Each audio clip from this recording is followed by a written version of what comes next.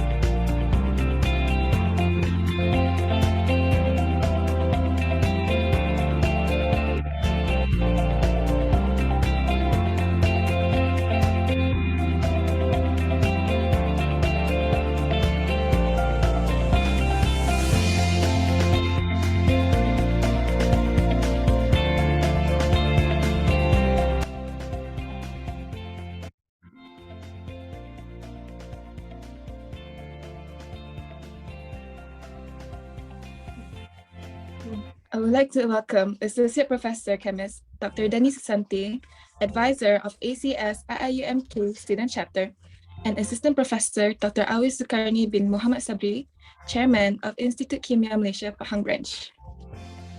Assalamualaikum and good morning, everyone. So my name's Arina, and I'll be the MC for today's program, which is the Chemistry Career Talk 2022 Kickstart Your Future, organized by ACS IIUM Student Chapter, Technichem Pahang Branch, in collaboration with ACS University Malaysia Pahang, UITM Zengke Pahang, and NIOSH Kuantan.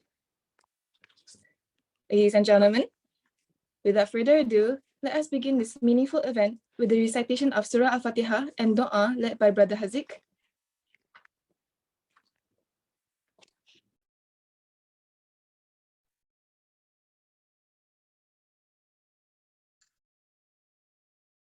Al-Fatiha.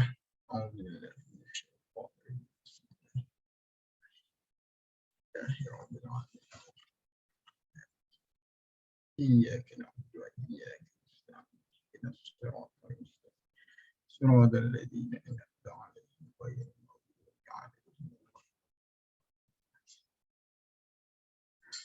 أعوذ بالله من الشيطان الرجيم بسم الله الرحمن الرحيم الحمد لله رب العالمين والصلاة والسلام على أشرف الأنبياء والمرسلين وعلى آله وصحبه أجمعين. Ya Allah, you are the one who belongs to the kingdom of heavens and the earth and all between them. Allah, we are so grateful on your acceptance and permission for us to stay here for Chemistry Period 2022. We also be grateful and bow down to you on your permission for us to be our soul, emotion, and spirit to give us chance till we get this program finished successfully. Ya Allah, who belongs all the praises, give us fluent oral and lingual insight in your names, concentrate our hearts to be grateful on your gifts, and body that easy and light to worship you. Ya Munzila Rahmat wa ya Fatihal Barakat. We ask your forgiveness and spread your blessing onto us, our parents, families and children, teachers, students, and all our friends. Allahumma ja'al jam'ana hadha jam'a marhuma wa tafarruqana min ba'di tafarruqan ma'suma wa la taj'al lillahuma fina wa la ma'ana wa la man yatba'una shakiyan wa la masrudan wa la marhuma. ربنا آتنا في الدنيا حسنة وفي الآخرة حسنة وقنا عذاب النار وصلى الله على سيدنا محمد وعلى آله وصحبه وسلم والحمد لله رب العالمين آمين يا رب.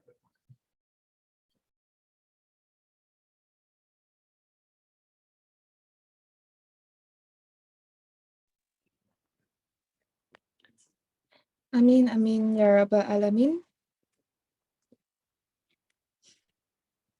Thank you so much, Brother Hazik, for the beautiful recitation.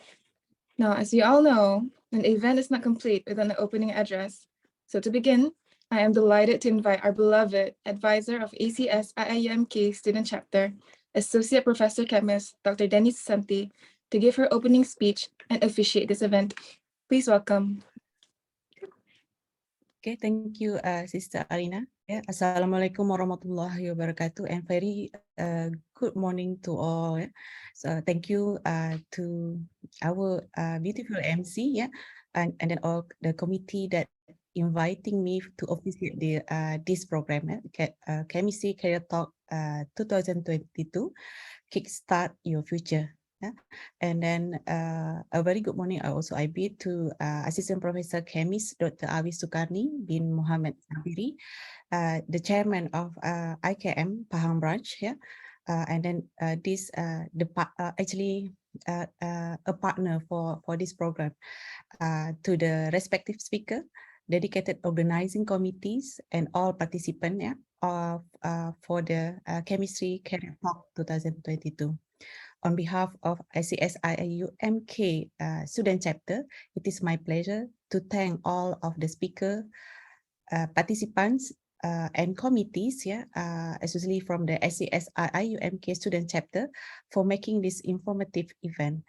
My sincere appreciation goes to the organizing committee of Chemistry Career Talk 2022 and all the parties that are involved ensure this program runs smoothly. Albeit having a hard time preparing for this outstanding event. Without their effort, time, and sincerity, we will not be here today to hear the insight and experience of our respective speakers. Without the great effort and time from the organizing committee, especially for the SCS IIUMK, the whole event could not be organized. Good job for them. I would like to commend all participants and speakers for your valuable time despite having other priorities to join this event.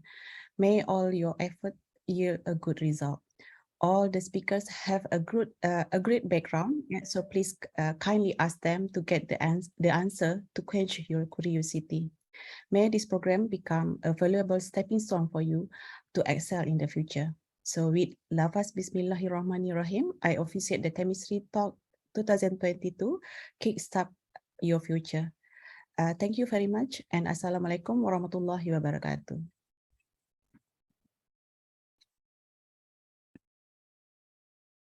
I give back to Arina. Thank you so much for this inspiring words, Dr. Danny.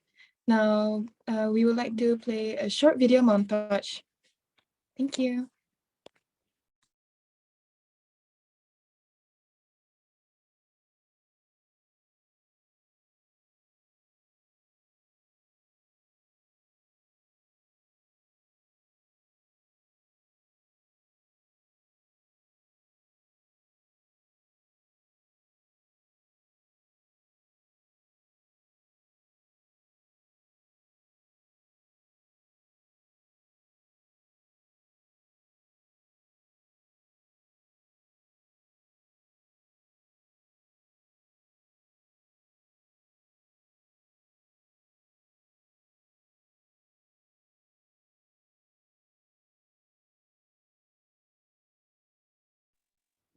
Let me apologize on behalf of my team. We're experiencing a little bit of technical issues, so I'll ask you to be patient for a bit. Thank you so much.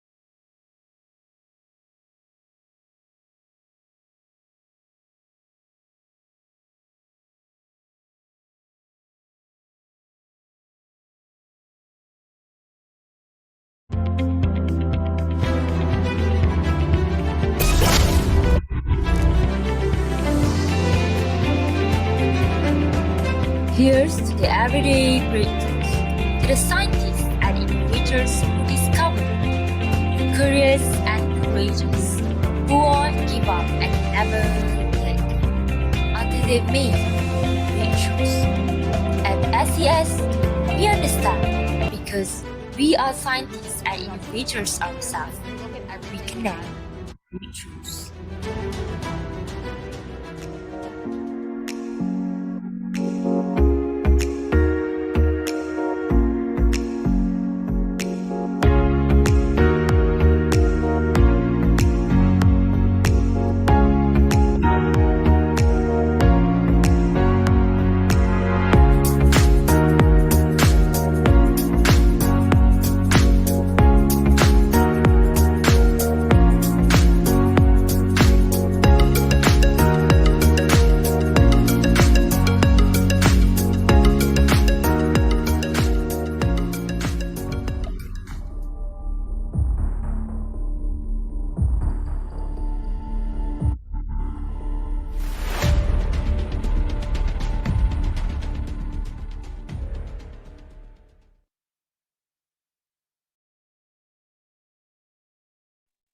Thank you so much for the wonderful montage. Moving on, I'd like to call upon our honorable guest, Assistant Professor Chemist, Dr. Alwi Sukarni bin Muhammad Sabri, Chairman of Institute Kimia Malaysia Pahang Branch, to deliver his opening address for this Chemistry Career Talk 2022. Dr. Alwis, the stage is all yours. Okay, thank you, Madam Chairman. Assalamualaikum everyone and good morning. Especially to our advisor of SCS IIUM UK student chapter, Assistant Professor Chemist Dr. Dennis Susanti, partner of the program, respected speaker, dedicated organizing committees, and participant of the Chemist Career Talk 2022. And Alhamdulillah, this is our third Chemist Career that we've done so far. And again, we gladly inform that this year we've been joined by UiTM Junker for the first time. And then as chairman of the IKM Pahang branch, I would like to introduce you a bit about our society. If I may share my slide.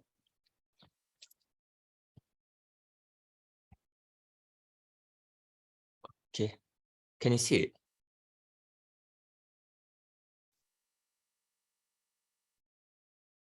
Can you see my slide? No, okay. Is it your slide, Dr. Aris? Yeah, IKM. Can you see? Yes. Yeah, it's okay. Okay. Yes. Okay, thank you. Okay. As I've been introduced before, Assistant Professor Chemist Dr. Awiskani bin Muhammad Sabri. I'm the chairman of IKM Pahang branch, and I'm also the head of department under the pharmaceutical chemistry, Kuliah Pharmacy. So this one is actually to introduce you about the IKM and what we provide for our chemists in our nationwide. So this one is a bit of introduction. IKM Pahang is IKM Institute of Criminal Malaysia, or IKM is not a new society. Actually, we've been registered under Societies Act 1966 on the 30th October in 1967, and on the November 1st, 1977, we was incorporated under the Chemist Act of 1975. So under this act, we regulated the practice of chemistry in Malaysia, and we promote one of the objectives, and then we also promote and advance the chemistry profession in Malaysia, and we also promote the advance of chemistry and chemist education and outreach in Malaysia. So far, under the IKM Council, we have 15 elected members, plus the Director General of the Chemistry as our registrar. So this one is the Chemist Act 1977, Act number 158. There are 5 parts of it. So the first one is the preliminary, and then the second one is the institute. The first one covered the council, the fourth one covered the membership of the institute, and the last one covered the general part. And on 24th of August 2015, the Chemist Amendment Act 2015 was gazetted, and then it's come into the operation on the 1st November of 2015. So there are a few things that have been amended under this act. So one of them is actually the status of the membership. So far we have, aside from the IKM HQ, we have 7 branches in the nationwide. So there are Northern Branch, Perak Branch, Southern Branch, Sarawak Branch, Sabah and Wilayah Persekutuan Labuan Branch, and Terengganu and Terengganu Branch, and the latest and the newest one is actually our branch, which is in Pahang. It was officially established on year 2019 actually, so during the COVID.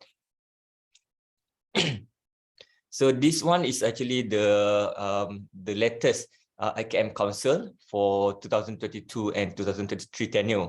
So I'm also one of the council member, because all the chairmen of the each branches will automatically become the co-op member.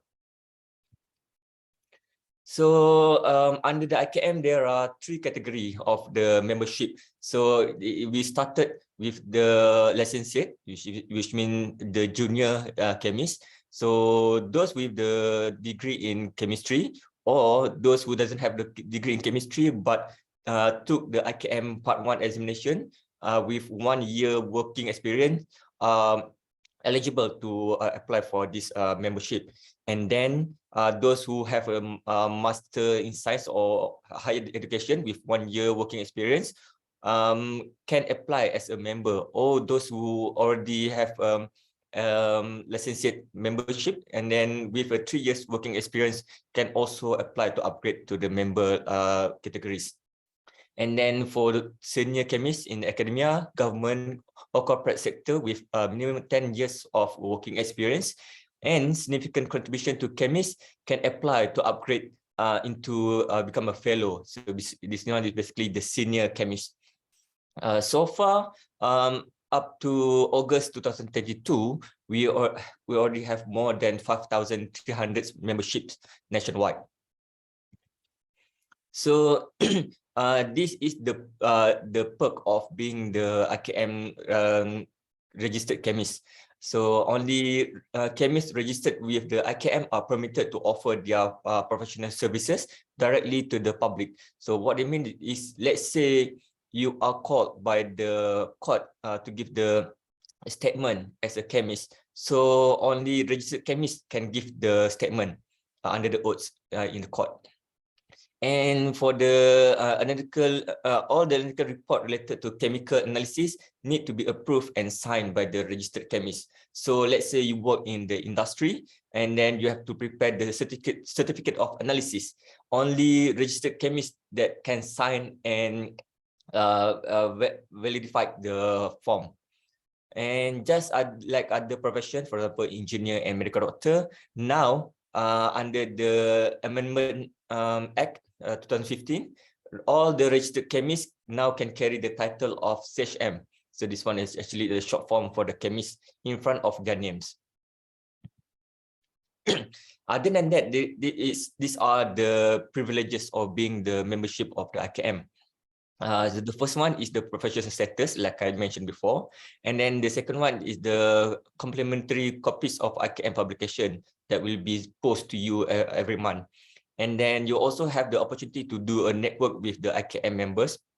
Especially for now, we also have the MYCN, it's a Malaysian Youth Scientist network under the IKM. So if you are a postgrad student, then you also entitled to apply for the travel grant. So which we're going to cover the travel cost for you to go to the conference, even for the overseas conference. And then, of course, in terms of the status, if you already have the being a registered chemist under the IKM, then of course you have the status of the chemist. And then, especially if you are fellow, then you will be considered a very senior chemist already in Malaysia. And we also have a lot of events that been planned throughout the year. So, for example, the conference and then the seminar, and then also there are a few other things. And then, if you are a IKM member, then you will get the discounted price for joining this event. And let's say in the future, or you have children, and then they are taking the major exam. For example, they excel in their SPM, for example, then they will be given a merit award, where normally we will be given some of the cash prize and of course the certificate to them. And let's say God forbid that you pass away, and then we also provide the benevolent fund, where we're going to give you to the next of the kin and gentlemen, where we're going to give some of the donation to your next family member. So this one is the graph where showing the number of the IKM members from year 2015 until year 2019, and then you can see it's a steadily increase over the year with the increment up to 30% from 2015 until 2019, which is up to now we already have 5,300 members throughout the nationwide. And other than that, we also offer this thing, the conference, the professional development, continuing education training, chemist education, membership examination, IKM publication, Malam Kimia, technical visit, and social function. So this one is actually under the training that we provided, that was provided under IKM. It is a professional development and continuing education program. So some of them are actually is accredited program. So we also provide the short courses, workshop, public lecture and talk, seminars, and other professional development program. So, and then this one is for us to target the young generation, especially the student in school, in the primary and the secondary school, and also the general public. So we every year we have the quiz Kimia Kebangsaan Malaysia, we call it K3M, and we also have the Carnival Kimia Malaysia K2M, and other educational and outreach program. So as you can see here, this one is some of the program K3M that was done in 2019, where the student is taking the quiz to compete among them and also among the nationwide. And then so this one is some of the picture from the Carnival Kimia Malaysia in Pusat Sains Negara Kuala Lumpur on 37th of July 2019. So this one is some of our annual social function in of IKM. So the grand one is actually a Malam Kimia. So this is where we recognize the excellence in chemistry and we present some of the IKM awards. So these are the list of the awards that we give to all the winners. So there is a IKM RSC prize on polymer science. So this one normally been given to postgrad student.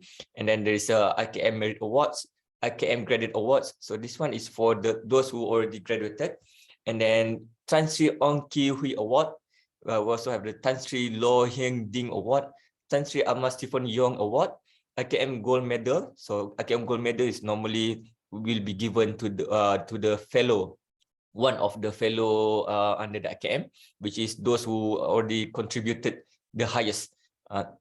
It's sort of like a life achievement award. And the last one is the Laboratory Excellence Award. So this one will be given to all the labs, the accredited lab that showed a very good performance. And this one is under the IKM publication. This is what we call the Berita IKM. So will be given to all the IKM members monthly basis. Will be posted to your address, and then also we also have the Scopus. We also have the journal under us. It is a Malaysian Journal of Chemistry or MJ Chem. So this actually is a Scopus index. So it's a index journal. These are some of the major events that will be happening under the IKM. So the first one is the IPAC 53rd General Assembly and the 50th World Chemist Congress in Kuala Lumpur, Malaysia, that will be held on July 2035. And we also have the 51st World Polymer Congress or Macro 2036 that will be held in Kuching in year 2036. So the closest event that we're going to have is actually the IUPAC conference that will be held on 21st until 27th of November, end of this year. And then the next one under our branch, we're going to have online symposium under the IKM Pahang branch. So that one it will be held early next year. So again, so this one is the IKM Pahang event that already been conducted, or that will be conducted throughout our tenure. So this one is actually the IKM Pahang member for this tenure, and then so for this year, because of the COVID, we decided to do it we do it hybrid. So it means some of us attend physically and some of us attend throughout the online platform. This one, especially some of us already contacted COVID during that time. And we also have done the public talk. Last time we done the last time the public talk was given by the Associate Professor Dr. Muhammad Muzamil Mahat from the UiTM. With the title of Battery Recycling, Material Science Perspective. We also done the Pertandingan Poster Digital. So this one was offered to the primary and secondary school. And we also provided, this one is one of the example of the training that was provided by us. So this one, collaboration between CX1 Services Neighborhood and the IKM Pahang branch, where we provided the training on the basic gas chromatography and troubleshooting training.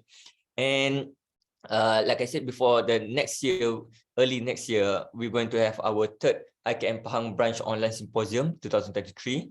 The theme is innovation in chemistry toward sustainable development.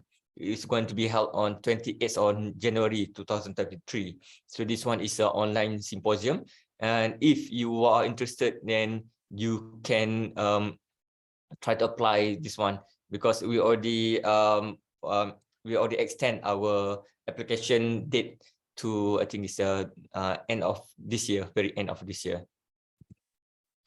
And in conclusion, all I can say is that chemistry is leading to sustainable socio-economic development, improving standard of living, better healthcare and nutrition, and better quality of life. Also,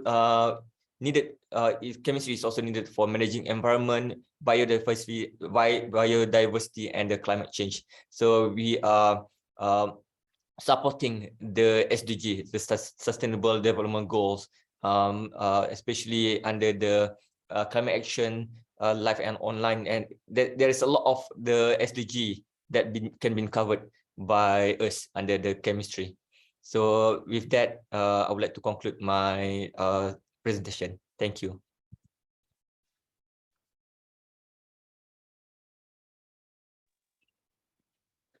Thank you so much, Dr. Alice, for your words. So if anybody's interested in becoming a chemist and having that chemist title, you know where to apply now. We're so honored to have this opportunity to hear your wonderful insights.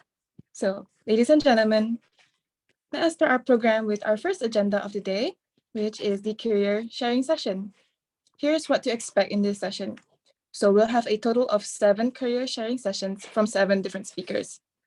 And just as a small reminder again, you guys can drop your questions in the chat box anytime during this talk, and we'll get to them during the Q&A sessions. All right then, so let us get into our first session, which is the career sharing from government, and it will be elucidated by chemist Shafek Hamlan bin Abdul Hamid. Now, before I pass on the stage, it's my honor to introduce our respected speaker. Chemist Shafek is a government chemist at the Department of Chemistry, Malaysia. He's the current director of Jabatan Kimia Pahang and also the advisor of Institute Kimia Malaysia Pahang. Previously, he has given a talk regarding career pathways in the government sector during an event held by the Faculty of Industrial Sciences and Technology, University Malaysia Pahang.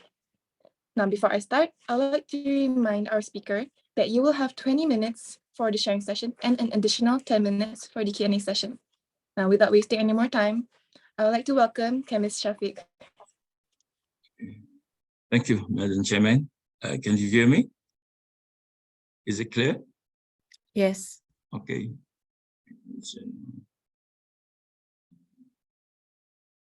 Okay. Alhamdulillah. Alhamdulillah bil alamin. Wassalatu wassalamu ala asyrafil anbiya wal mursalin sayyidina Muhammad wa ala alihi wa sahbihi ajma'in. Subhanaka la ilma lana illa ma 'allamtana innaka antal alimul hakim. Assalamualaikum warahmatullahi wabarakatuh. Thank you to the chairperson or Madam Chairperson of the program for introducing me and for being me the opportunity to be the first speaker. Good morning and salam sejahtera, salam keluarga Malaysia, distinguished participants.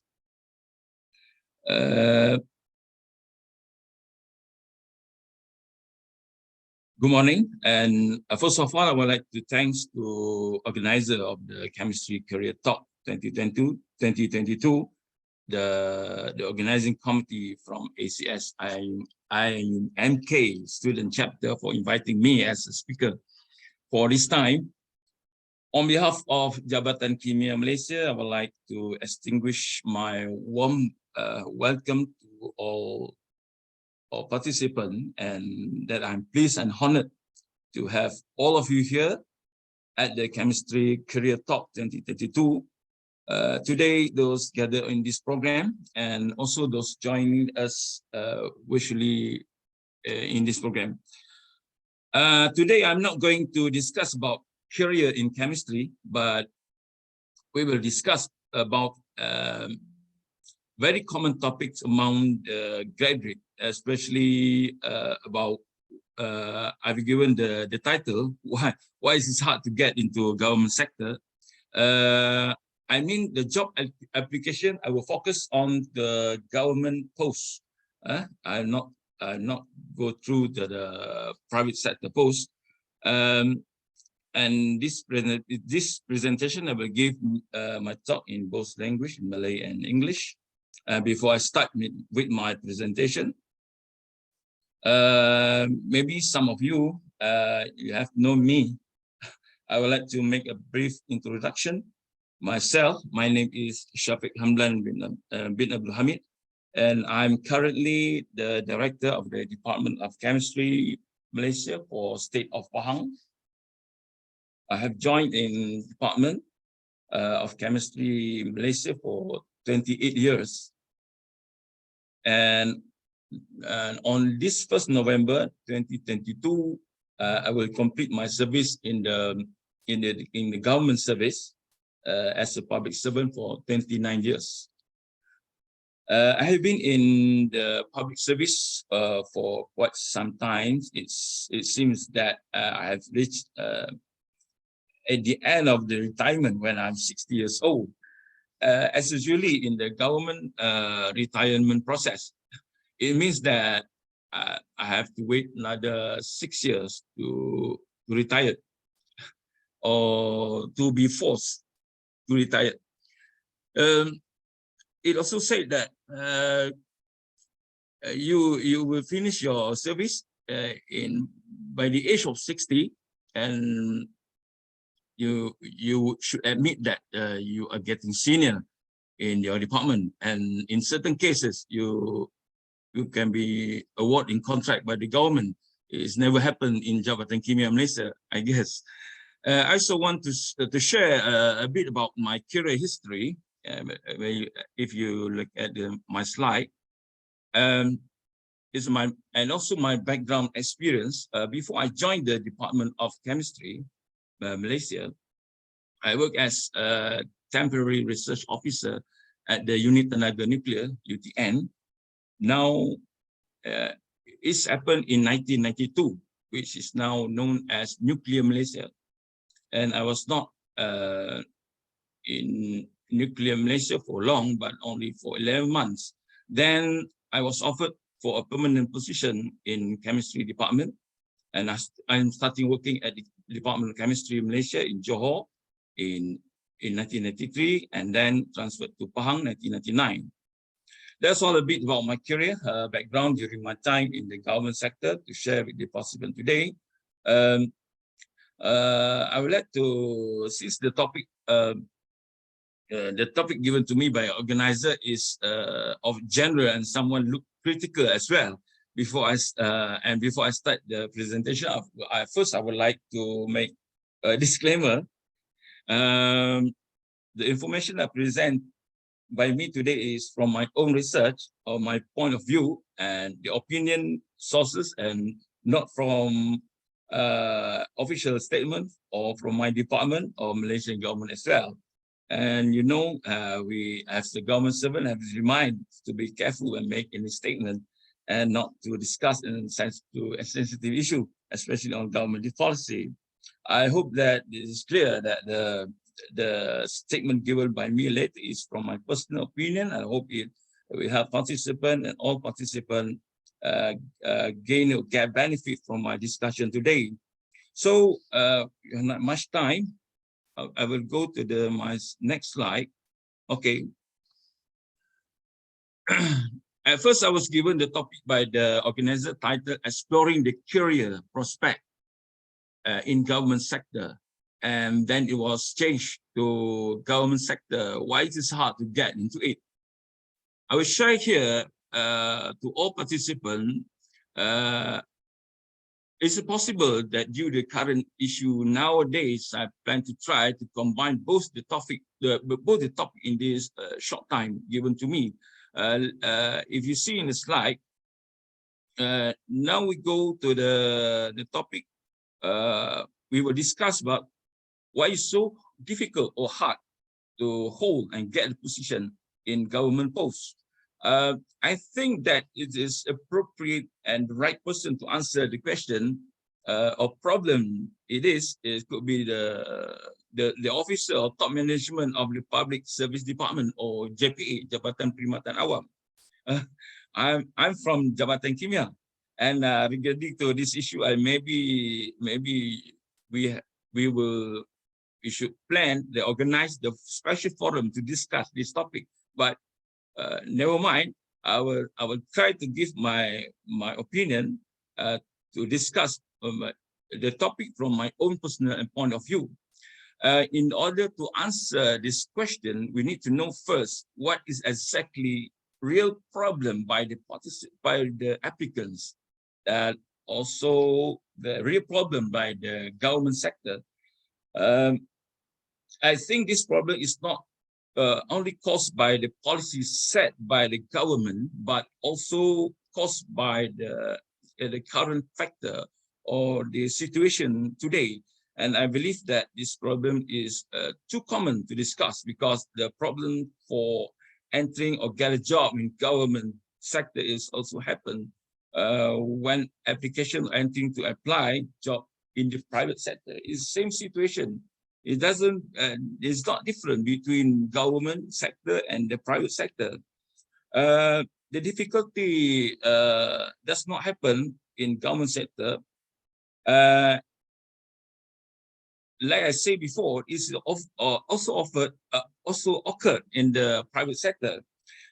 Maybe you could get something more detailed through the viewpoint from our next speaker after my talk. The question here is, what is possible problem, possible reason for the problem? The first reason, sorry.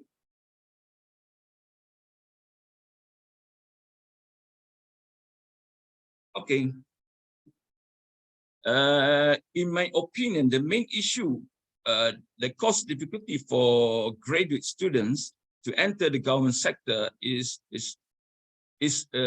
simply it's too many applications for a position. Of course, I want to share with you during my time when I applied for post in government. When I first applied for a position in 1990s, around 1990s in the government sector, there were only a few public universities and very few private universities in Malaysia. And of course, the number of graduate students have many options to choose a job. And the job during that time attracted graduates to apply in private sector compared with government sector. The main reason, I guess, that maybe the salary offer is not maybe. I'm sure that the salary offer which is much higher than the government sector during that time. So the job in public sector is not the main choice for applicant during that time. It's different for nowadays, when the number of higher education institution, university in Malaysia increased rapidly compared to in early 90s, since there are many who have successfully obtained degree and high qualification, then the demand for employment applicant, of course, will increase. I would like to share the statistic from SPA. If you see at the right side of the slide, the public service or Suruhanjaya Perkhidmatan Awam received almost 2.3 million job application in 2019. This is an increase compared to 2 million application in 2018. A total of 1.4 million candidates applied for job in the executive position group with the certificate SPM, SPR also increased. Okay, let's go to the next slide. Sorry. Okay, we will discuss about the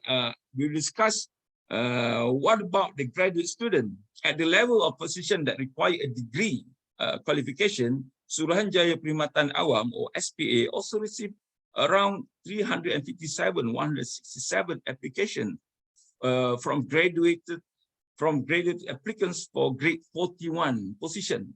41 position for, we let you know that is we call it pengurusan dan professional, is where applicant needs at least a degree to fill the position. The application is to fill only 5,821 or 1.6% candidate offered to position. Okay. Okay, let's go to the next slide.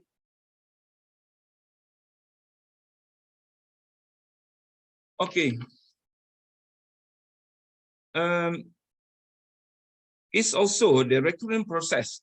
The recruitment process is the same for all positions in the government sector, but there's a slight difference with the government sector at the state of government level. I will not discuss about the state government level.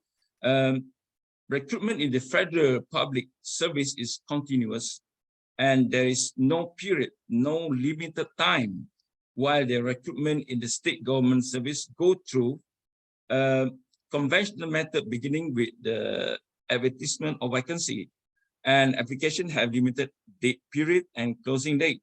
Due to the restricted recruitment process in SPA, Suruhanjaya Perkhidmatan Awam, application have increasingly every year coupled with the growing number of graduates. And now the Public Service Commission or SPA has implemented an online application for its recruitment process. And SPA is no longer advertised in daily newspaper like My Time before pursuing a fulfill the vacancy available. And also the recruitment process, the recruitment activities done by SPA, now known as the Sistem Mengambil Sepanjang Masa or ongoing recruitment system or ESMSM. And then the application can be done at any time and valid for 1 year. It means the application can be submitted to SPA at any time, all throughout the year. And the candidates can apply to a maximum of 15 jobs in option based on their qualification and interest. Please take note that the application can be done for valid for 1 year. It means that if you are not offered any job in 1 year from the date of registration and acknowledgement, the student needs to renew. I mean, the graduated need to renew the application. It's valid for only 1 year. This is why some of the graduate students are not offered for the job in government, and if you not be offered for 1 year, and you should renew your application. And then the next one is why is so hard to get into government post? My third reason is a high competition among the applicants. The competition factor among applicants occurs when the number of positions applied for is very limited, or the recruitment is limited by the government department itself. Most applicants actually have sufficient qualification, and the applicants' success is very depends on the assessment during interviewing process. The important thing is the candidate must show a good knowledge and good knowledge of the position you applied for, and must show high interest during the interview. I think there is one of the main factor to success the interview. I can say that the big factor in the candidate, the failure to succeed due to this, because the students, the the students are not well prepared, good knowledge for the position. This I got the comment also from SPA. You should ready for that. And we also talk about the competition. A high starting salary and guarantee and the guaranteed future and other benefit are among the reasons why the public sector is the choice of some of the graduate students. I can give all the participants, all of you, the example why to explain on this. For applicant applying for the position with the degree qualification like chemistry, the gross income earned is around 2008, including allowance and other benefits. This amount is, I think, is much larger than not all than the salary offered in the certain private sector, where on average only around 2,000 is offered for degree holders. And in addition, the remuneration imbuhan atau imbuhan in Malay offered to civil servant is also very attractive. Pension will be given monthly to retired civil servant for life, and also the government also give ex gratia or one-off gift to retired civil servant with the various benefit. Is no wonder why the million of applications are received to serve as a civil servant. And the next reason is also I'm trying to highlight here is the strict hiring process by the commission. Before being selected to be appointed as a civil servant, the candidate must apply for the position offered and compete through an examination or qualifications test and the interviewing before go to the interviewing process. This may sound very difficult. The same goes for the also in the government. When you are appointed as a government servant, the promotion process, which means you must compete and may go through a very long time to succeed in your chosen career. To become a civil servant in Malaysia, you need to go through several processes that start from registering in the job application system through online, then SPA online examination, and also SPA psychometric test. Until you pass the until then you go for SPA interview. After at this stage, I like to advise all of you to more thorough preparation before you go through for this process. After going through many of those processes, if you successfully pass the SPA interview, it means that I can say that you have more chances. Your effort has almost succeeded.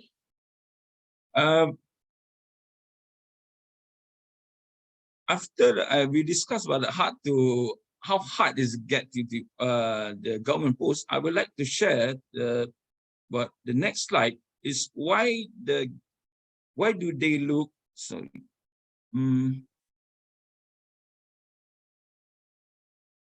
why do they look interested to the public sector? And I listed here is 3 factors. First is continuous improvement of the employment in the government sector. Factors such as salary, allowance, facilities, and remuneration or imbuhan have become things the increase. We can see that increase the interest of the postgraduates or new graduates candidate to join the government sector. This is due to wage or salary in the public sector being constantly reviewed and the facilities extended to the respective family member as well as remuneration which is constantly being improved. Next, a guarantee in the employment or job security. some people think that there is security, this is security in working in the public sector in the event of an economic crisis, for example. I admit this because of our experience during the crisis like COVID-19. We hear that many people have lost their job because of the organization or company or where they work has suffered losses during the crisis. Why this has not happened in the public sector? Alhamdulillah. The next one is opportunities for pursue further study. Also, the advantage for the public for the civil servant given opportunities to improve their self-development by continuing their studies up to higher level until PhD.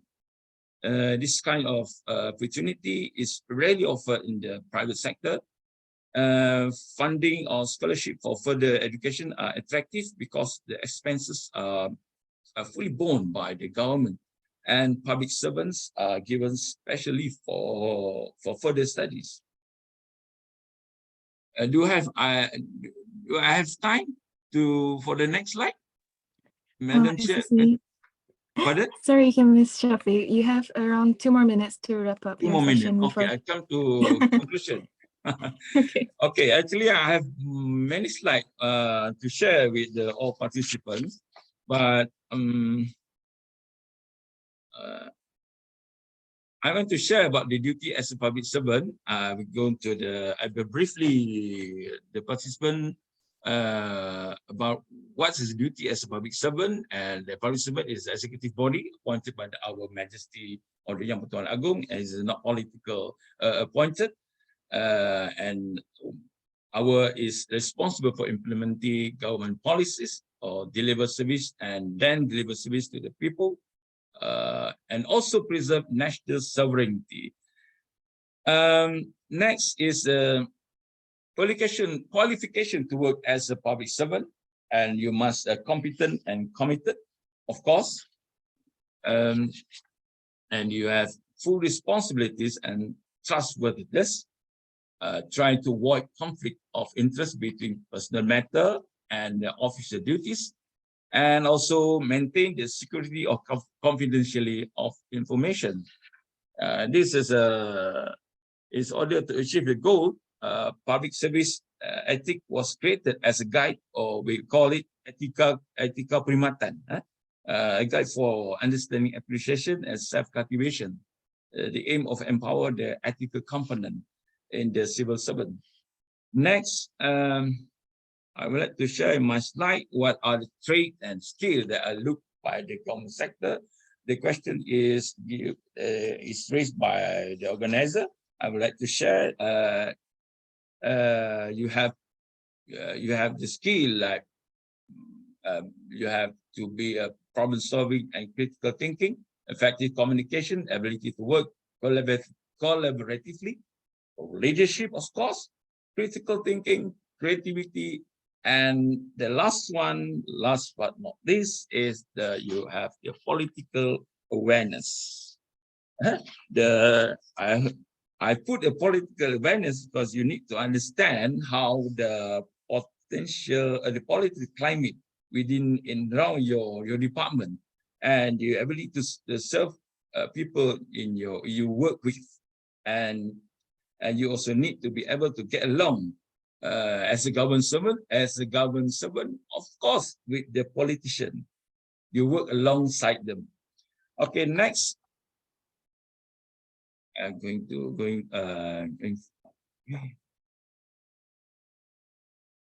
okay, I will share you about the chemistry department, and you can search in the website in the department chemistry website. Is the several important division in our department. We have the Forensic Science Analysis Center, Drinking Water, Food, Environmental Safety Analysis Center, Custom Tariff Industry Analysis Center, Quality Management Research Center. In part of the forensic science, okay, I know much. I will go through. I will share this slide. I will give the slide with the organizer. You can You can have it. You can get it from the organizer after this. Okay, I will share about application for industrial training. You can search the website. You can apply for the industrial training. And you can, like I said before, you can go search our website, Kimia Malaysia. And then also in our social media, we have Facebook, Twitter, Instagram, and also YouTube.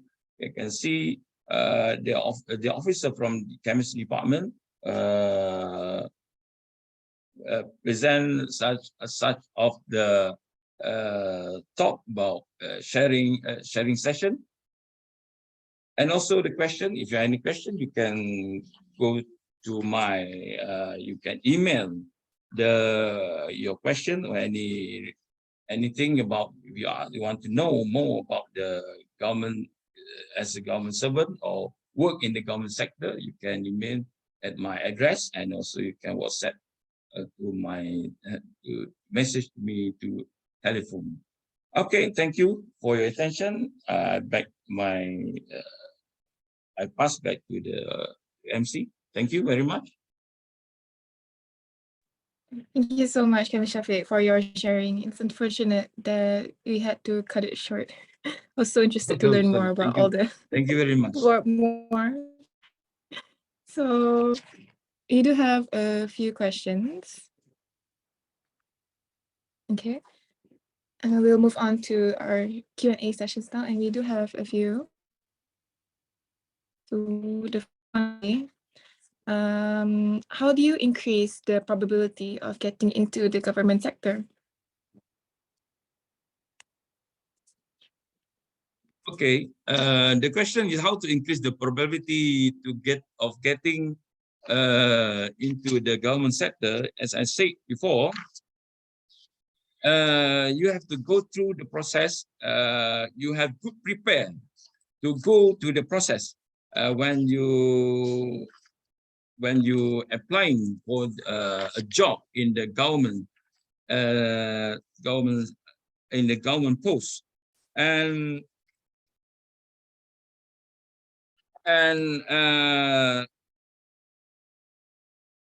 for the important thing is you must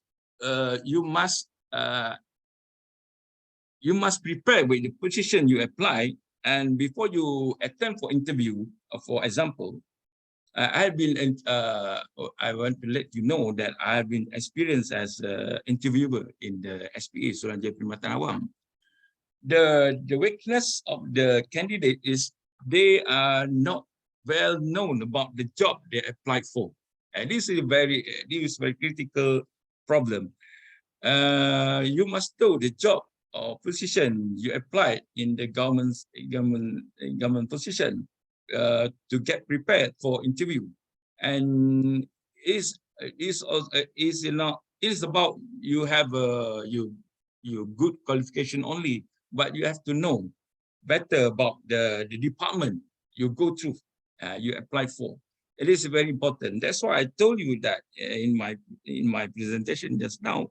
You have to more thoroughly prepare for the application for the job you search for, you're going to apply. And another question is what department that will be interviewed by the thing. The SPA will interview any department, not just a chemistry department. You as a chemist, you also can apply the job in the many department in government sector, such as now we have chemists in I heard that in custom, Jabatan custom also need a chemist. You know, you have to try to apply. And also I think now I heard about Jabatan Alam Sekitar also need a chemist. So I told to you that I just explained to you before that candidates can apply to a maximum of 50 jobs based on their qualification. or you have a chemistry, you can pick choice for the position you want to try. And also you can try for the PTD, you know PTD, pegawai takbir diplomatic, it also valid for chemist qualification to apply. And that's also my answer. Thank you.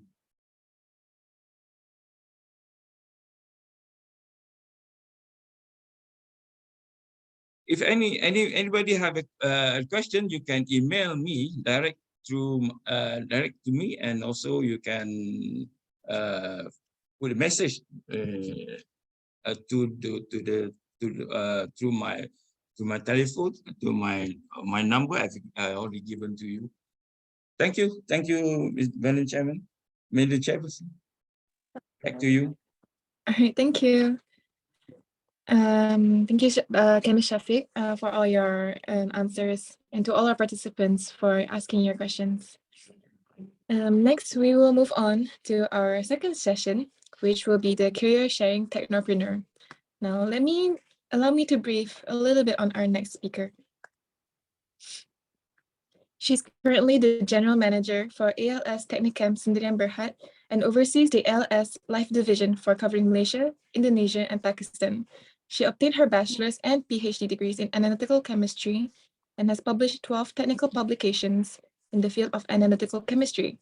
In her role with ALS, which provides analytical testing services in the environmental and food sector, she manages a team of 300 technical staff in 6 laboratories spent across Malaysia and Indonesia.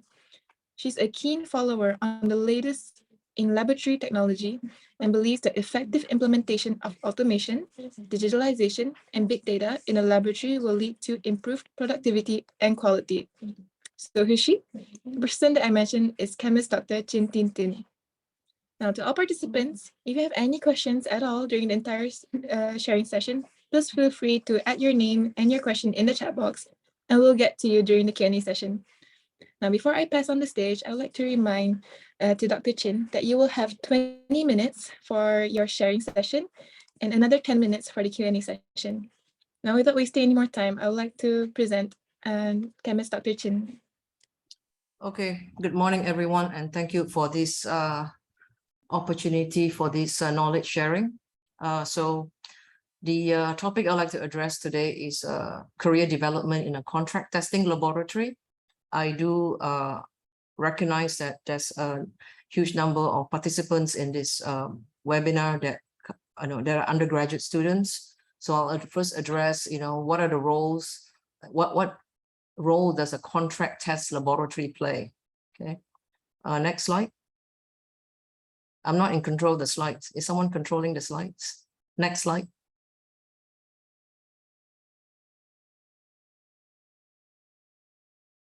Who is controlling? Yes, thank you. Okay.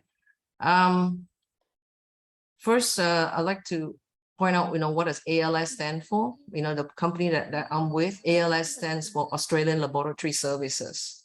Okay, what we do is we're a contract laboratory. So what I've shown you is actually a safety moment. So as a chemical laboratory, we are faced with, on a daily basis, various types of hazards, safety hazards, working in a laboratory or out of a laboratory. So one of our core values is safety as a priority.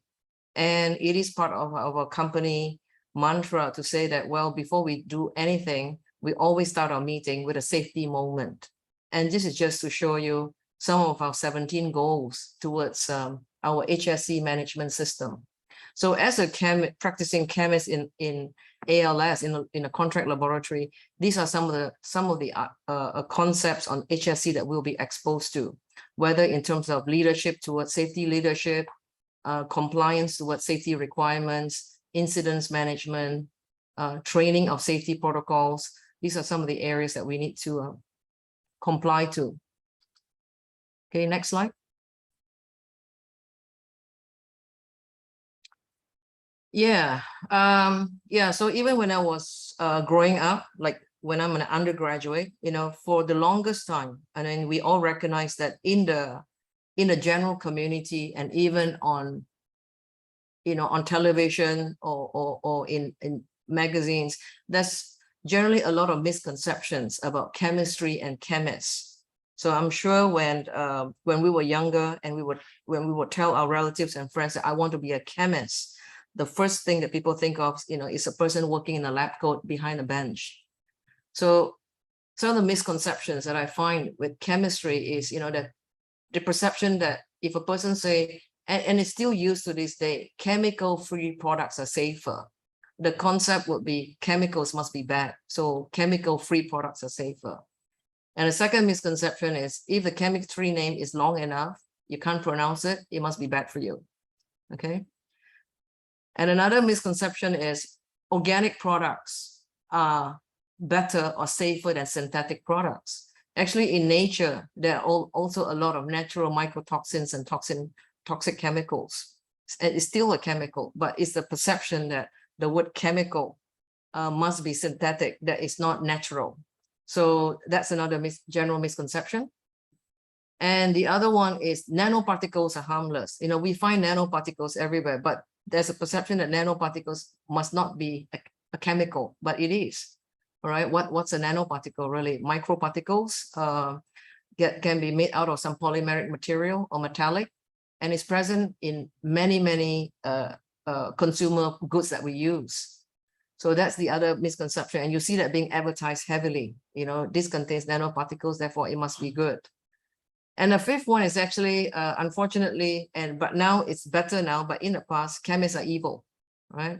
Not meant as a joke, but that's when you Google chemist image, you get that image that I pointed out there, that this crazy chemist with a lab coat and looking evil. So thank goodness in the last, I think this CSI series has been around for about, I think 10 years now. So in a way, it's good to see that CSI has made chemistry sexy again for everybody, okay?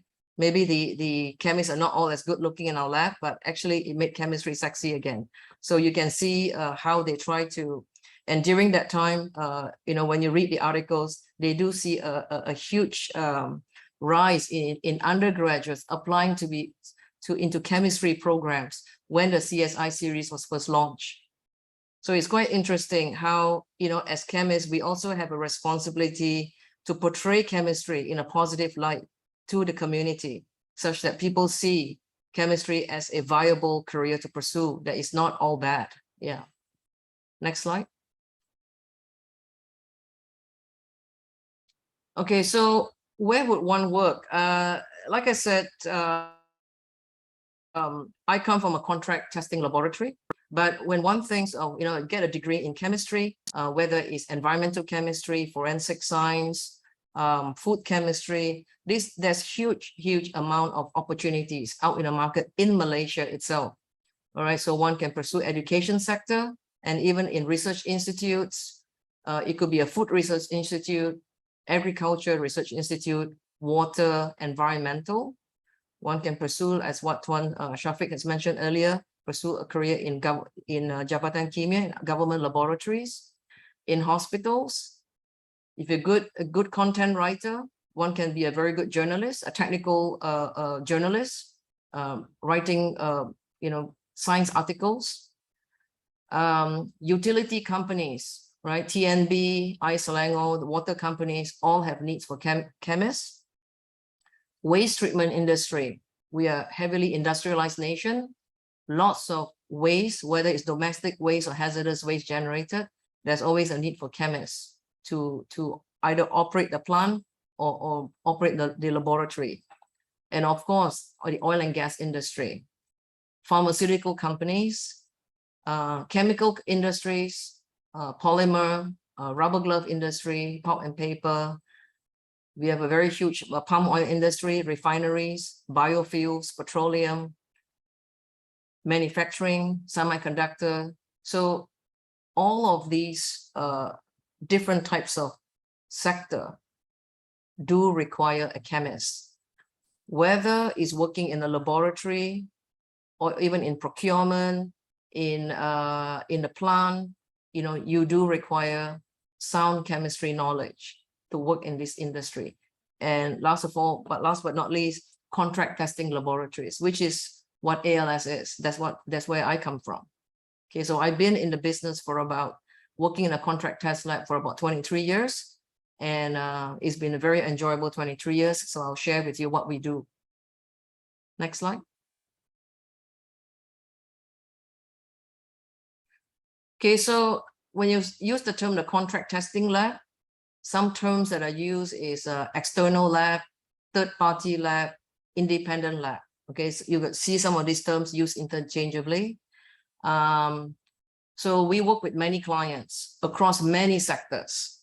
So if you look at the triangle on the right, this is just an example. So you have a regulatory agency like NPRA under MOH. All right, and you have on the left, you have a pharmaceutical company, and then you have the contract lab. So we operate in this triangle, the contract lab. So the pharma company may have a product that they need to get regulated by NPRA, by Ministry of Health. So we will be the independent lab to verify the composition or the contaminant or the component of that product. Okay, so you can see that the pharma company would so we don't work.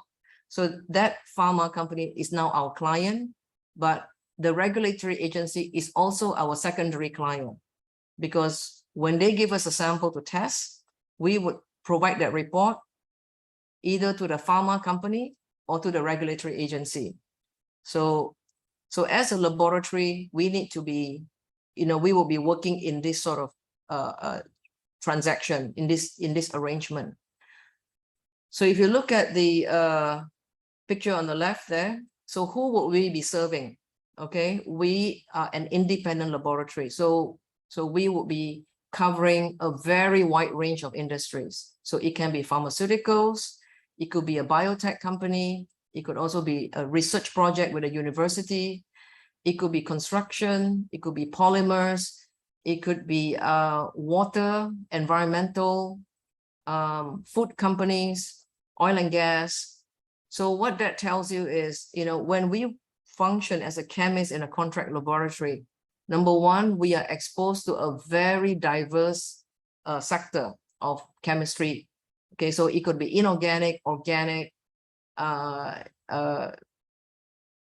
analytical chemistry, very wide range of chemistry sector. So what I find is, from my personal experience, is all the lessons that I've learned in my 4 years in my chemistry degree, whether it's synthetic chemistry, organic chemistry, computational chemistry, even my not so favorite quantum chemistry, all come into use in my role in a contract laboratory because of the sector we have to service.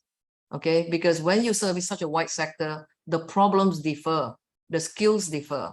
So I'll show you in more detail the type of tests that one would run when you serve these different types of industries. Next slide.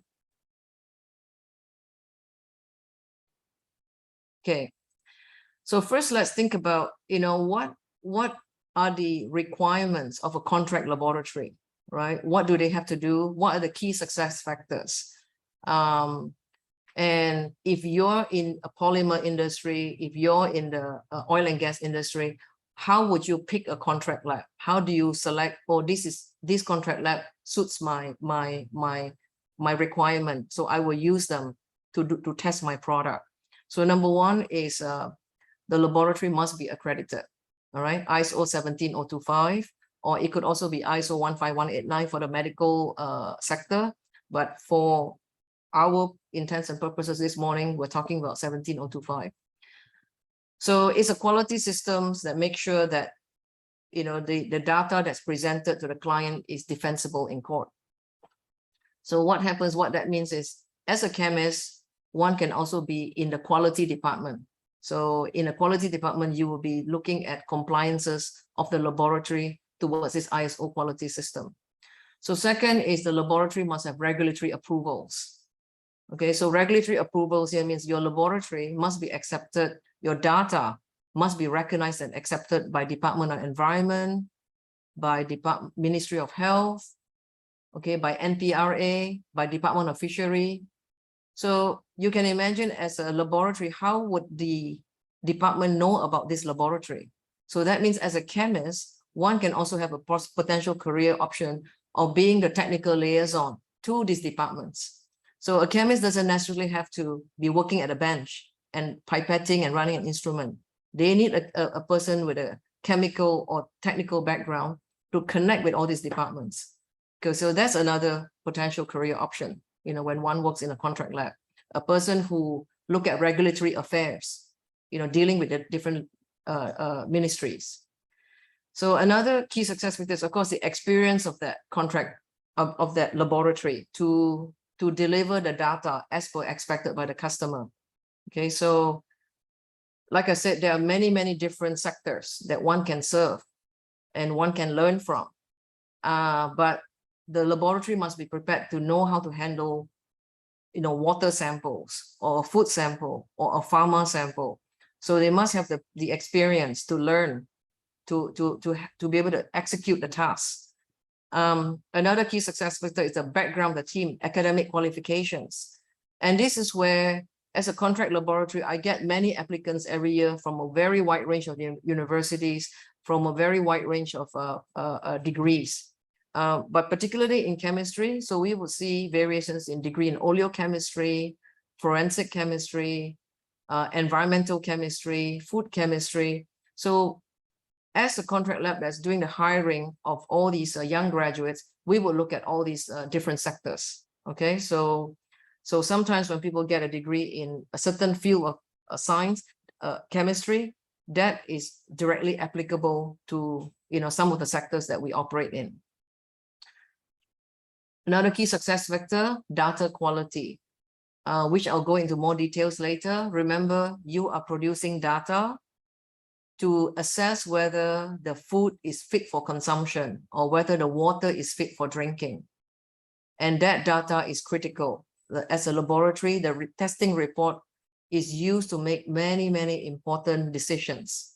So that data must be defensible. And as Tuan Shafek did mention earlier, you can be called to court for the report that you signed to and the data that you produce.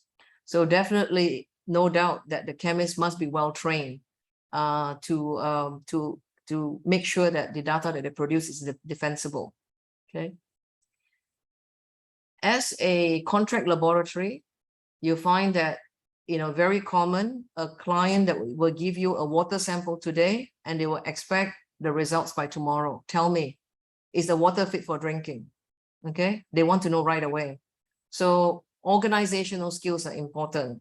Time management is important. It's not just knowing how to run the test, right? So I know a person would know how to run a GC, for example, they may know how to run an HPLC. But what if the customer gives you 100 water samples this morning and expects the result tomorrow? And they want that data tomorrow because it is crucial for them whether to turn on to shut off the water treatment plant.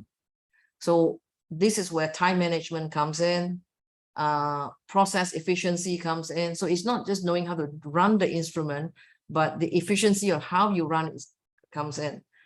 So speed of response is and speed of reporting to the customer is important. So when I first started as a young chemist myself, that's what I thought. I say, oh, I know how to run a GC. I know how to run an ICP. I must be good. I'll make a great chemist. Then I start to learn very quickly that that's not enough. There's a lot of other soft skills and hard skills that comes into play to make one a good chemist. Okay. And teamwork is important. You can't operate on your own. Like I said, what if the customer gives you 100 samples and say, I want the report by tomorrow? So you need to be able to work in a team. You need to be able to leverage the skills of other team players in a team, and of course the experience to deliver the data in time. Infrastructure and capacity. The laboratory must have all the right instruments, and which I'll show you later, that just a quick snap of the type of instruments that we would have in a laboratory to cater to the water and food industry. Okay, so because sometimes you know, a client would drop a sample on your doorstep and they don't have the time to ask you, do you have a GC? Do you have an ICP? Can you do this titration? They just don't have the time. They just say, I drop these samples on you, you settle the problem for me. So one must be very prompt and able to, you must have the capacity, you must have the people, you must have the instruments and infrastructure to be able to deliver to their expectation. Another key success factor as a good contract lab is the laboratory. We must continuously invest in new technologies and instruments. So what does that mean? That means the chemists themselves must be constantly be pushing the barrier. It's not good enough that I learn how to do this test today. I must be looking out what's coming next. What's a new technology that's appearing in the next 1 year, 3 years, 5 years. And I must, as a good chemist, you know, recommend to my management, hey, we need to be looking at this new technology because this is a rapid method. So one must be continuously be curious. So the learning doesn't stop. Actually, I would have to say that, you know, as a, I've gone through the whole process of being an undergraduate chemist and as well as a postgraduate chemist, got my PhD in chemistry as well. The learning doesn't stop there. Huge amount of learning, and it's actually it's only the beginning. So what I learned in my undergraduate chemistry was a good fundamental. You know, I learned the fundamentals, but the exciting thing is a contract laboratory environment is I get to apply my fundamental chemistry in an applied chemistry mode. And that's what makes it exciting. So I don't necessarily apply exactly what I learned in quantum chemistry in what I do today, but the basics that I learned there is useful for how we manage our time, the way we develop new methods, and you know, and the way we deal with our client. And finally, quality of customer service, because as a contract lab, it's not just about doing the analysis. We have to be able to describe the data to the customer, and the client generally are not, oh, 5 minutes, okay. You have 5 minutes before the Q&A session. Okay, thank you. Thanks for the update. Yeah, so we have to be able to describe the data to the customer. So you also need communication skills. So next, I'll speed through this a bit. Next slide. Okay, very quickly about ALS. So I work for ALS. I cover the Malaysia and Indonesia branch. So in total, we are spread out around 400 offices. We've been in the business for about 40 years, and we've got about 18,000 people in the organization. 2/3 of which are chemists. All right, we're a chemistry organization. Yeah. Next slide. Next slide. Okay. So I won't go too much detail in our sustainability vision. These are the branches that we have in Malaysia. Next slide. So a very important one is, like I said, about the recognition. So you see the logos there. Those are the SAM accreditation. We're ISO 17025 certified. And also you need to get additional certification depending on the sector that you serve. Okay, so we also have GMP+. Next slide. So yeah, recognition is important. So a chemist operating in a laboratory, in a contract lab, must be aware of the requirements of all these different departments. Okay, so you need a person who's involved in regulatory affairs, so they can liaise with all these different departments. So a chemist doesn't naturally have to work in a bench. They might be in this role of like a technical liaison to the different departments. Next slide. I'm speeding up as much as I can. So testing methodologies. I know in your undergraduate, you have your textbooks on different sectors, but in a contract laboratory, there are already standard procedures. Okay, so these are just a very quick snapshot because we are not just serving Malaysia, we are serving global. So a chemist has to be well aware of all these different methods, whether it's Malaysian standard or American standard or UK standard or China standard or Japan standard. One has to be aware of all these different methods. So you can see that there's continuous learning in terms of trying to adjust to develop all these methods. Next slide.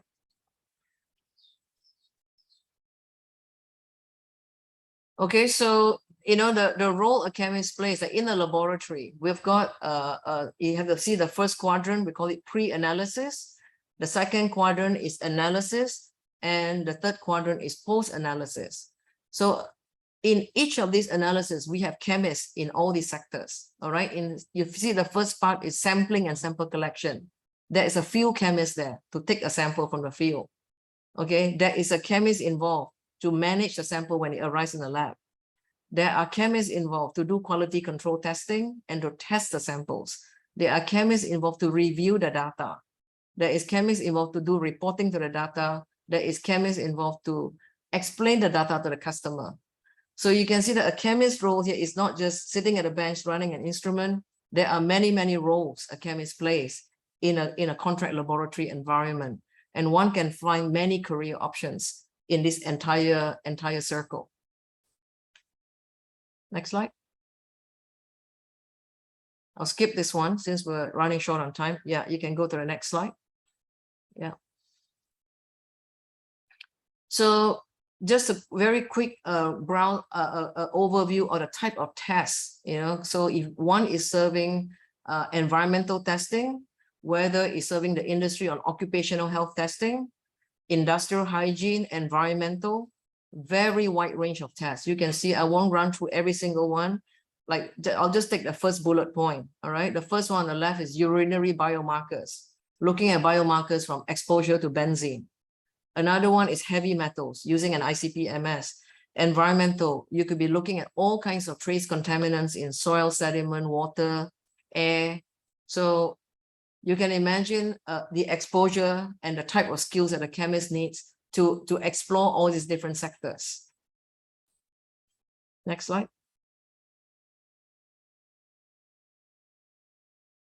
So if you're serving the agriculture, aquaculture, and food industry, you have to be competent to be able to run, a lot of these different tests. So under food, you can have microbiological, nutritional, contaminants, pesticides, agrochemicals, allergens, vitamin, minerals, additives. If you're on a biotech, serving the biotech industry, you will be running a lot of biotech analysis, microbiological, PCR. So even as a chemist, we do have them, cross-training available and also crisscrossing between departments to increase their exposure. Okay. Next slide. If you're serving the medical and healthcare industry, you'll be looking at, physical tests like hardness, disintegration, viscosity of the pharmaceutical products. You'll be looking at sterilization verification, process water testing in the industry. So you can imagine that on an average day, the amount of tests that a chemist will be exposed to in our environment, because it's just not limited to one sector. Okay, so and also not only do they have to be competent to run the tests, they must also understand the regulatory limits for those tests for different sector. So running processed water for a food industry versus a versus a pharma industry versus a palm industry are very, very different skill sets. Next slide. These are just some of a sampling. It's just a subsample, not a comprehensive list of the type of instruments that we would use typically on a daily basis. And I'm sure that since there's a lot of undergraduates in this talk, so I just thought, and I'm sure you have seen some of these instruments as well in your university. So we will be covering under spectroscopy. You use a UV vis, fluorescence, Fourier transform infrared, and of course, there are many types of, even in this subtopic, you can have microscope FTIR, you can have ATR FTIR, covering very, depending on the sector you're serving. So on an elemental perspective, elemental instrumentation, you have the ICPs, OES, ICP-MS. You could be looking at speciation techniques, LC, ICP-MS. So just to give you an idea, so when a chemist joins us, they might just be competent only how to run a UV vis, all right? They might just know how to run a ICP OES only. They have no idea about mercury analyzers, LC, ICP-MS.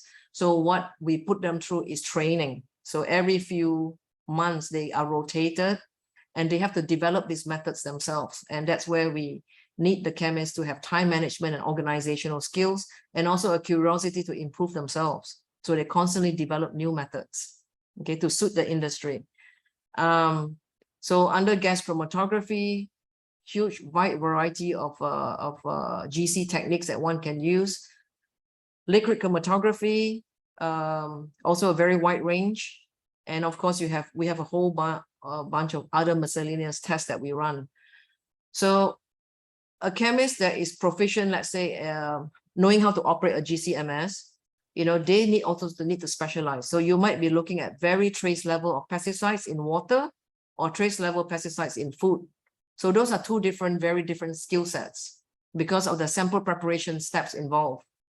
And the method that they will refer to are those methods I highlighted earlier, whether it's Japanese industrial standard or AOAC. So it depends on where you're exporting to. If you're exporting to China, you must follow the Chinese method. If you're exporting to Japan, you must follow the Japan method. And they're all different. So you can imagine the wide diversity of techniques that a chemist in a contract lab is exposed to. Same instrument, but a very wide diversity of methods. Okay, and one must be flexible to adjust accordingly. Okay, next. So yeah, well, I've often been asked this question, sometimes by government officials and also private. How do you determine what kind of instruments to buy? How do you know what kind of methods to run? How do you know how you should train your chemists to be prepared for the future? It's all driven by regulations, right? So whether you're exporting or importing, whether it's water or food or agricultural products, there are regulations that state what you should test to. It tells you what test to run and what method you need to adhere to.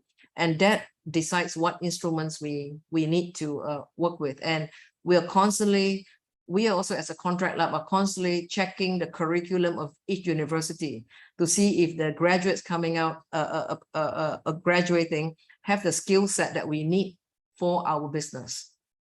Okay, so we do work very closely with many universities. We do take a lot of interns from different public and private universities because we need to train them to be aligned with a lot of the methods that we use. Okay. Next. Okay, I think that's one of my last slides already. Like I said, knowing how to run the instrument is not enough. Analytical skills, no doubt, is a very critical component as a key success factor to be a good chemist in a contract lab. But of course, communication skills, math skills, if you're doing a lot of calculations in the laboratory, but also critical thinking skills, organizational skills, and problem solving skills, and also ability to work as a team player, because you can't be running that test on your own. You need to work as a team. Because when a client gives you a sample, it's not just one test. It could be 30 tests in 1 liter of water. And you need to work as a team to make sure that the report is delivered to your customer within 5 days. So process efficiency, being a team player, being able to think on the spot, communication, critical thinking are all very critical qualities that we look for in our fresh graduates. Yeah. Last slide is, I think that's one. Yeah, and like I said, I want to reiterate again that when I went through that same misconception myself, but I still love it to this day to be a chemist at a bench, even though somehow I got shoved into management in the last couple of years. Yeah, the beauty about chemistry is it's not just limited to working at a bench. It's not just limited to working at a bench. Like I said, in this entire circle, every single picture that you see in here requires a chemist, whether it's taking the sample in the field, whether it's communicating with the customer, explaining the data to your customer, reviewing the data, running the instrumentation requires a chemist. Okay, so a lot of exciting career opportunities and diversity for a chemist in a contract laboratory, I would say. And that's speaking from experience, yeah? So, thank you. That's all I have. That's my, so anyone has any further questions, feel free to email me. Yeah.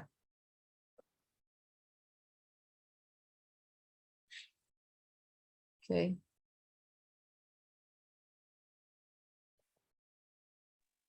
All right, thank you so much, Dr. Chin, for your sharing session just now and talking about the various aspects and working in a contract lab. It was very interesting to know the various things. Now we'll move on to our Q&A session, and there's are a few questions in the chat box. So from Noraihan, she has a few questions. Many vacancies want at least 1 year experience in lab. Short courses might cost a lot for a fresh grad. So can we still apply? Can we do contract lab as a fresh graduate? Yeah, I think it depends on the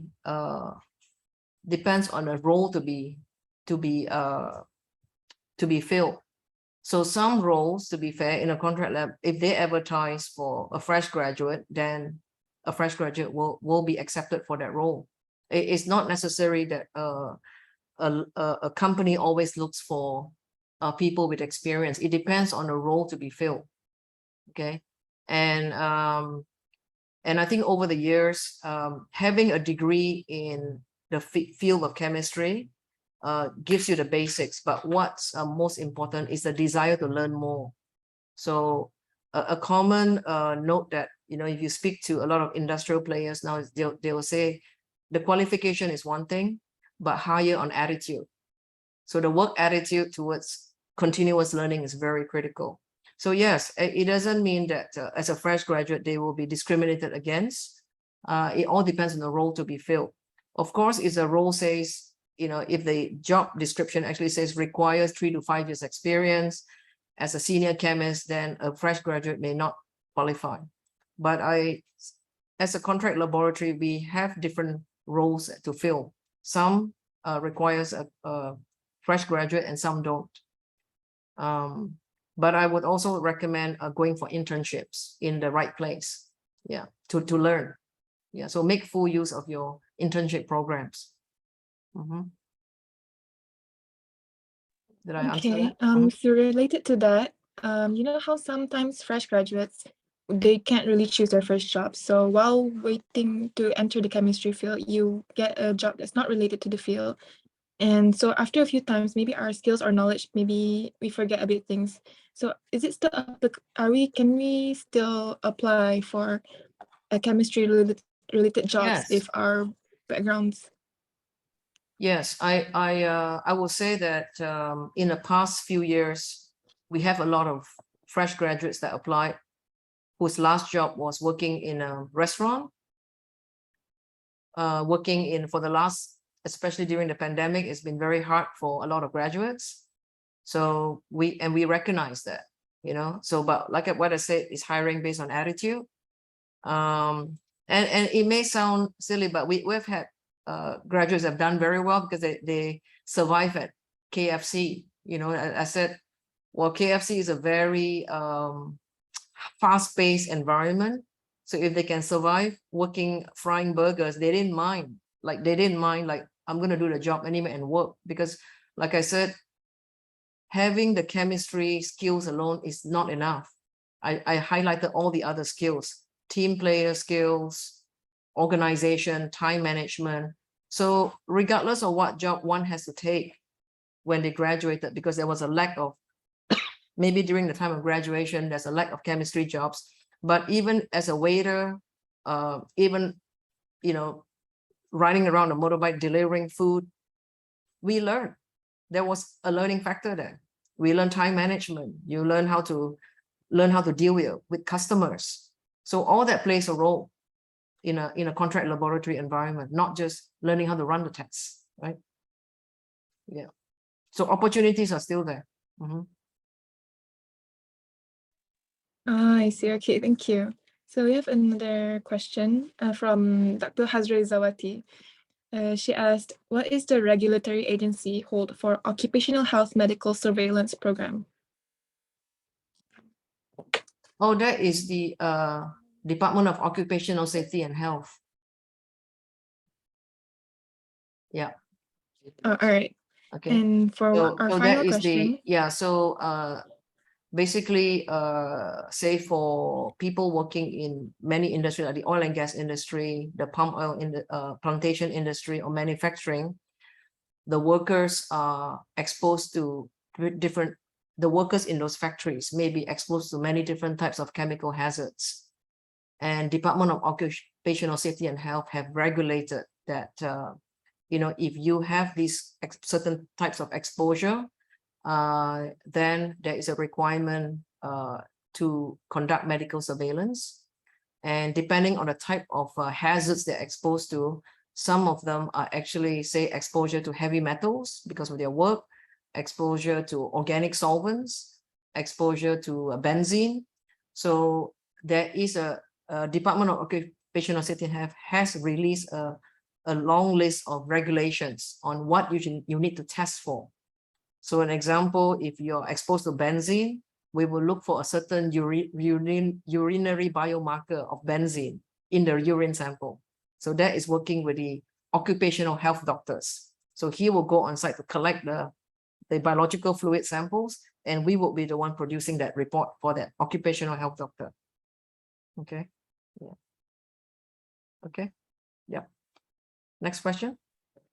All right, thank you. So now our final question from Atira. Say, Doctor, may I ask, you've mentioned just now that a lab test must invest in new technologies.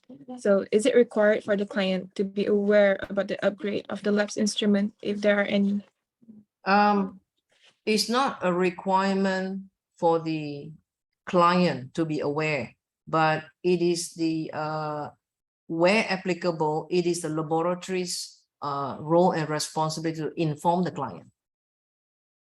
So generally, if the replacement, if the upgrade of instrument results in better quality data, or being able to detect certain contaminants at lower limits, then the laboratory should inform the client that, oh, now we can test, like let's say previously I'm using an AAS to do lead in water. So using an AAS, I can only detect to 1 ppm of lead in water. But yesterday I upgrade to an ICP-MS, and ICP-MS allows me to detect to 1 ppb in water, which is 1 million times better. So I should inform the client. I say, now I have upgraded my lab technology. I can do a better job for you. Because usually the investment in new instrumentation is either to replace an instrument that broke down, same technology, or keeping up with the regulations. Because remember, as a contract lab, you're not just serving the Malaysian market. We are serving a company based in Malaysia that is importing and exporting. So they also need to comply to different regulations in different countries. And there are, in many instances, their regulatory requirements are more stringent than Malaysia. So we have to keep up to date with their requirements. Okay, so hence the reason to continually invest in new technologies to keep up with the regulations. Yeah. All right, thank you. So that was the last question. Okay. And thank you so much to Dr. Chin for answering all our questions. And thank you for all the questions from our participants. It was quite eye-opening. Thank you. All right. So 2 sessions are down. That's quite a lot. So let's take a deep breath, take a short break, breathe in, breathe out. If you guys are still wanting to, you have a few more sessions, and if you guys are still up for it, react with some nice emojis. We have some more, okay? We have quite a lot of really great speakers next too. And before we start our next session, I would like to remind participants again to fill in the attendance and feedback form provided in the chat box. Don't forget it. Thank you. All right, now let's move on with our next session, which is the career sharing session from academician field by Associate Professor Chemist, Dr. Hazrulrizawati Abdul Hamid. Now, before I pass on the stage to Professor, it'll be nice to know about her. As the Malay proverb goes, tak kenal maka tak cinta. Now, Dr. Hazrulrizawati Abdul Hamid graduated with a Bachelor of Science and Master's degree in Chemistry Education at University Technology Malaysia. She's also a PhD holder in Industrial Chemistry at University Malaysia Pahang. Currently, she's working as a senior lecturer in the Faculty of Industrial Sciences and Technology, University Malaysia Pahang, with 8 years of experience in teaching chemistry for secondary school students and 5 years for undergraduate students. Her background includes natural products, isolation of bioactive compounds, structure elucidation, organic spectroscopy, phytochemical analysis, biological activities, and structure-activity relationship. She was authored in prestigious journals, including the Journal of Functional Foods, Food and Chemical Toxicology, and Food Chemistry. She had university and national research grants, presented research work, and had been assigned as a reviewer for numerous international publications. Now, before we start, I'd like to remind Dr. Hazrulrizawati that you have 20 minutes for your sharing session and another 10 minutes for our Q&A session. Now, without further ado, I would like to invite Dr. Hazrulrizawati to start on her sharing session. Thank you. Can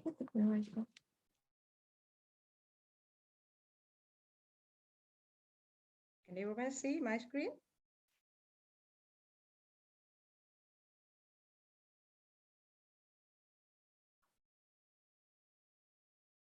Okay. Can everyone see the screen? Yes, Doctor. Can, huh? Okay, may I start the presentation? Can see, yeah? Yes. Yes. Yes, yes. Okay, Assalamualaikum and my video are not opening, right? Okay. So should I slide first slide? Yeah. Okay. Assalamualaikum and good morning to all the participants join us today. So the topics given to me is navigation your career pathway in education field. So let me introduce. Excuse me, Doctor. I'm sorry for interrupting, but can you increase the volume a bit? Susah nak dengar. Oh, cannot hear me? Too far, Doctor. Sorry. Increase the volume. Yeah. So now. Okay, now can you hear me clearly? I already increased the volume. Can you hear me? Yes. Yes, can hear clearly. The small is the volume still small, Doctor. Huh? The small volume still small. I already increased to maximum volume now. Maybe you just move near to your laptop. Now I'm very close to you're far away from the microphone. Yeah. Also microphone. Sorry. Microphone. Hello, can hear me? Is it clear? No. I think to all participants, just increase your volume, in your laptop. Yeah, to make it more clear. Yeah, yeah. Okay, so can I proceed? So Yes, Doctor.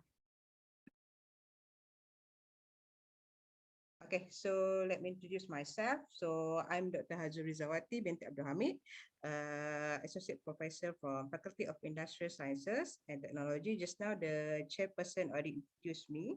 So now currently I'm holding a post at a central laboratory and as a honorary secretary for IIUM Pahang branch. So I'm actually a teacher previously for the secondary school. And after that, I'm further my study in education field also for masters. And the last one is the industrial chemistry is totally a little bit different field when I further study in PhD. So all my experience is regarding the education field as a teacher and as a lecturer. So I'm very interested to hear previous speakers as a chemist. I'm also interested to see all the development in chemistry. So my field of research is natural products and food sciences. So if you are interested of being in education field, so where you want to work after you graduate with any of the sciences field, so people plan, some people tend to be educators, so they will plans to further study for masters and PhD degree.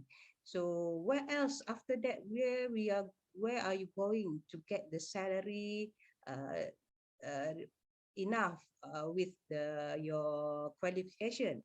So many people tend to go to the universities as educators or private universities or college universities.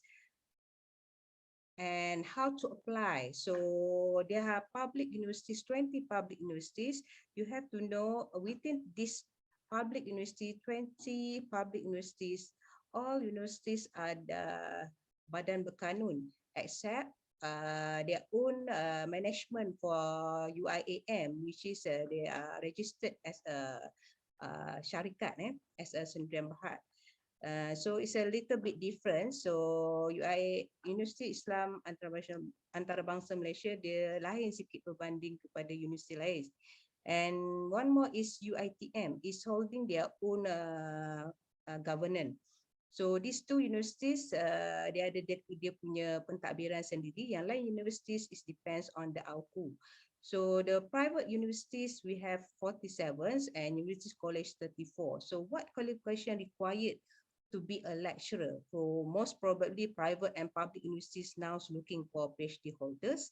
And how can you apply? So this is based on my experience. I can explain it to you. How do I apply the job from teachers to be a lecturer? So what I'm doing is I'm going to the dean to see the available job vacancy itself. So you cannot just depends on what available on the internet. Iklan biasa tu, you cannot just depends on that. You have to go on site to see the dean or the human resource team to see available vacancy. The most appropriate things, you can go direct to the dean. So based on the whether it's based on the available job vacancy, regular open direct website, this one is a lot of application. So when you go directly, it's more specific and the dean also know you. So submit your resume direct to the faculty, head of program or dean, because they have authority to select you as a candidate for being a lecturer there. So next. So next, career as a lecturer. So for the direct apply, for pensyarah IPTS, most of the IPTA or IPTS are required for PhD holder nowadays. Okay, so this one is for UITM. As I said just now, they have a different management system, which is holding by UITM itself. So they offer scheme tenaga pengajar muda. I have also received this beasiswa. This scheme also received before I'm holding a post for lecturer. Masa muda-muda dulu, I keep on searching where's the place to be a lecturer. So one of the offer that I get is for this scheme tenaga pengajar muda. So you have to see what I'm not joining them because of some personal matters. So I'm not joining UiTM. So this is the scheme that you can join, scheme tenaga pengajar muda. This one is based on availability of vacancies, whether ada kekosongan atau tak. Sekiranya tidak ada kekosongan, maka tidak akan dibuka iklan untuk scheme tenaga pengajar muda. So because UiTM Malaysia, dia ada banyak cawangan, so that's why they need a lot of required lecturer. So for fellowship is for the universiti awam yang ada di Malaysia, yang tadi saya kata semua 20 universitis except UiTM akan ada fellowship system. This one is before 2020, there's a lot of fellowship scheme. Masa 2014, 2015, 16, still universities has a lot of vacancy to fulfill. So nowadays there's a lot of position that had been fulfilled. So you need to wait a few a few years to make this fellowship open again, because some of the old seniors lecturer will be retired, and maybe the schemes is offered, but the scheme is now is not really critical things to be offered. Because why? Because there's a lot of PhD holder that's still searching for their vacancies. So when I'm holding this post as a central lab director, so I have open the vacancy for contract post for assistant science officer. So I have looked into it, about 200 applicants or 200 applicants and more to get the post for only C29. So means all the master's holder is there, the undergraduate, the bachelor degree holders also apply. Actually, we want only for diploma diploma holder for that post. Now you look into it that this demand shows that a lot of the qualifications that required should be based on what you post that you apply. So the things is you have to choose the correct post. Then when there's I look at a lot of applicant there, what we tend to see is the one that have hold diploma, because the offer post is C29 for diploma holder. That's how for the lecturer also. So when the master's holder bid with the PhD holder will be the one that have been selected. So another things for the undergraduate holder, what you can do instead of further study for PhD for being a lecturer, you also can be applied through my SPP sebagai pegawai pendidikan pengajian tinggi. This is the current bahan iklan that I'm taken from the website, which is closing on 31st July. So there's a lot of degree holder that can apply for this post. Actually, for the grade DH, and DH41 is for the undergraduate, DH29 and for the diploma holder. So where you are posting later after you apply this, for DH most probably it goes for polytechnic. Okay, so that's the career pathway for being a lecturer. So now if you plan for, you are not planning for further masters of PhD to become a lecturer, you just want to hold you say you want to be a teacher. So what else you can be with your bachelor degree? So if you could enter the schools, you have to take the one course that offered by the Institut Perguruan, which is DPLI or PDPP, Program Diploma Pasca Siswazah Pendidikan. This program is offered for 1 year. If you holding your degree and then you want to be a teacher at school, you have or must to take this PDPP or DPLI. Without this, you cannot be a school teacher. So another one, if you are not taking the education diploma, you have to you are assigned as interim teacher. They offer also this being a school teacher. Interim, which is a contract post. How you become a permanent, you have to take under IPG also, the program that called Ikhtisas Pendidikan, KDC. So all this one, how you can apply after you get all the PDPP and KDC interim, you can directly apply when they open the vacancies job.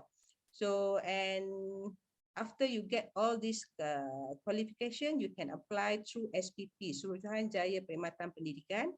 So there is a post, and then you're waiting for the interview. To be a teacher, you have a capability to talk and have a capability to teach.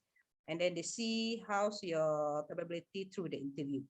So if you want to go for, you think that can I be a matriculation or IPG lecturer? Most is, as I say, being a teacher is a pathway to go for the matriculation or IPG.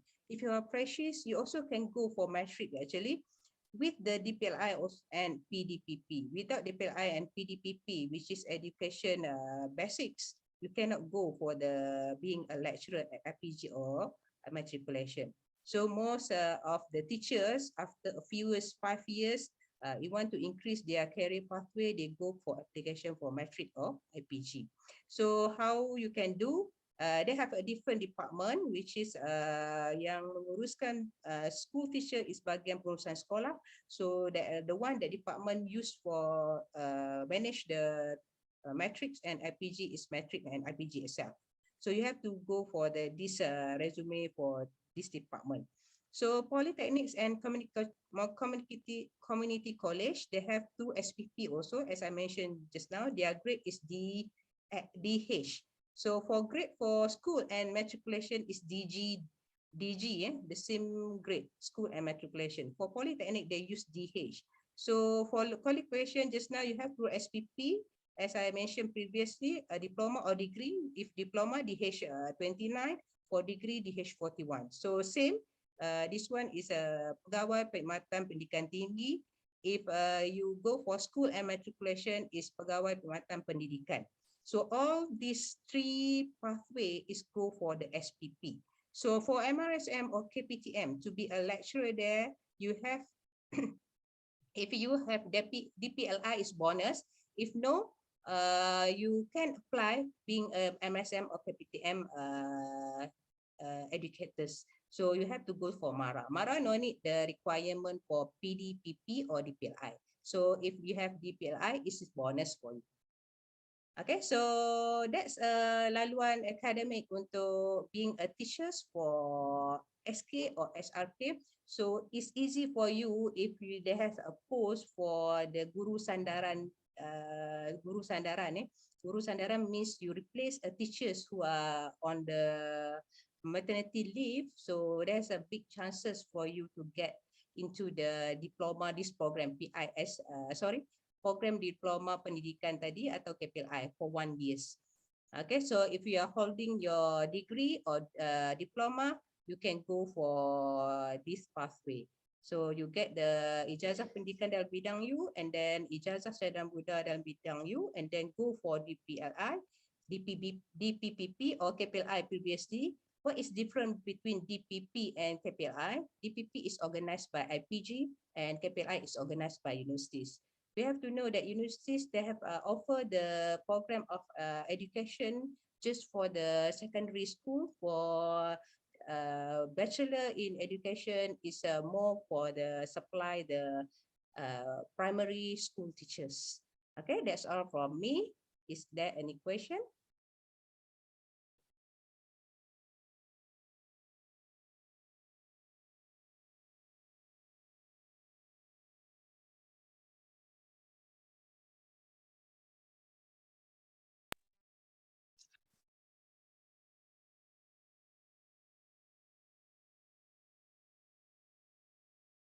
Can I ask first, Dr. Hazrul? Yeah.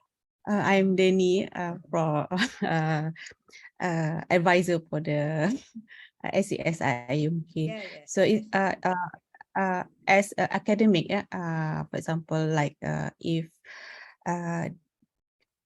is there any vacation for the first graduate to follow like a academic trainee or no? I want to know the opportunity for the fresh graduate for that position. For what, doctor? For I cannot recall when the graduate thing when the graduate student want to join or want to be a lecturer. So I in IIM we call as academic training. Oh, in so okay. yes. I tried to answer what Dr. Dennis So how about the opportunity for that position actually in Malaysia now? In Malaysia now is quite tepu kita panggil tepu. It's saturated already. So that's why I say the position is called fellowship. Fellowship dulu universities akan taja first class students to be a fellowship for the universities for masters, and after master they need to service for 3 years or 4 years, and then they will be sponsored again to be a PhD. And this fellowship scheme all universities offer actually for in Malaysia.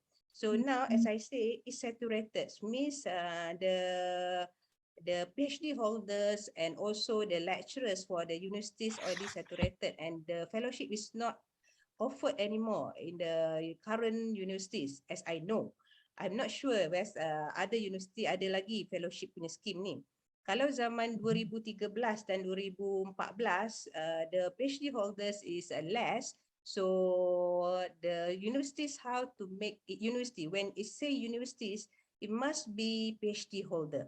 And it say college, it can be PhD holder or master holder become educators. That we need to understand the terms using of college or universities. So they have a percentage, how many to become universities, all the educators must be PhD holder. When the institution is still a college, it is still in the mixture of masters and PhD college. So currently for fellowships, I never heard that universities offer anymore. When I'm being a head of department during that time, 2018, 2019, there's a lot of applicant. I only opened one organic chemist that I want. The applicant is a lot, is about 200 of the PhD holders. So the current situation, our student needs to know, and you have to choose the best where you are going to be later on. Okay, I think it's answer me, Dr. Denny, answer all of you here. Yes, yes, Doctor. Thank you, Doctor. Okay. All right, so there is a question in the chat box. Fatiha asks, how to predict which field can be demand in the future? Okay, that's a good question. Now, the trend is going for big data. You have to prepare yourself in chemistry. The most trendy now is become a chemometricians. You have to go explore for the Python, all this this what we call is what we call language, computer language. Okay, go for this, prepare yourself with all this one. Tableau, Python. If you never heard, please prepare for this one because chemometrician is the good demand, big data now. The trend is keep on going because the world now is go for the automation. They don't want all chemists. Chemists can do the prediction through the this all this big data, so they less process there, reduce the money to spend. So that's how the trend goes now for the big data. And we as a chemist or scientist, we have to prepare ourselves with the language program and go for the automation, ready for that, because during later most of the process go for the automation. Okay, I think everybody needs to go for data, big data now. Okay, the most popular in industry, they are going for Python. If I'm not wrongly, but through my survey, during develop the new programs, it goes for that pathway. Okay, we see the trend 2035, it go for the automation. All of things become automation. Okay, I think answer all the question. Anything? Yeah, thank you so much for your talking about your experience in education and sharing with us about your experience. Thank you very much, Professor Dr. Hazrulrizawati, and that will be the end of our Q&A session. Thank you again to all participants and honorable guests for joining us. Ladies and gentlemen, before we take a short break, all participants are invited for a photography session. All participants, please open up your camera and smile wide.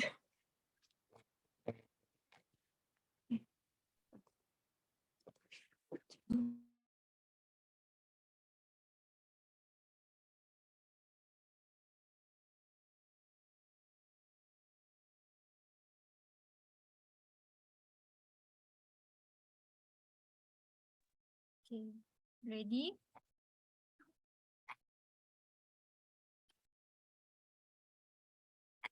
One, two, three. One more time.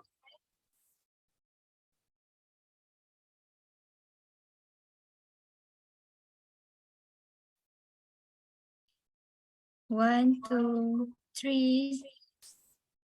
Okay, thank you.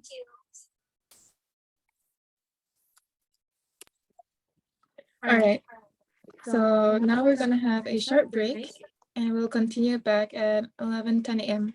So go ahead and go to the bathroom, grab a snack, and we'll continue again around 11:10 a.m. So please ensure you are back in the Zoom meeting by 11:10 a.m. to ensure the event continues smoothly. Thank you so much for listening, and I hope we hope we can all get benefit from this event.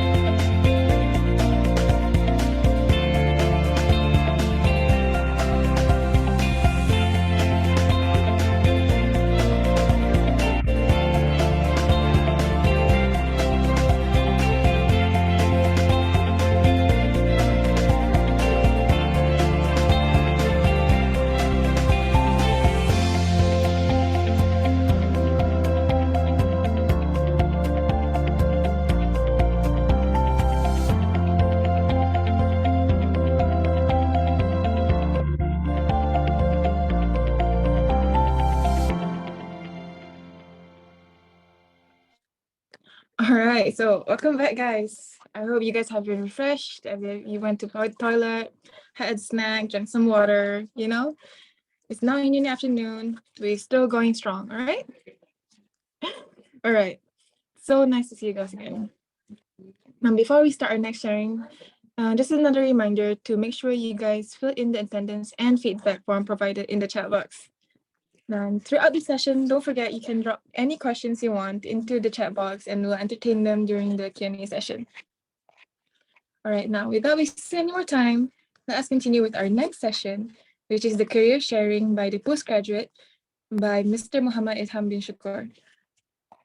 He's a proficient postgraduate researcher with a demonstrated history of working in the higher education of science chemistry. He graduated with a Bachelor of Science Applied Chemistry from International Islamic University Malaysia, IIUM, in 2021. Currently, he's an active postgraduate for the Fast Track Doctor of Philosophy program in the field of natural product chemistry for a formulation and improving cosmetic activity by optimizing the extraction process and biological activities of secondary metabolites from natural products. Study of phytochemical analysis, cytotoxicity, and physiochemical properties of the optimized extract of the natural product, examine the niacin formulation and drug delivery studies from green resources. All right, now before I pass on the stage to Mr. Muhammad Idham, I would like to remind you that you will have 20 minutes for this sharing session and another 10 minutes for the Q&A session. Now, Mr. Idham, I pass the stage to you. Okay, thank you, moderator. Wait for a while. I try to share my screen first.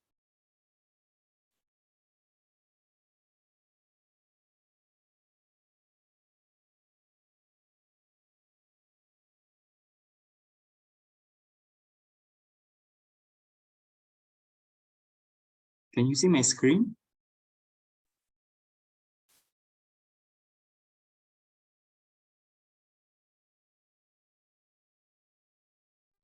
Yes, Idham. Yes, the full slide, isn't it? Yes. Okay. So, thank you, moderator, for the kind introduction. So, first of all, Assalamualaikum and very good morning to all. As a brief introduction. Oh, sorry about my video. Okay, can you see me? Okay. Okay, so as a brief introduction about myself, my name is Muhammad Idham, as has been said by the moderator. Currently a postgraduate student in chemistry, focusing more on the natural product aspects. So also thanks to the committee members for having these sharing sessions as for today. I would like to share more on the journey as a postgraduate students. And at the same time, I'll try to help any of you who have difficulties in making choices, either to pursue a study in the next stage or to continue with the employments. So of course, my sharing will be more biased towards pursuing your study because the next sessions will be on the employment, right? So the expert there will be explaining more on the employment part. So here is the topic given by the committee for me to share. To be or not to be is doing the postgraduate worth it. So next. Okay, the questions usually appears when you have graduated from your bachelor studies, isn't it? Usually, your future will have three choices here. First is to continue with the employment of works, or the second is to pursue studies either in master's or in PhD. And rarely, the third choice, which people usually not talk about, is doing nothing or unemployed. So when you are continue with the employments, generally you will have a chance to be in private or in government sectors or to be in the protege scheme. Meanwhile, if you are willing to back again as a student, there is a choice either to choose to be a full-time or a part-time students. So we will be discussing more on this part later, but unfortunately, the third choice of being unemployed, even though people rarely talk about it, but this category somehow has a dominant effect on the choice later. Why? Sebab kadang-kadang student yang ada dalam kategori ini, dia berkemungkinan masih keliru dengan pilihan sama ada untuk sambung study atau untuk bekerja. Jadi the first step of approaching the future plan tu dia masih baru initiate. Sedangkan orang-orang lain dah pun in the stage of applications, in the stage of interviewing, or also in the stage of making proposal for their postgraduate study. So next, okay. So here is the questions. Which category are you into currently? So whatever that you're gonna choose in the future, there's always a reason behind it, isn't it? So saya akan cuba huraikan the basic reasons of why graduate people they have tendency to choose each of these aspects actually. So first part is on pursuing your study. So why do people tend to pursuing their study at the first place? Based on my experience currently, ada sesetengah student tu that really trying to find a job, but somehow they do not get any offer at all. So sometimes pengalaman seseorang tu dalam mencari kerja dia agak memerikkan. They might facing a lot of rejections from the company, the delayed response from the HR department, or the intense interview sessions that might be traumatized. Sebab dia akhirnya dia penat untuk cari kerja dan pilih untuk sambung belajar. So second is for the title. Some people might think that the titles doctors is a bit intriguing. So they tend to achieve that as a part of their life. So benda ni nampak macam negative side, but it's actually very good. It is good for that people as long as dia ada pendorong semangat untuk habiskan study dia kan. So the third thing which is the most vital one is the interest. If you have any interest in pursuing your study, then go for it. Dia dah tak ada doubt dah untuk tak continue ya. Tapi mungkin ada beberapa faktor lain yang menghalang. We will discuss more about it later on. So the third thing is friends. Ada setengah orang yang still tak boleh move on with the life during the degree. They tend to follow their friends on whatever choice that they choose. Ini akan jadi masalah sebab the journey for the postgraduate is actually a bit different as compared to undergrad. We call it as a lone journey actually. You stand by your own. Ada some cases student ni complain kenapa workload dia banyak as compared to their friends. End up they drop study sebab tak boleh cope dengan the new environments of the postgraduate. So dekat sini saya pesan siap-siap, if you are having tendency to pursue your study, just follow your friend, just follow your interest. Just follow your interest. Without any interest, please reconsider. Yeah. So lastly, is being offered to pursue study. So usually during the final semester, akan ada some of researchers or lecturers akan approach student untuk sambung study. In some case, ada juga student yang approach the lecturer untuk sambung study. So in this part, there are two options that usually being offered. First is continue in masters, or second is to apply for fast tracks. So in the end, it's depend on your interest either to continue or not. So next, why do people choose for works? So the very reason is it's always about money or budget, right? Kerja pun sebenarnya tujuan untuk dapatkan duit somehow. But some student might have a problem with their budget, then choose to continue with the employment. If you have interest in pursuing your study, the first stage of study memang memerlukan duit sikit. But at the end, there's a way for you to apply for financial assistance. So the second is the family responsibility. So student that is entitled as anak sulung or anak sorang, I'm not sure apa anak sorang tu dia punya terms.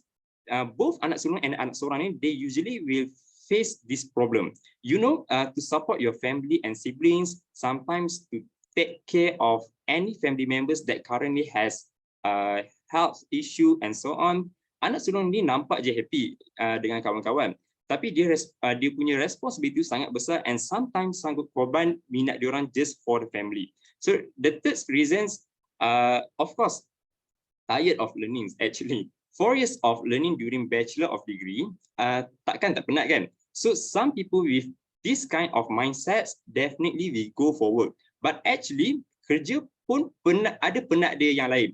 I have experience with some of my working friends. Saya cerita yang saya penat belajar. Dah berapa tahun dah belajar kan? So and at the same time, dia respond, if there is a chance, they want to go back during their study life. So both sebenarnya ada dia punya own stress. It is on how we handle it, and learning during postgraduate is actually not the same with the undergraduate. So the fourth reasons why people choose to work is actually marriage. So this one is very popular indeed. Once you have graduated, akan ada di antara kawan-kawan korang yang sebenarnya dah planning untuk kahwin. So here, two things need to be considered. First, in terms of money, and second is in terms of PJJ, pasangan jarak jauh. So of course, nak kahwin kena ada duit banyak, yang banyak. Dan lepas kahwin macam mana? Takkan nak duduk mahalah pula kan, both suami isteri. Tapi there is some cases, and actually ramai ya yang sekarang ni during the study, they get married. So mana diorang dapat duit tu? There is a way, nanti kita akan discuss further dengan lebih mendalam. So lastly, the history of your past study loans. So ada setengah student yang agak terbeban dengan dia punya study loan once you have graduated. So they tend to find money to settle it as soon as possible. Saya cerita 3 jenis loan yang student usually use. First is the PTPTN. So untuk PTPTN, once you graduate, memang akan kena bayar depending on the percentage yang diorang provide. So ada certain case, you can convert terus jadi scholarships. But PTPTN wajib bayar, kalau tak, memang akan dapat surat merah dekat rumah. So second and third is MARA and JPA. Yang ni is a bit special. If you are willing to pursue your study, you can request for extensions, and they may support you during the postgraduate journey. So macam mana ni kita nak buat and apply, lepas ni kita akan bincang dengan lebih mendalam. So next, yes. Next, when you have the mindset to pursue your study, so here saya ceritakan sikit apa yang postgraduate study can offer. Basically, kita akan ada 3 pilihan untuk sambung. First is full-time research. Untuk full-time research, there will be no more classes, examinations, or quizzes, just you and your research. Itu je. So untuk coursework pula, it is almost the same with degree actually. Tapi kebaikannya, you know when you will graduate. Sebab selalunya orang yang ambil coursework ni, dia akan cepat habis dia punya postgraduate journey tu as compared to full-time research. And the last one, part-time research and part-time coursework. Untuk yang ni, kebiasaannya, the first period of your study tu adalah coursework, where you will have in classes, examinations, quizzes, and the second part baru research. Specialnya untuk kategori ni, the workload for both research and coursework tu may be a bit lesser lah, when we compare dengan yang ambil full-time research or full-time coursework. Okay, so next. Okay, so here I want to share some of my research experience during my postgraduate study. It is just to make sure that you guys clear, yeah? Becoming a researcher doesn't mean 24 hours menghadap beaker or conical flask saja. Saya cuba luaskan pandangan anda dalam dunia research ni. So ini antara aktiviti yang saya involve dalam bidang natural product. Sampling activity is always the interesting part. Sebab kadang-kadang for those yang suka nature, sometimes you will have a chances to go sampling dekat pulau terpencil yang tiada penghuni, bermain dengan haiwan-haiwan yang a bit menggelikan, and many more. The second part is on extracting, almost the same macam kita buat dalam lab masa undergrad. And anda juga mungkin akan terlibat dalam dunia cultivations, mostly pokok, kita test pokok dalam tabung uji dan sebagainya. Okay, ini antara experience yang pernah saya hadapi masa postgraduate. So next, so here is the crucial part actually, the scholarships. I want to share with you guys the well-known scholarship yang boleh untuk dimohon. The easiest one goes to Grad Mara. During my time, Grad ni tak ada any quizzes or interview session. Student just need to fill up the form online, and insyaAllah possibility untuk dapat tu tinggi if you fulfill the requirement that has been asked. Tapi you will need to pay back in certain amount of percentage once you graduate. Percentage tu sebenarnya sikit je. So same goes to PPBU Bank Rakyat. Maybe ada certain student yang pernah apply masa degree, But this one akan ada quiz masa saringan. But interestingly, it can be converted into full scholarship kalau tak salah. Masih begitu sekarang. So the next is the PPC JPA. This one is a bit special for those yang zaman degree dulu guna JPA juga. Only you yang boleh apply masa postgraduate. So PPC JPA cuma buka untuk alumni JPA masa degree buat masa sekarang. And another one is my brain science or beasiswa KPP. So beasiswa ni hanya buka sekali setahun dan bayaran bulanan kepada student dia juga agak tinggi ya untuk yang ni. You can try to apply this also if you want to pursue your study. So special case, kita juga boleh apply any sponsorships under company. So some company dia provide employment in term of study. Tak ingat terms dia apa, tapi that company will request you to pursue your study and they will support you in terms of the financials and monthly allowance. So contoh company yang provide this scheme is macam Top Glove, Osram, Petronas, and many more. You can try to search it by your own. And another one is GRA, which is Graduate Research Assistant. Ini depends on the supervisor sebenarnya. Ada supervisor yang ada grant, they can provide you with the monthly allowance during your study. So how to know? Try to approach any lecturer in your interest field. Cuba tanya if they have any project with any grant kalau korang nak sambung study. If tak ada, it is not a problem because you your own pun boleh apply for the grant and scholarship kan. So the next is yes. As for future career, usually there is two options lah yang saya notified. First is to become an academician or lecturer, and the second is to be expert or researcher. So special case, you can be both academician and expert researcher. Sekarang memang ramai lecturer yang buat macam ni sebenarnya. Saya hurai sikit.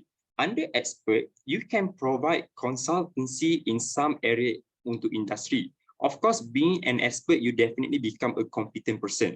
Ramai ya lecturer sekarang yang jadi competent person dan akhirnya menjadi rujukan orang-orang industri. Next, if you are not interested in teaching, you can go for R&D. Some company do require employee with higher education level untuk research diorang buat masa sekarang. For currently, saya ada terbaca satu opening dalam Petronas. If you really want to pursue a study but don't want to work in academicians area, you can apply under Petronas because they are looking forward towards the PhD graduate students, PhD graduate to work with them. Okay, so next, yeah. So here is the questions given by the committee to me sebenarnya. So antara kerja dan belajar, yang mana lagi bagus? Well, for me, it's depending on your interest actually. Kita tak boleh nafikan hari ini di Malaysia, isu lambakan graduan memang menjadi keutamaan. Sebab tu antara punca peningkatan jumlah pelajar yang sambung study juga meningkat hari ini. Banyak company yang mula mainkan harga gaji untuk fresh graduate. So, so goes untuk yang sambung study. Makin tinggi kita belajar, sebenarnya makin mengecil skop untuk kita involve. Di akhirnya, it depend on what you are interested. Hanya diri kita je yang boleh tahu which is the best for ourselves. Okay, so for today's course, the past is your lessons, meaning that your degree cannot be changed anymore. So the present is your gift, which is the choice that you are currently do right now, and the future is your motivations. So once you know what you are interested to, please continue with that, because once you know that you like that, then it will be your motivations for the future, for your future itself. Okay, so that's all for me. Any questions? I give back to the moderator.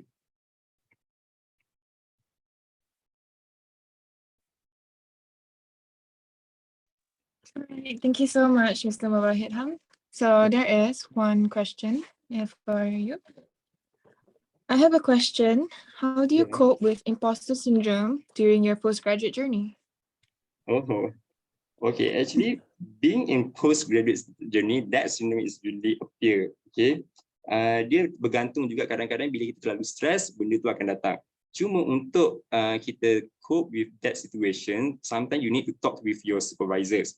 Okay, sometimes supervisors we understand because they also have undergo this period of syndrome actually. So once you talk to the supervisor, you can ask for a long holiday, go for having a holiday and having a friends and so on. Because I also previously last month actually I go to Krabi to have a holiday because I am too stressed handling the research actually. So just talk with someone that you trust, either your parents, your supervisor will also understand. If you have friends, you can go with them and so on. Because you cannot, kita tak boleh pendam benda ni seorang-seorang. Okay, alone journey meaning that your research is on your own, but your problems doesn't mean that you just share by yourself. You can share with others also. Okay.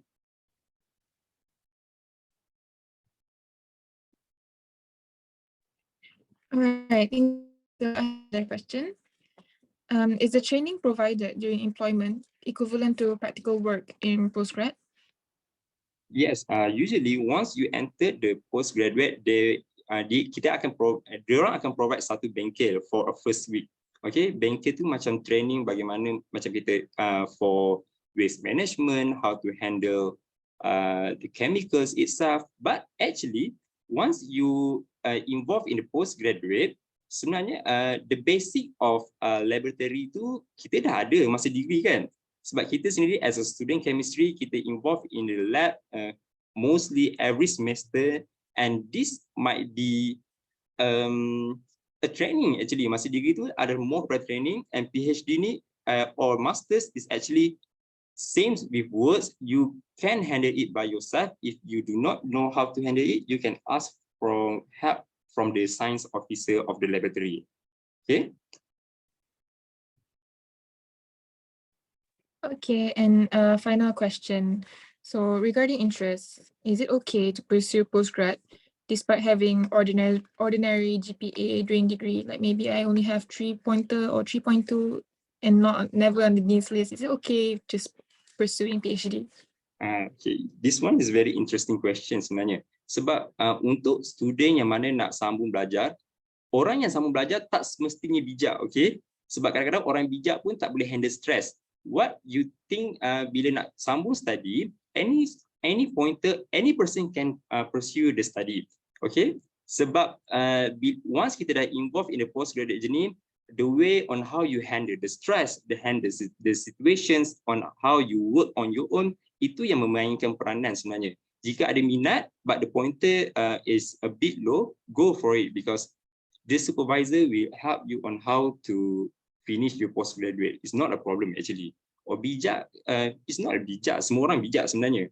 But maybe rezeki masa time degree tu a bit low. Maybe because you know degree banyak stress kan. With a friend, sometimes you guys dapat teammates yang menjatuhkan kan. That's a usual thing kan yang happening in the degree.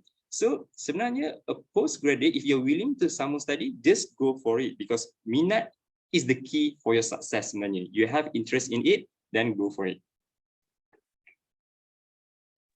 All right, so in our final question by Nur Afika, I would like to ask Mr. Idham, may I know what is your timeline to apply for your postgraduate studies? Macam, do you start to apply the scholarship during your final semester ke? Do you strengthen your interest first, then apply for scholarship?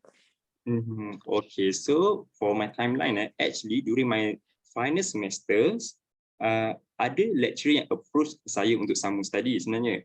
But I have interest more in the natural product, so I myself approach Dr. Denny untuk sambung study. My supervisor is actually Dr. Denny, currently in this room, isn't it? So saya approach Dr. Denny untuk continue my study, and then that's all happened during my final semester. Okay, so during final semester, I try to perform in my FYP, doing the thesis itself to prove that I'm valuable. Sebab memang target awalnya untuk sambung study in fast track sebenarnya. So your thesis during the final semester is very important sebab the lecturer will evaluate your performance based. One of the thing is from your FYP. Okay, So bila dah apply for the fast track, saya apply fast track once dah habis study degree terus apply. Saya habis bulan 3, and bulan 3 tu juga dah continue as RA under Dr. Denny Susanti. So once the continue RA, terus cari scholarships and so on, and start my study during 2021 October if I'm not mistaken, because time tu adalah fasa PKP, so kita tak boleh datang UIA kan. So terpaksa buat RA, just work online, and bulan 10 terus daftar. So the timeline is actually you need to approach your supervisor, your favorite lecturer, not favorite lecturer actually, your favorite bidang sebenarnya, your favorite bidang, which lecturer yang teaching bidang tu, and try approach dia, tanya, discuss the timeline, and at the same time, once you have received the offer letter, you can apply for the scholarships.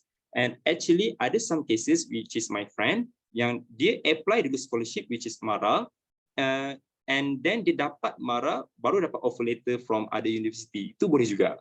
Dia tak ada masalah. As long as you, yes, MARA. Try MARA. MARA memang easy untuk dapat sebenarnya. And you can apply before you have the offer letter. Just make an official statement that you want to continue your study. That's it. Okay? All right, thank you so much. And so that will be the end of our Q&A session. Thank you again, Mr. Mohamed Idham, for answering all our questions. Okay. All right. So moving on, our next speaker will talk about working in the industry and the opportunities and challenges it brings.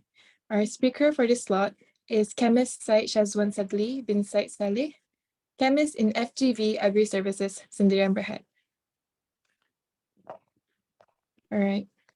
Let me introduce him a bit. So Chemist Syed Syazwan bin Syed Salleh is a chemist in FGV Agri Services, Sendirian Berhad. He graduated from University Kebangsaan Malaysia with the Bachelor of Science with Honours in Chemistry in 2016. He is currently working as a chemist in the Department of Laboratory Services at FGV Agri Services, Sendirian Berhad from 2018 until the present day. Previously, he worked as a chemist under Quality Control Department at Chemist as Sendirian Berhad from 2016 to 2018. Some of the working experiences throughout his career are having responsibilities for all activities related to the quality management system and good lab practices, including equipment calibration activities, measurements, and tests, as well as other support services for the FGV Analytical Laboratory, and conducting daily lab analysis and testing and close review monitoring on daily lab test results. One of his achievements includes successfully migrating a new method for bunch analysis using near-infrared spectroscopy, resulting in cost and time savings for the laboratory in 2018. Now, before we start our sharing, I would like to remind our honorable guest that you will have 20 minutes for your sharing and an additional 10 minutes for the Q&A session. And with that, I'm honored to pass on the stage to Chemist Syed Syazwan. All right, thank you, our chairperson, for the welcoming introduction. Can you hear me? Yes. So I will present slide.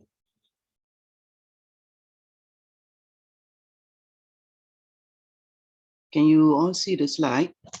Yes. Okay, Assalamualaikum warahmatullahi wabarakatuh, and very good morning to all the participants. Firstly, I would like to thank you, IIUM, for inviting me as a speaker, because it's kata last minute, right? So as mentioned in the introduction, I'm a chemist in FGV Agri Services, Sendirian Berhad, located in Pahang. Our main business, we are the government linked company, and our main business are in the agriculture sector.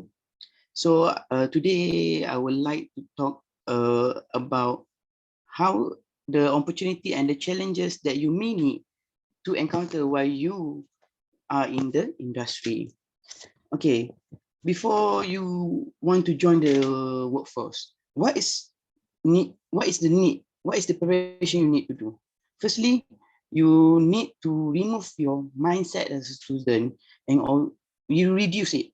As a student, me also have a tendency to be spoon feeding by our lecturer or any senior or supervisor to help with the assignment or the final year project. In the workforce, you need to find your own way. You need to find, then you need to go to search anything by your own. If you didn't do anything, you will get lost and left behind, compared to the other lah. This will affect your performance.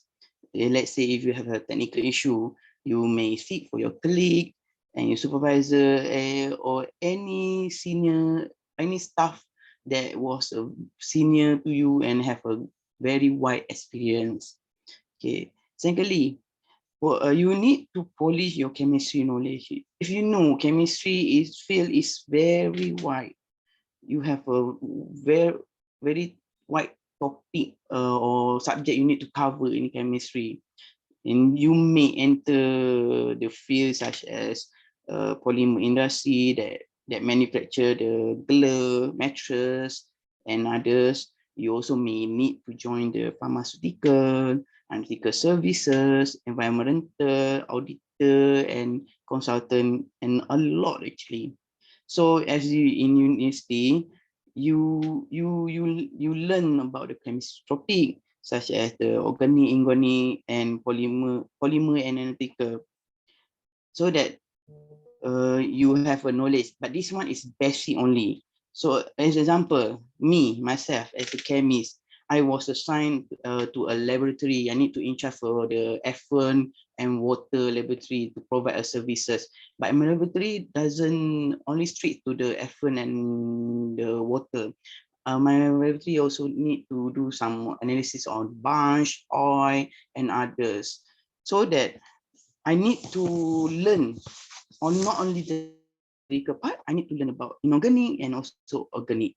As this for the other part, like such as oil, I need to learn about the oleochemistry, because in previous study I just learned a basic, so I need to focus it. And then by doing some reading on the scientific journal, attending any course, so that I can be prepared before I do the job or do any task regarding to the topic or the subfield of it. Okay. So the thirdly, in your university, before you want to enter the workforce, you need to join any extracurricular activities.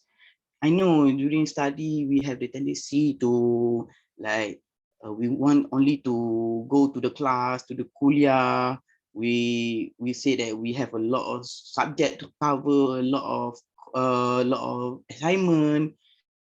So we don't want to join any activity that was organized in our university, right? So when you join this activity, you can improve and learn on your soft skills such as the leadership, the management, and the teamwork. Let's say the teamwork. If you are in football, you need to have a team, right? So you need to communicate. This will help you to improve your soft skill also. For the hard skill, you can easily achieve it by you attending any kuliah or the major subject you learn in the university, because it is a compulsory, right? Attending the extracurricular also can help you to boost your confidence level. If you are an introvert person, when the first join, you feel very shy. But if you join, you cannot escape it. You need to face it. You need to meet people so that you can communicate. If you are very shy, how you want to communicate, right? Okay. After that, expectation. Me myself, before enter the workforce, I will expect that I'm taking the chemistry. Later, I will do the routine analysis. I will work in the laboratory. I will do in some research. So this is the mindset that I have before I enter the work field.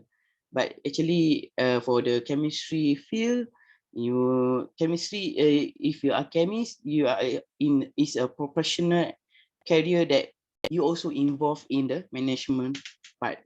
If you have staff, you need to monitor and you need to run some analysis using the instrument, and you need also to attending the management meeting. So this doesn't mean that you doing the routine analysis for the 8 hour. You have other job scope that you need to encounter. So let's say you work as a sale, you takkan nak pergi duduk dekat lab, right? Yes, you sell. If you jual instrument, you need to have a best chemistry knowledge, so that you need to go outside and to find your customer to convince them to buy your punya equipment. So dengan chemistry knowledge, dengan qualification, your customer akan lebih confident lah nak beli dengan you, so that yang barang yang dijual tu, company yang you involve boleh menjual instrumen tersebut dengan lebih banyak lah. Okay. If you working in the services, you need also you tak hanya buat service untuk makmal saja. You need to do some method development, so there will be a R&D punya part. So this is a lot in the chemistry.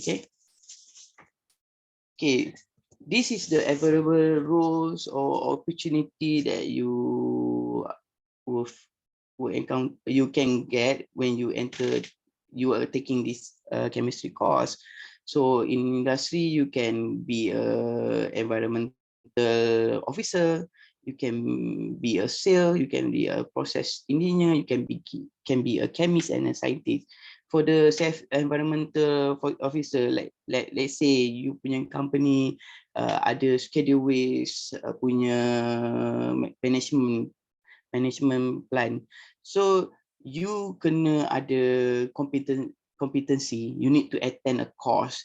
So course tu sometimes they will have a criteria which is a qualification of degree in chemistry or science. So you have the qualification. When you achieve the certification, you can be the safety officer for your company. More to the schedule waste part lah. Okay. And then for the sales, if you work in a big pharmaceutical company such as macam Pharma Niaga, YSP, CCM and others, so mereka akan provide you a lot of benefit. They will provide you a training so that you can be a competence in your field. And then for the process engineer, you need to learn for all the process. In the process, there will be a chemistry involved. So di situ gunanya you punya technical part, you punya technical knowledge. And also you have a soft skill knowledge lah, macam managing ni, macam mana nak plan. So di situ dua-dua tu main peranan. If you are a scientist or a chemist, maybe you work in the R&D field, you need to come up with a new formulation. You need to come up with a new idea. You need to come up with a new product. With the new product, you need to have a technical punya report so that the company, the management can approve it and boleh menjual benda tu with a proper punya report lah. Okay. So this is the relevant skill that I think is important to you in the industry. First is the leadership. Okay, leadership, you need to have a leadership skill to manage the workplace. You need to show a good example to you. If you have an employee, you need to show them. Otherwise, they won't listen to you. And then you need to plan. If you are leadership, you need to plan the work at your workplace. You kena plan lah apa yang you nak buat so that you punya staff boleh tahu. And then leadership ni dia membantu anda ketika bekerja. A good leader will strive for a better organization lah. Alright. Another one, you need to have a good communication skill lah. Okay. Sometimes if you are working as a chemist, you are the middleman lah, macam officer lah. Top management punya direction, you need to know. And then you need to cascade down to your staff, kalau you ada staff. Kalau tak ada, if you are in the R&D side, you need to communicate with your colleague. If your punya management want this product, this type of formulation or this, you need to communicate. Kalau communication tu tak berjalan dengan lancar, so semua benda will be fail lah. So if fail, company will bear the cost and maybe will affect your punya performance, and then you will lose lah kat situ. Okay, another thing is for the third is the critical thinking. Okay, as you are in a chemistry field, if you are chemist, you need to have some technical problem in your workforce. So you need to have a fast response. You need to think wisely, macam mana nak overcome, so that your company tak lose money. Tak lose money bila you terlepas the timeline. Let's say lah, you are giving a big project, then we involving a lot of money, and then have a time frame, so that you need to finish in a certain period, so that bila dah ada something encounter in the middle of the process, you need to have a critical thinking. You need to find a way dengan cepat, so that benda tu tak prolong, tak melebihi limit. Kadang-kadang sometimes a big project dia ada dia punya timeline, dia ada dia punya charge kalau late. So kita nak kena cari cara yang cepat supaya your punya company tak terjejas dari segi kewangan lah. Okay. Alright.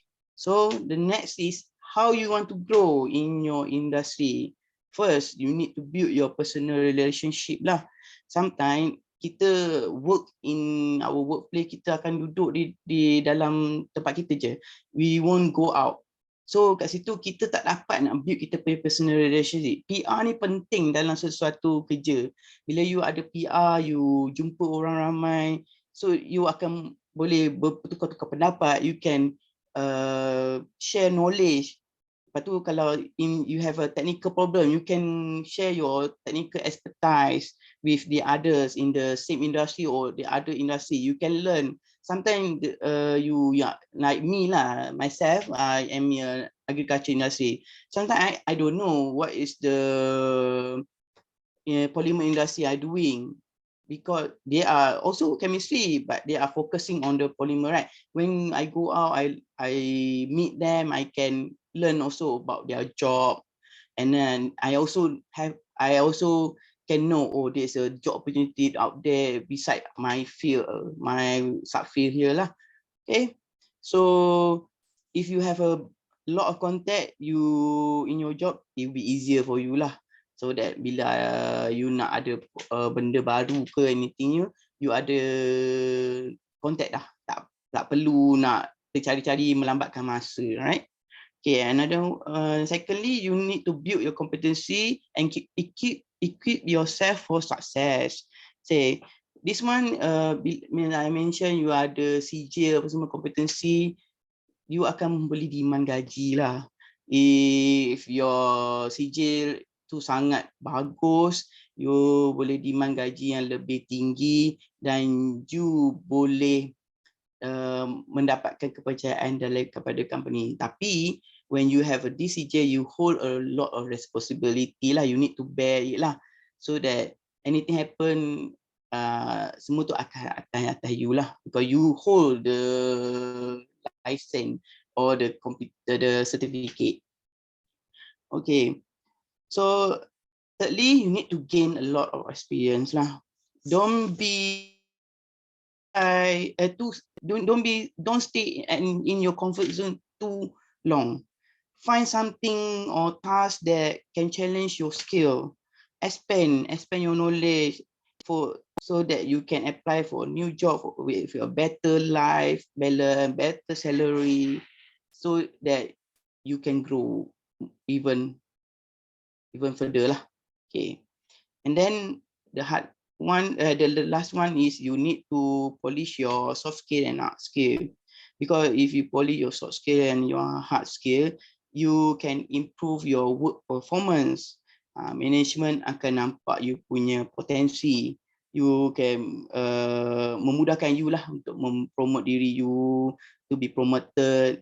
And then sometimes when you involve with other company, the other company will see you and then they will find you interested and they can tarik you masuk dalam company tersebut and provide you a better lah, of course lah, a better benefit lah. So in industry, a lot of challenges. Nowadays, you know that banyak yang pengangguran masih tinggi, so that the thing that yang akan membantu anda untuk dapat sesuatu tempat tu, which is your experience lah. You can compete with experience and sijil. If you are graduated with a chemistry, I recommend you to register as a IKM members so that you have a value for yourself. You ada satu benda lebih daripada orang lain. And then if you are join the IKM member, you are the IKM member, you can join the IKM activity. From this activity, you can be a committee member or anything that you can polish your soft skill lah. And the hard skill also can get, because chemistry is wide. So dalam IKM member, sometimes there are various people from various industry. You can share your knowledge, you can learn about them, you can learn about their job, you can know what is the opportunity out there outside of your field. So tingkatkan prestasi diri dari masa ke semasa, so that you won't left behind or you tak stay there. You will go another step higher and higher and higher. Sometimes kita dalam hidup ni kita nak achieve higher, kita tak nak duduk di tahap yang biasa. Bila kita di tahap biasa, so kita punya life pun akan di tahap biasa lah. When kita strive for higher, we can get higher, then we have a better life lah. And I think that's all. Thank you. I hope that my sharing is okay with you and you can take it positively lah, and you can start to tune your mindset, and then you can know what is the industry out there, and you can search for it, apa yang you minat. From sekarang you can choose already what chemistry field, bahagian mana yang you betul-betul minat. Okay, that's all. Thank you. I give back to the chairperson. Thank you. Thank you so much, Chemist Syed, for sharing us on your experiences and talking about working in the industry. So now we can move on to our Q&A session. So I personally have a question. When applying for a job, does the role applied should be considered, or is it better to just grab any opportunities available? Okay, I think that if you are applying to the job, you just grab anything that possible, because first you don't want to waste your time, because if you wait and then you gain nothing, the experience is important. So if your job you tak berapa minat, you tak berapa suka, but you get it, try to enter it first and pupuk minat tu sendiri. If cannot, you can find another field, another job lah. But I recommend you to go first. don't wait. You wait, you will rugi kat situ. Alright. All right. Another question is, what platforms or opportunities that fresh graduates can venture to equip themselves with the necessary laboratory skills before joining the work? Okay. For sekarang, for nowadays, there's a lot of online course that will provide for you. Then you can, sometimes it's free. If I'm not mistaken, dalam HRDF, dia ada provide you a free course in that one more to the soft skill punya lah. For the hard skill macam technical, for chemistry semua tu, you can apply online. For the IKM pun ada provide training, and then the course that related to the related to the chemistry. And there's a lot lah, macam IKM, Persatuan Makmal Malaysia, PIMAM pun ada. Tapi yang that's one you kena keluarkan duit dululah, so that you can get to enter the course. Lagi selain daripada IKM, PIMAM, ada lagi AGLAM. For our AGLAM means our Agriculture Laboratory Associate Malaysia pun ada provide some training. And for the macam dari segi safety punya, you can go to the NIOS, the DOSH, and then the DOE, Department of Environment pun ada provide the training and the course lah to be competent before you enter the job field. Okay.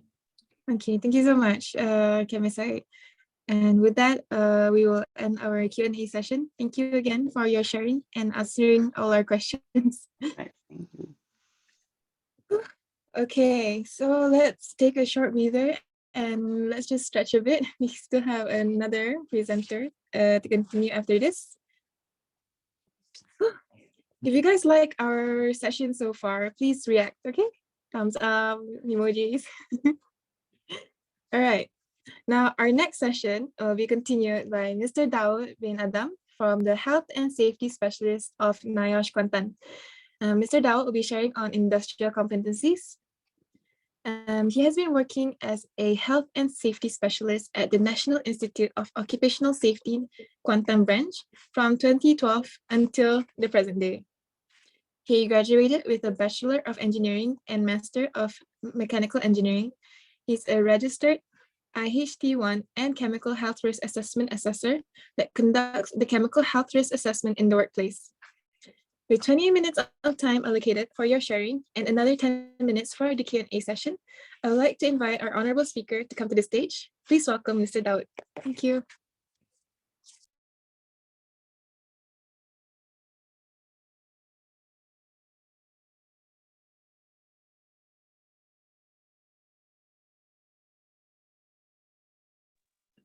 Sorry, but we can't really hear you.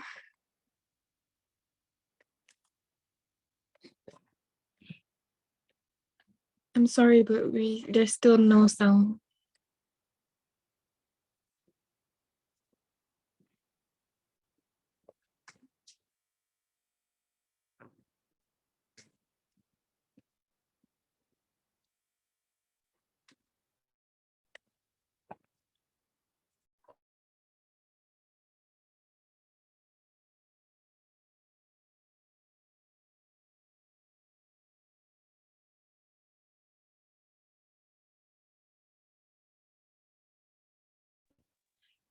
Sorry, but can you try keluarkan your earphone? Maybe that's the problem.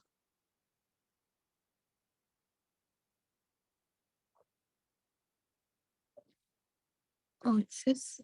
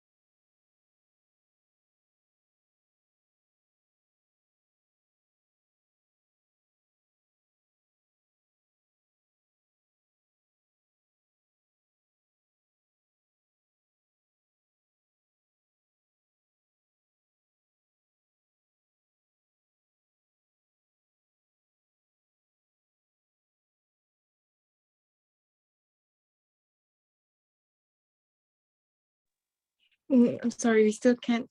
There's still no sound from your end. There's nothing.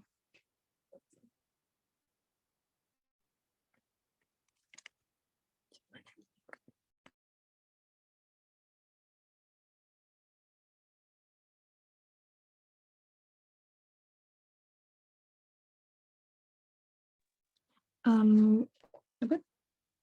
Can you try connecting to the computer audio?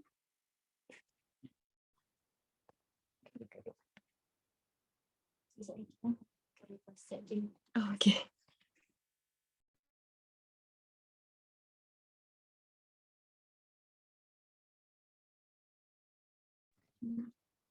Okay, while we wait for this slight technical difficulties to be resolved, don't forget to fill in the attendance and feedback form that is found in the chat box. Thank you.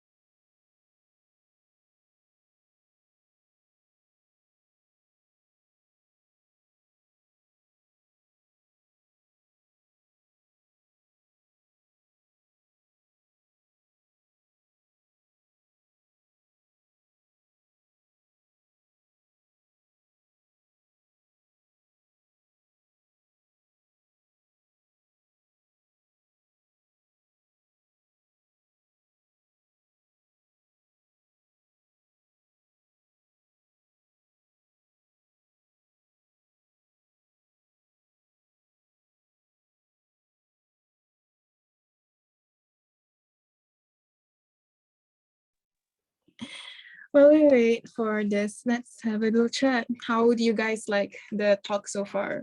Was it interesting? Was it helpful in any way?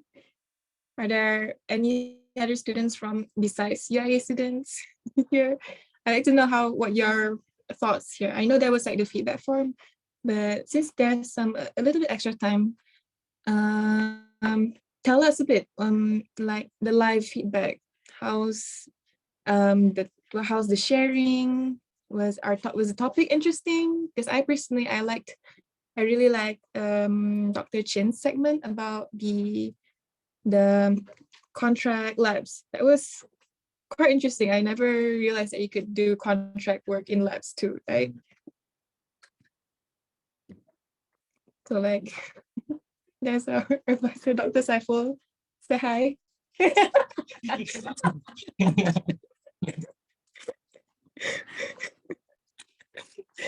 So yeah.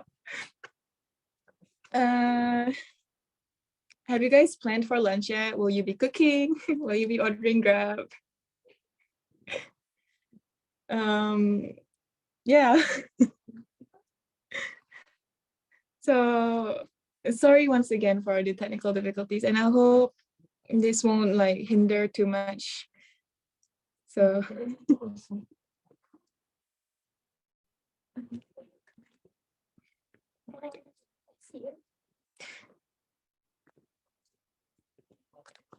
and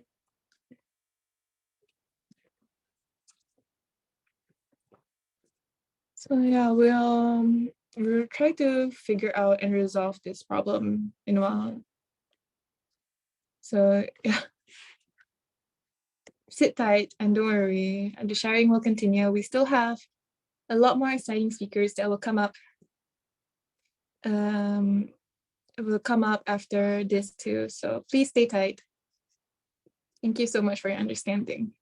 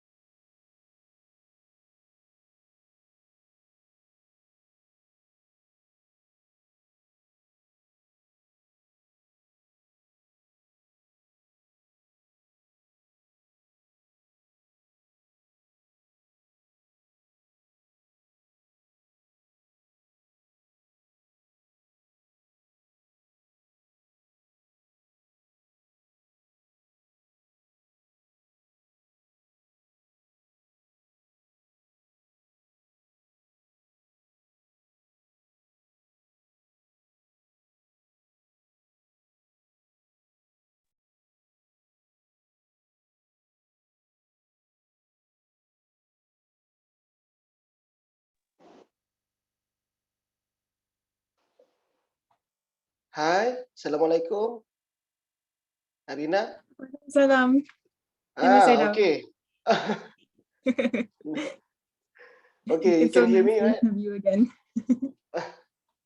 So sorry about the technical issue. It's all right. This is the first time I cannot connect with my computer. Happens to the best of us. Oh, really? Yeah. Okay, well, how's the last session? Was it okay, the technical issue?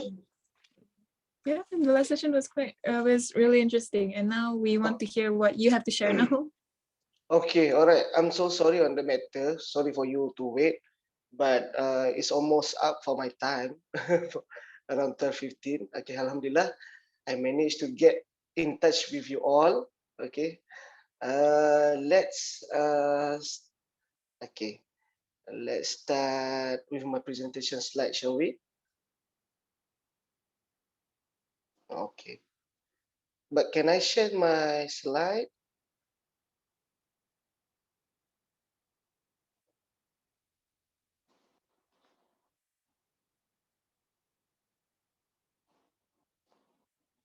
Okay, can you all see my slide?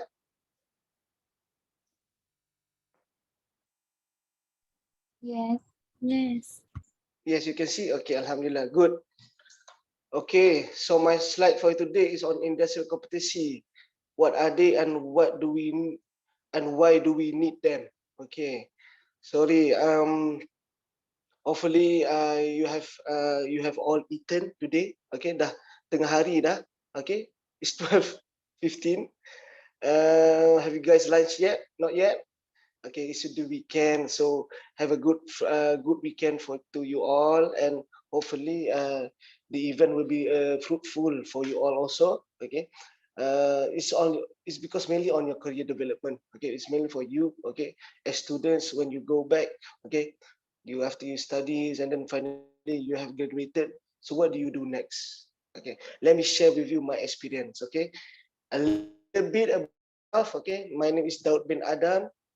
Head of CRD, okay, CRD. CRD stands for Consultation, Research and Development. Okay, my JD or my job description is to conduct consultation works for the industry. Okay, okay. As you can see, I also show you my competency as explained earlier.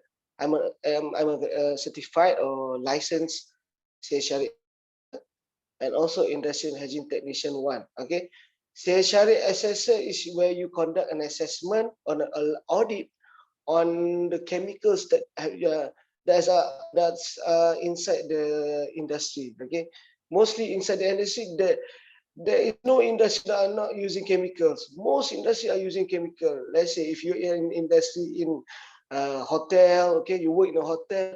So what are the chemicals related there? The maintenance chemical there, the detergents you use, okay, and the floor cleaning chemicals you use there. So those are so-called chemicals.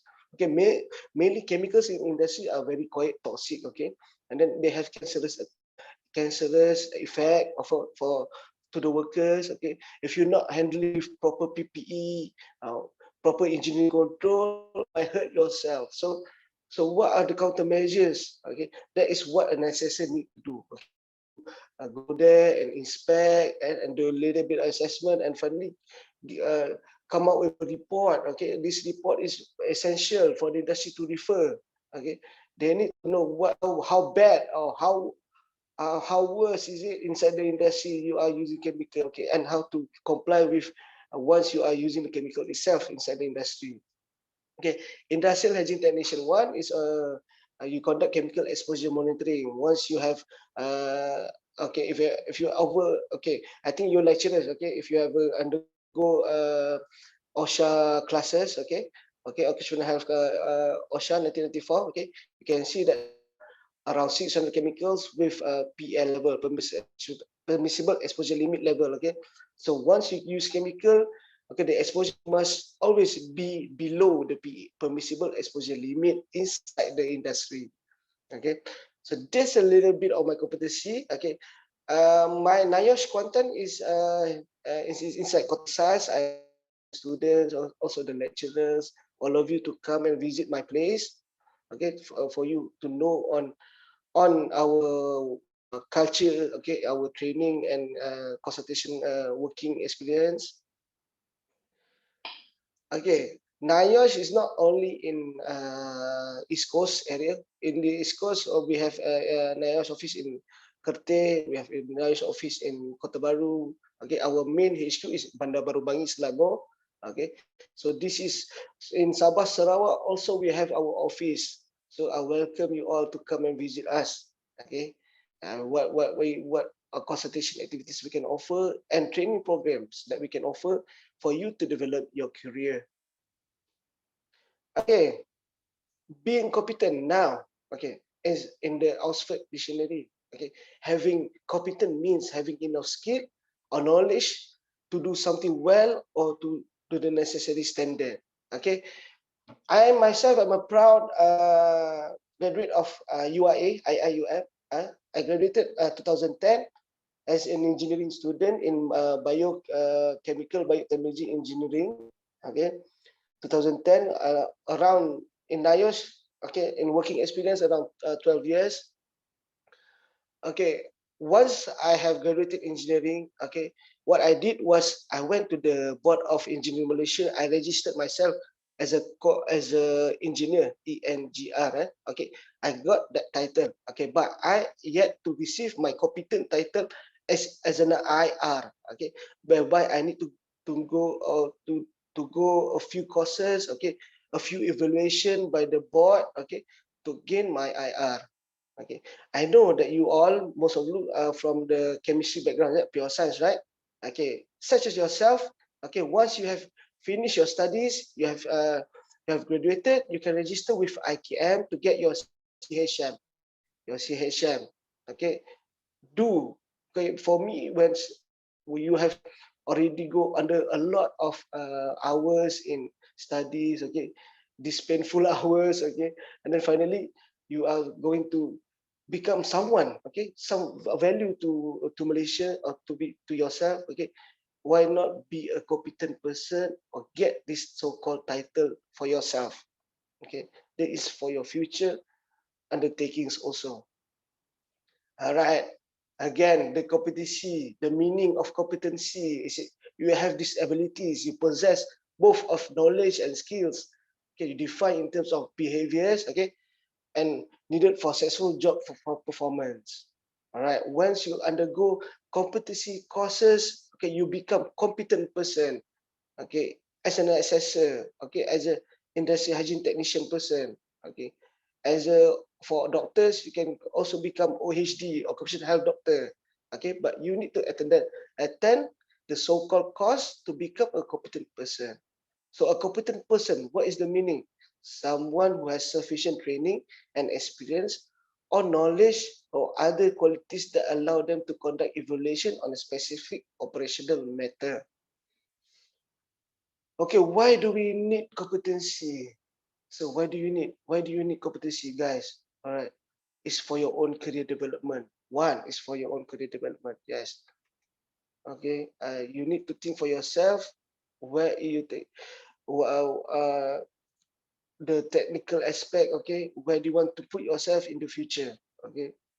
Believe me, when you are working after graduating, when you're working, 1 or 2 years you will get the best of you, and on the 3rd year you will get bored. Okay, you need to do something. Okay, you need to do something else. Okay, this is what competent person or competency program offers you, to become someone, to develop yourself, to develop your skill and knowledge, and to gain experience in a different or specific topic. Okay, second is to improve your working culture. Okay, maybe at your industry, okay, you need to improve. You are not satisfied with the current condition, so getting the competent, okay, you can get and improve your working culture at your specific industry, industry. Okay, effective project handling and success planning in technical and management aspects. Okay, that's why you need a competency for yourself, and for you to also improve the working condition of your employers. Okay, these types of training program, okay, we have 3 levels of training programs. Level 1 is only the awareness program or the industrial safety insurance safety passport program. Okay, we conducted. Second level is the competency program, that what we need to have, okay, for you to have in your working life, okay, or for your workplace. And then level 3, once you have the competency, you can become, okay, a master trainer or a lead auditor in all this OSH management system. Okay, OSH management system is specified in the sector for safety and health. Okay, this is where do you stand. Okay, this is the 3 levels that you must undergo in your working life eventually. Okay, example of competition program that the industry offers. One, okay, so I just share with you that NIOSH offers this kind of competition program. Okay, chemical health reassessment, CHRA. Okay, the qualification criteria to undertake for you to take this course, you have to have pure sciences and engineering background. Okay, this CHRA course around 11 days. Okay, we have consists of 3 modules. A lot of this module, okay, you gain a lot of knowledge regarding basic industrial hygiene, related class regulation, okay, conducting CHRA assessment as per 3rd edition, okay, 3rd edition of assessment, okay, the latest one. Okay, the target group will be the safety personnel managers, the supervisors, the OSH practitioners, okay, managers, interested and interested individuals, such as yourself. And the objective, okay, is once you have attended this course, you can conduct assessment. Okay, you can be a competent person, all right, and you know all the legal requirements related to chemicals and related to OSH Act 1994. Okay, all right. So this is the career pathway to become an assessor. First, you have to attend the course. Once you have attended, okay, your attendance is full, you go to the next, which is CHRA examination. Okay. But if you let's say you want to, if you are not from sciences background, you want to take the examination, okay, you must first undergo experience, to take the experience as a minimum of 3 years. Okay. Then once you have the 3 years experience, you can go for registration once you pass your examination. Okay, registered with DOSH. Okay, a licensed personnel, and finally you become a competent person or an assessor. Okay, CHRA renewal is like your license, your driving license. Every year, right? Our driving license must be renewed. Okay, but for CHRA renewal is every 3 years. Okay, but this upon yearly, there is a continuous education program that you must take. Okay, yeah, you must collect. Okay, and the end of the 3 years, only then you can renew your license. Okay, this automatically is for your career development. So another program that I think most of you are most interested in is also the indoor air quality program. Okay, you become an assessor. This is also called an assessor. Okay, so for qualification criteria to take this is diploma or also degree, background pure sciences and engineering, most welcome. Okay, this is on this program. Okay, you will know on the ICOP 2010, you know the indoor air quality requirements. So the target group are those interested individuals or maybe safety practitioners, supervisors and managers level. At the end of the day, you can conduct an assessment to the industry. Okay, the demands of CHRA and so-called for competent person, there is always be demands. Okay, because like say demand is this is compulsory. It's by regulation under the Use Regulation 2000 under the OSH Act 1994. Is to conduct the industry need to conduct an assessment or CHRA assessment. Okay, IIQ also, but it's not by per regulation, but it's per industry code of practice. Okay, once we have hit by the pandemic of COVID-19, we are in the phase of endemic. Okay, mostly indoor air quality assessors are needed to conduct IIQ at the workplace area. Okay, so clients will be calling you all. Okay, if you are so-called colleague, they wanting to know how's the condition. Okay, how's my office area? How's my workplace area? Is it okay? Is it safe? Is it safe for my staff to come and do their jobs here safely? Okay, is it there's a lot of still of COVID-19 viruses, bacteria. Okay, are the chemicals inside this area okay? Comply to the current condition? Okay, this one the demand is always there. So for me, and I encourage you all to take competency programs once you graduated. Okay. Okay, this is the pathway of becoming an IQ assessor. Okay, of course, again, you have to take your IQ course. Okay, with NIOSH. NIOSH is the only training provider that offers. Okay, I think there's also another one or two training providers. Okay, and then we go for IQ examination. Okay, once you meet the criteria, you pass your exam, you can register with DOSH also as a competent IIQ assessor. Okay, and then you have to also renew your assessor license every 3 years. Okay, that is for occupational health, but for occupational safety, okay, is a little bit for the qualification criteria is a little bit also longer, which is for those who have minimum of SPM level can also take this essential course. Okay, but again they have to be in experience in OSH. Okay, in the sector of OSH. Okay, once you go out, you please offer yourself to your management. You want to be in the safety committee. Okay, safety committee. So because once you are in the safety committee, these 3 years inside the you can act as a proof that you have in the 3 years long run or working place, you are been in the safety committee for you to register your competent assessment. Okay. All right. For essential program, okay, safety health officer is a 20 days program. Okay.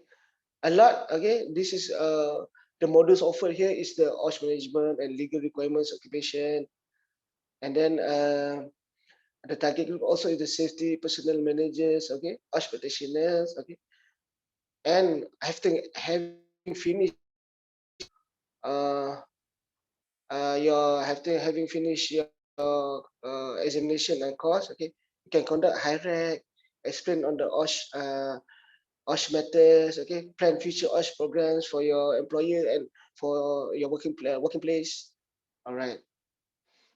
The same goes to the career pathway. Okay, take essential course, go for examination, go for registration, and go for renewal. Okay, these 4 steps. Okay. Essential is is based on OSH 1994, have a lot of duties. Okay, first of all, for one of these main duties is advising employers on occupational health and safety measures. Okay, conduct workplace inspections, conduct investigation related to accident and incident, okay, assist in organizing and implementing the occupational safety and health program, act as secretary to assist, okay, the safety and health committee workforce, and to collect and analyze the maintain workplace accident statistic. Okay, this is an SSO work lah, okay, as a JD. Okay, I want to share also with you to summarize the NIOSH competency program, okay, and training program that we offer. Okay, there is a lot for you to get, okay, competency program. Okay, those with doctor's background, you can go, you can become occupational health doctors, okay. Sciences program, become IIQ, CHRA, Haji Tech 1, Haji Tech 2. Noise risk assessor pun ada for you all, okay, can take on that. Academic risk assessor, okay, is part of also competency program, okay. The SSO, Triple S, okay, this is the so-called competency program that NIOSH offer. Now, for you all to become trainers, okay, okay, once you get your competency and you want to become NIOSH trainer, you can take this program, the Train the Trainer program 1 and 2. Okay, this is an advanced training for all to become NIOSH trainers. Okay, confined space trainers, CST. And then awareness program, this program, once you become trainers, this so-called awareness program, safety passport program, you can be our facilitator and trainers for these programs. Okay, so I think I have made a clear, okay, a clear brief explanation on why you guys need to be competent person in your future, okay, in your future undertakings. Okay, now this is a bit of the competent person and the estimated salary based on our report 2016 by HRD Corp. Okay, all right. So essential once you graduated or you take when you are a licensed person, estimated salary is around 4,500. Okay, industrial technician around 2,000. Okay, assessor for CHRA 5,000. Okay, this is estimated salary. Okay, as a guidance for you in the near future. Okay, I think that is it from me. Okay, on my sharing session on competencies and industrial competencies. You are most welcome to contact me and come to NIOSH Kuantan if you have future, if you want to know on the competencies and training programs that NIOSH offer. Okay. Also, if you are in the last semester and you want to become, okay, there's currently there's a Carnival Kerjaya Jamin Kerja in Zenith Hotel. Started yesterday until tomorrow. Guys, if you're in the final year, you want to go for your take a look of companies in Kuantan that are offering works, okay, affordable jobs. Please go if you have the time, okay, just to get your weekend happening. All right. Okay, Miss Alina, thank you very much. Thank you all the participants. Thank you all brothers and sisters for your attention on my brief session. Okay, have a fruitful weekend, guys. Okay, Assalamualaikum warahmatullahi wabarakatuh and take care. Thank you so much, Isida, for your sharing about being different competent people in the industry and talking about NIOSH and becoming an officers. So whoever is in the OSH concentration courses, so you guys know who to contact now. Yeah, most welcome. Okay. So we do have, you can start the Q&A session. We have a couple of questions. All right. So this, is it self-funded or fully funded? This certificate, right? Is it self-funded or fully funded? Okay. If it's self-funded, are there is there any organizations that can fund us?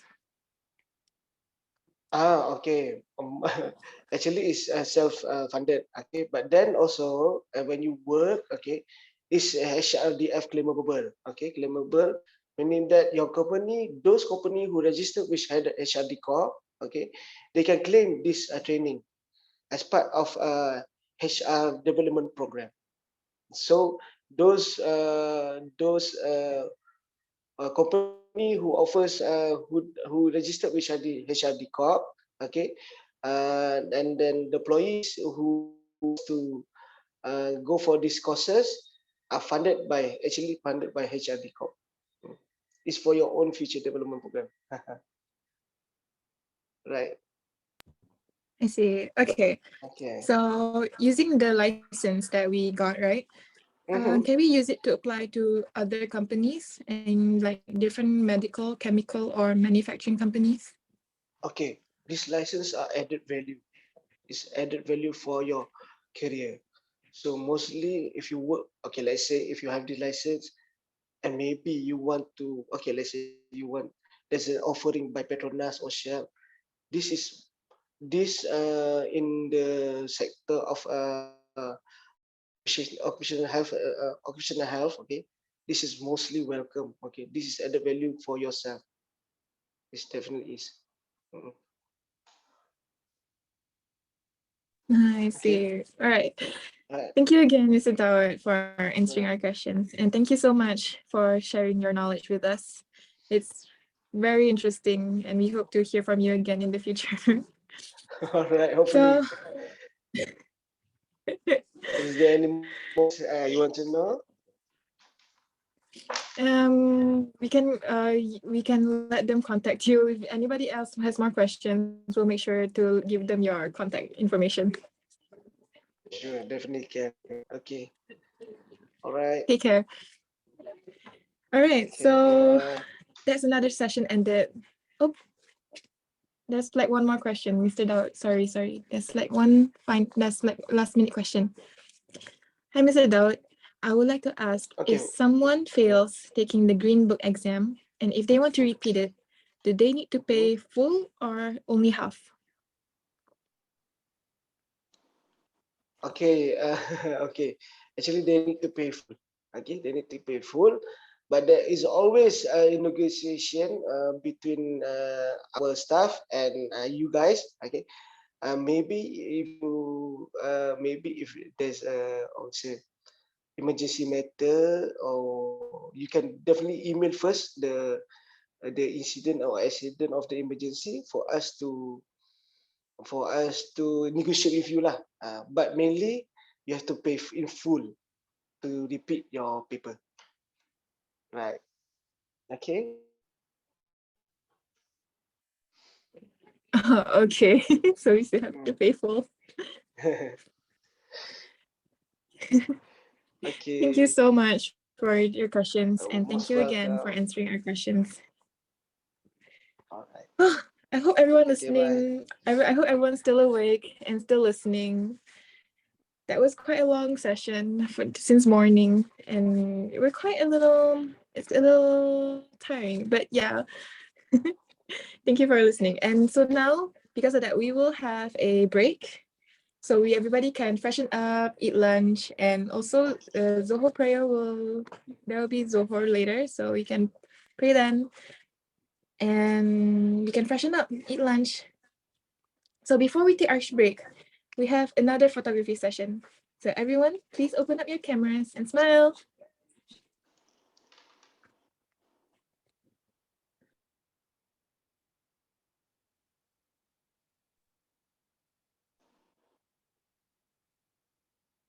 Okay, ready? 1, 2, 3. Okay, thank you. All right. Thank you again for joining the photography session. We will now have a break and we will resume our program at 1:50 p.m. So let's use this time to go eat and drink some water, hydrate yourself, and to freshen up our minds, because we still have another session after lunch, and which is you want to stick around to listen to it because it's really interesting. So make sure you guys enter the Zoom meeting before 1:50 p.m. to make sure the event runs smoothly. And don't forget to ensure you fill out your attendance in the chat box. Thank you. I'll see you soon.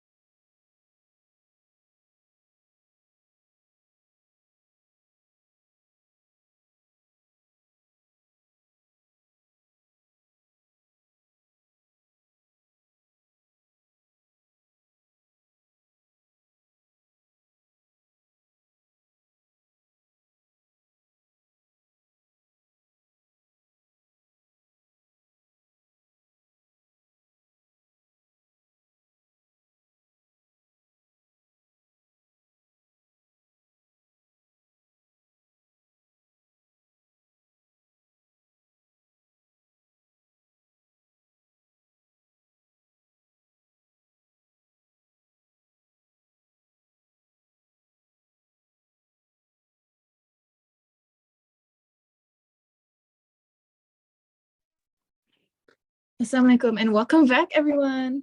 How are you doing? Have you guys eaten lunch? I hope the break was a very much needed one, and I hope you all have refreshed yourself and are ready to continue our program for today. Our afternoon program is quite interesting, and you guys might want to focus on it because it might really help you after you guys graduate. All right. So before we start our afternoon session for today, please be reminded to make sure you have filled in the attendance and feedback form provided in the chat box. Thank you. All right, ladies and gentlemen, the final agenda that we have been waiting for has arrived. And this slot is a special one as it has two parts, which is the resume building slot and LinkedIn profile slot, which will be presented by Mr. Nizam Ahmed. Mr. Nizam Ahmed is a holder of bachelor's degree in business administration with a specialization in marketing and management sciences from IIUM.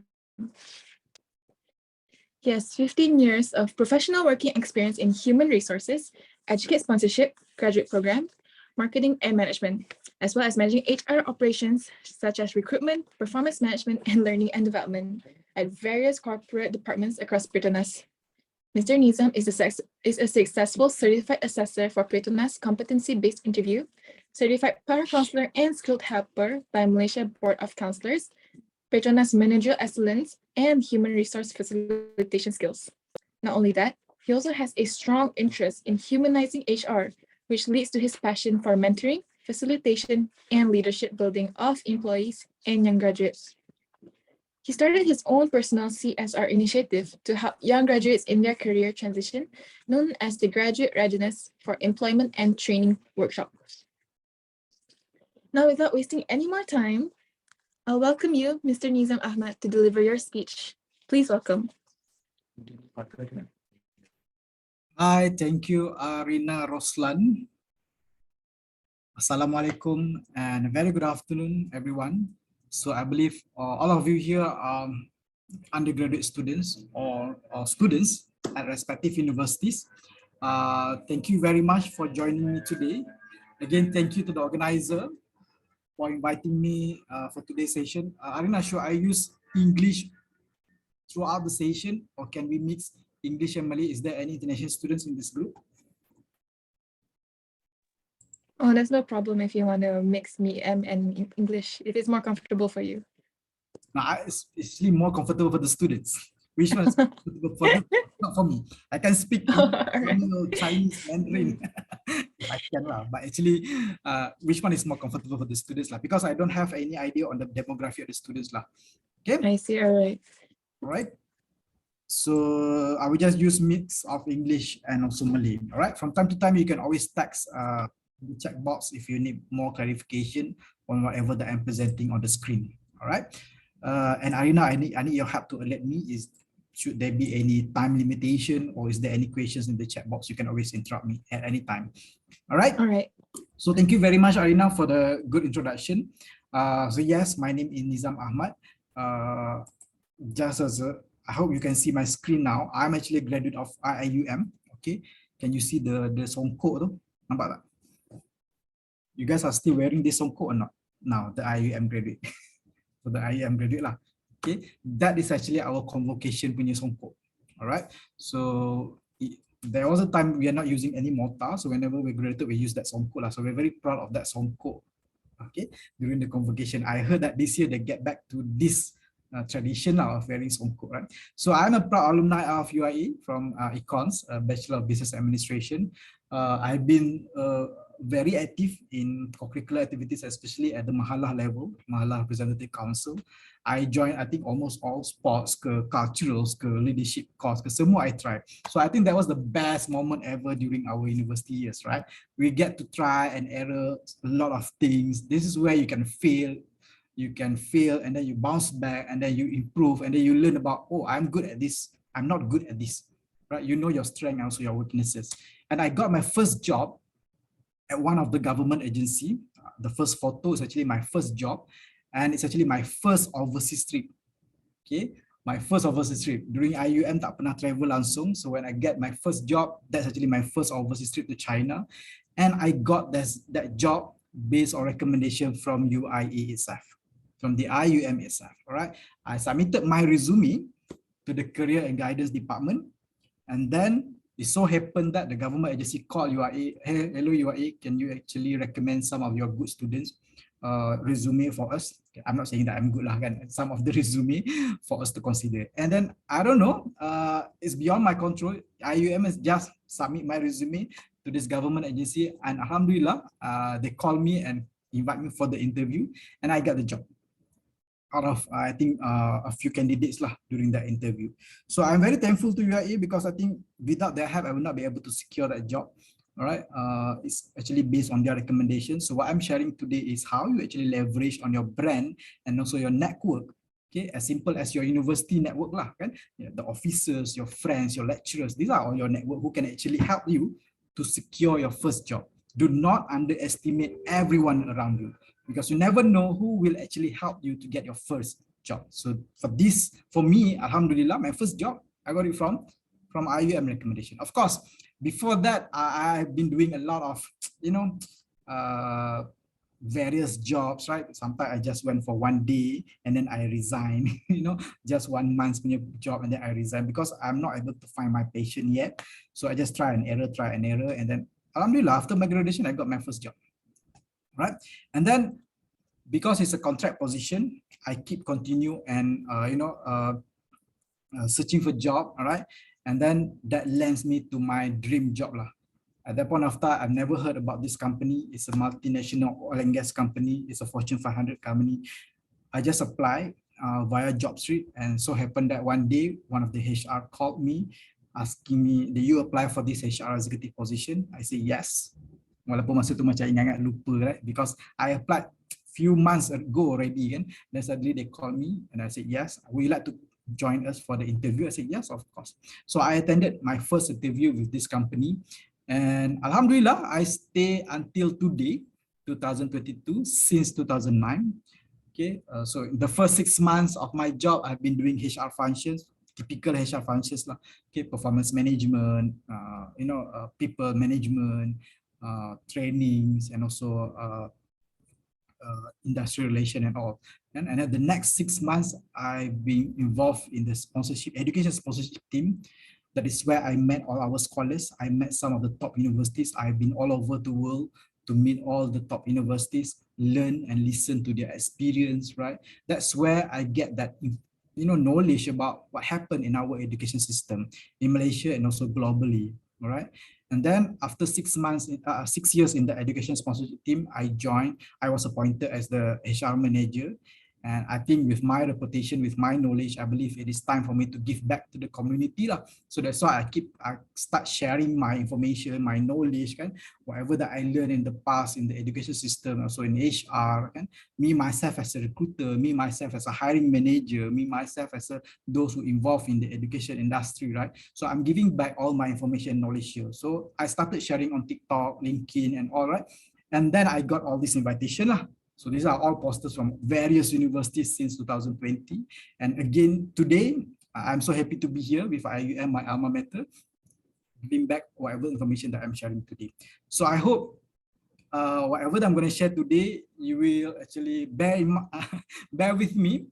We're going to do some activities, all right? So I hope from time to time, if you can just say hi in the chat, I'm okay, so that I know that you are there. I'm afraid that I'm going to talk, all by myself. So just say hi, you guys. Are you ready for our resume building hari ini? Are you guys ready? Maybe you can put something on the chat box, kan? Are you guys ready to hear? Whatever that I'm going to share today is based on my real experience. This is not based on Google, no. You will not find my content in Google. Maybe some of it, yeah, it's the same ideas, right? The same ideology, yes, perhaps the same, but whatever that I'm going to share today is based on real experience. So you will not get this anywhere else. Okay, all right. So I have this video just as a starter. Let us watch this video. I hope you can listen to the sound. Let me know if otherwise.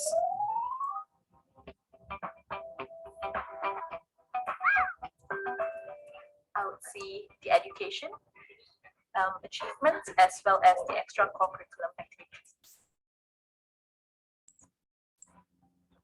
First thing, CGPA. Second thing, project with all the description you can get. And third one, extracurricular activities.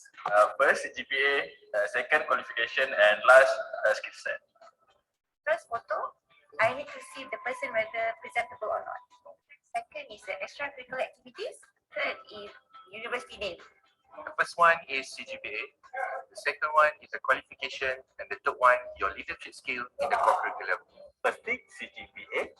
Second, which university, and third, what extra activities other than study.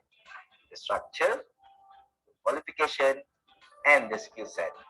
First name, second your CGPA and your degree, and then third the personal summary.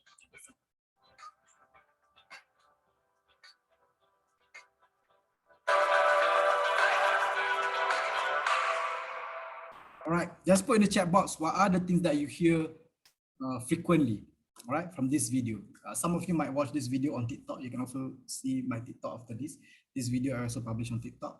What are the things that, you know, people keep saying that these are the things that they look at first in your resume?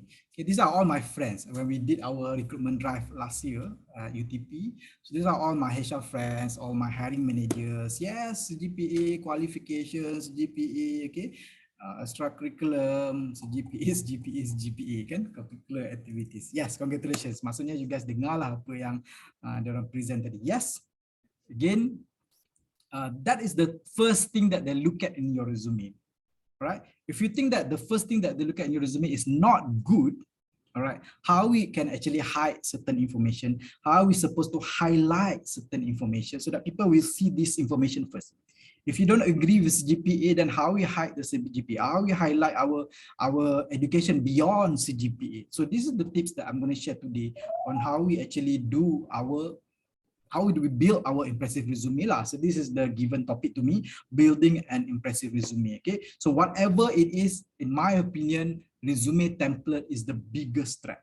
Okay, because the best resume template is your template. I know that some of you guys, you know, I heard that some of your friends actually you bought resume template from Shopee, you bought from someone, you know, and then you try to copy and paste some of the design, you know, try to copy and paste certain words, certain sentences. So I think that's the biggest trap. When you start copying other people's template, when you start copying other people's words and sentences, it makes your resume become average lah, becomes normal, it become generic. It means that you are just like anybody else. Okay. So for me, building an impressive resume is a resume that's really unique, customized only for yourself. So whatever that I'm going to share today is actually on how you can actually build your own unique resume. Of course, I will also share some template that's only as reference.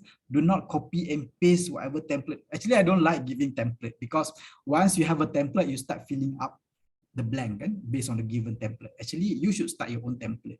Create your own template. I will guide you later on how we actually create our own template so that other people want to copy our template.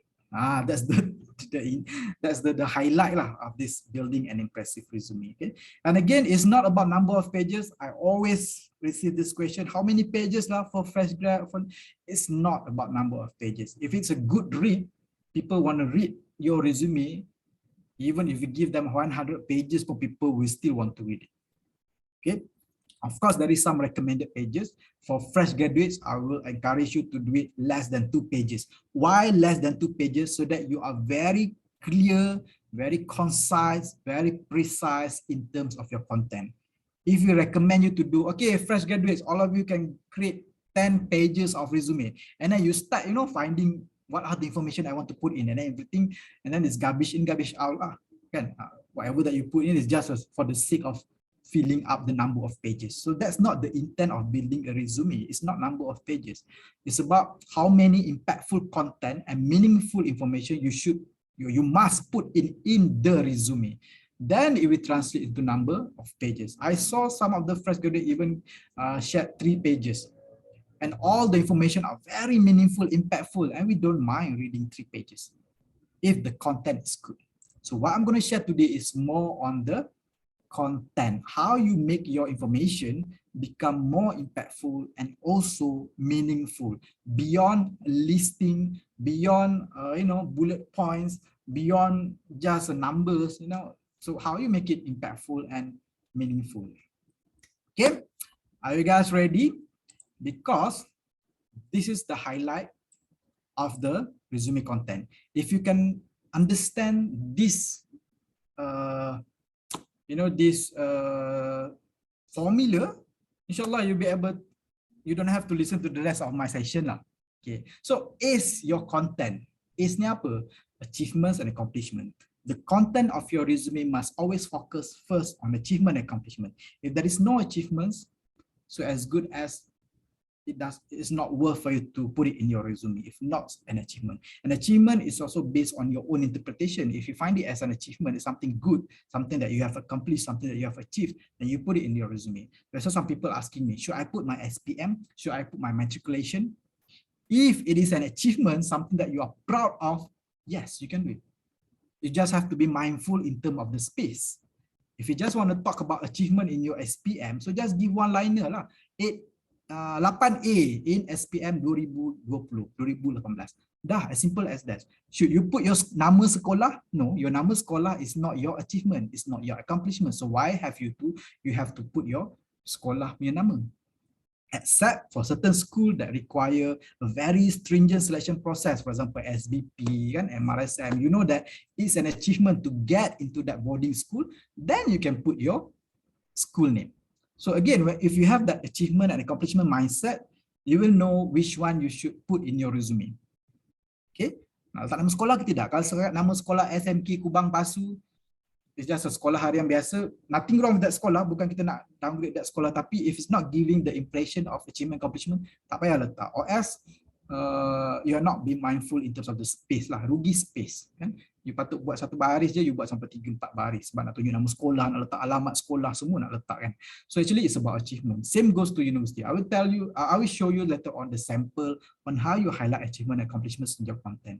Next is the next content, the more important part in your content is actually about your competency and technical skills. How you convince people that you have this competency? How do you convince people that you have this technical skills? I'm going to show you later on how you write a good skills in your resume. And last but not least, we want you to share your experience. Okay, we want you to share some evidence or example on what you have done in the past. Okay, it's always about in the past because that experience, evidence, example will actually predict the future on how you actually gonna behave, how you actually gonna perform in your new job in the future. Okay, so it's about ACE your content. All right, and then when we read your resume, it is actually as simple as ABC, HR ke, recruiters ke, or hiring managers. When we read your resume, we are not reading or check on every single word. No, we look at your agility, behavior, and competency, ABC. Agility means how variety in terms of your education background, how agile you are in terms of your skills. Do you have multiple skills or you only focus on certain skills? Are you actually agile in terms of your co-curricular achievements, right? Are you only involved in one competition daripada first year sampai grad, semua nama competition sama. You list 1, 2, 3, 4, 5, semua competition sama. So it does not show agility in terms of your past experience, right? So we look at that, even your learning agility as well. The most important part is actually your learning agility. Do you go beyond your current degree or not? Do you have that, you know, courage to learn beyond whatever that you're currently studying at the university? So those are the things that we read between the line in your resume. Okay, those are the things that we read in your resume. And then we look at your behavior. How do we see your behavior in your resume? Actually, when we read your resume, we're trying to surface some of your good behaviors. Okay, are you someone who are result oriented? Are you someone who have winning mindset? Are you someone who are able to lead a team? Are you a team player or not? Does not mean that you have to put it in your resume. I am a team player. No, we do not believe that. We read between the line. We look at your achievements. We look at your ACE tadi lah, achievement, competency, and experience too. Do you have the right behavior for us or not? So how do you showcase this in your resume? Later on, we're going to learn on how you show your ABC in your resume. And then your competency. We look at your competency, whether it matches with the job requirement or not. We did not actually specify lah, your competency must be at highest level, advanced level, and that's not necessarily. As long as you have basic competency level, we know if you are a fresh graduate, the competency level is perhaps only at awareness level. If you are at experience higher, more than 3 years experience, perhaps the competency level is a bit higher. We are fine. We know our competency level lah. But you yourself kena tahu juga what are your competency that you should highlight in your resume, because these are the ABC that we look at in your resume. Okay, and then how you highlight this in your content. Okay, so make it crystal clear like LCD, right? LCD player tu kan, LCD display tu. So make it as clear as that.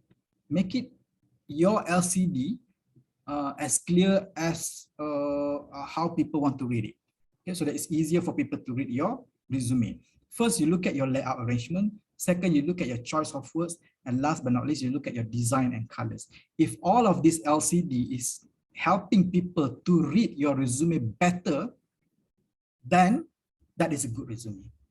If your LCD, is cacar marba, is too overcrowded, you're not sure, we're not able to differentiate which one is the second column, the second section. How do you sectionalize, compartmentalize some of the content? How you cluster the header, how you cluster certain information, how you write certain things, and choice of words. Then if you're able to make it very clear, you give clarity in your resume, that people will be able to read it, seamlessly. People will be able to read and understand and appreciate your content. Okay, ace your content so that people can read as simple as ABC, and make it as crystal clear as possible, like LCD. All right, faham tak? Kalau faham, komen kata faham, ACE, ABC, dan LCD. After this, we're gonna go through what do I mean by ACE, ABC, and LCD in the resume building. Ini cuma high level saja. I put you some of the context, because after this, we're gonna do our resume review together. Okay, this is just some research that I read in 2016 research or 2018, right? How people read our resume, right? If your resume is not that crystal clear, kan? Ace tak ada, ABC pun kita tak boleh nak baca, there is no LCD, no crystal clear, kan?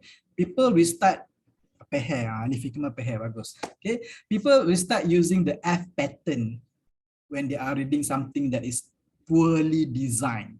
Kan, kalau dia nampak your resume is so overcrowded, is so messy, kan, there is no clear cluster section and also header, people start reading based on the F pattern. This is a research done by one of this company lah, Nelson Group ni. Okay, if your page or section of a page includes text that has little or no formatting for the web, kan, or even your page ni is like a wall of text, penuh teks, daripada kiri kanan atas bawah semua teks penuh kan, macam it's like a paragraph, it's like we are reading a novel. There is no bold, there is no bullet, there is no subheadings. Then people will start reading in the F pattern.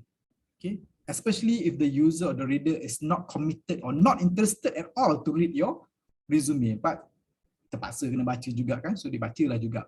But bila dibaca tu dia akan jadi F pattern lah, which is kind of speed reading lah, how people speed reading your resume. So then if we know that this is how people read our resume, that if people read in F pattern, so our resume, where we do the layout, we do the design, we must be very careful what are the things that we put in the F pattern. Means that up to bottom is your section, is your header. Is it clear or not? Is it give the right message to the reader or not?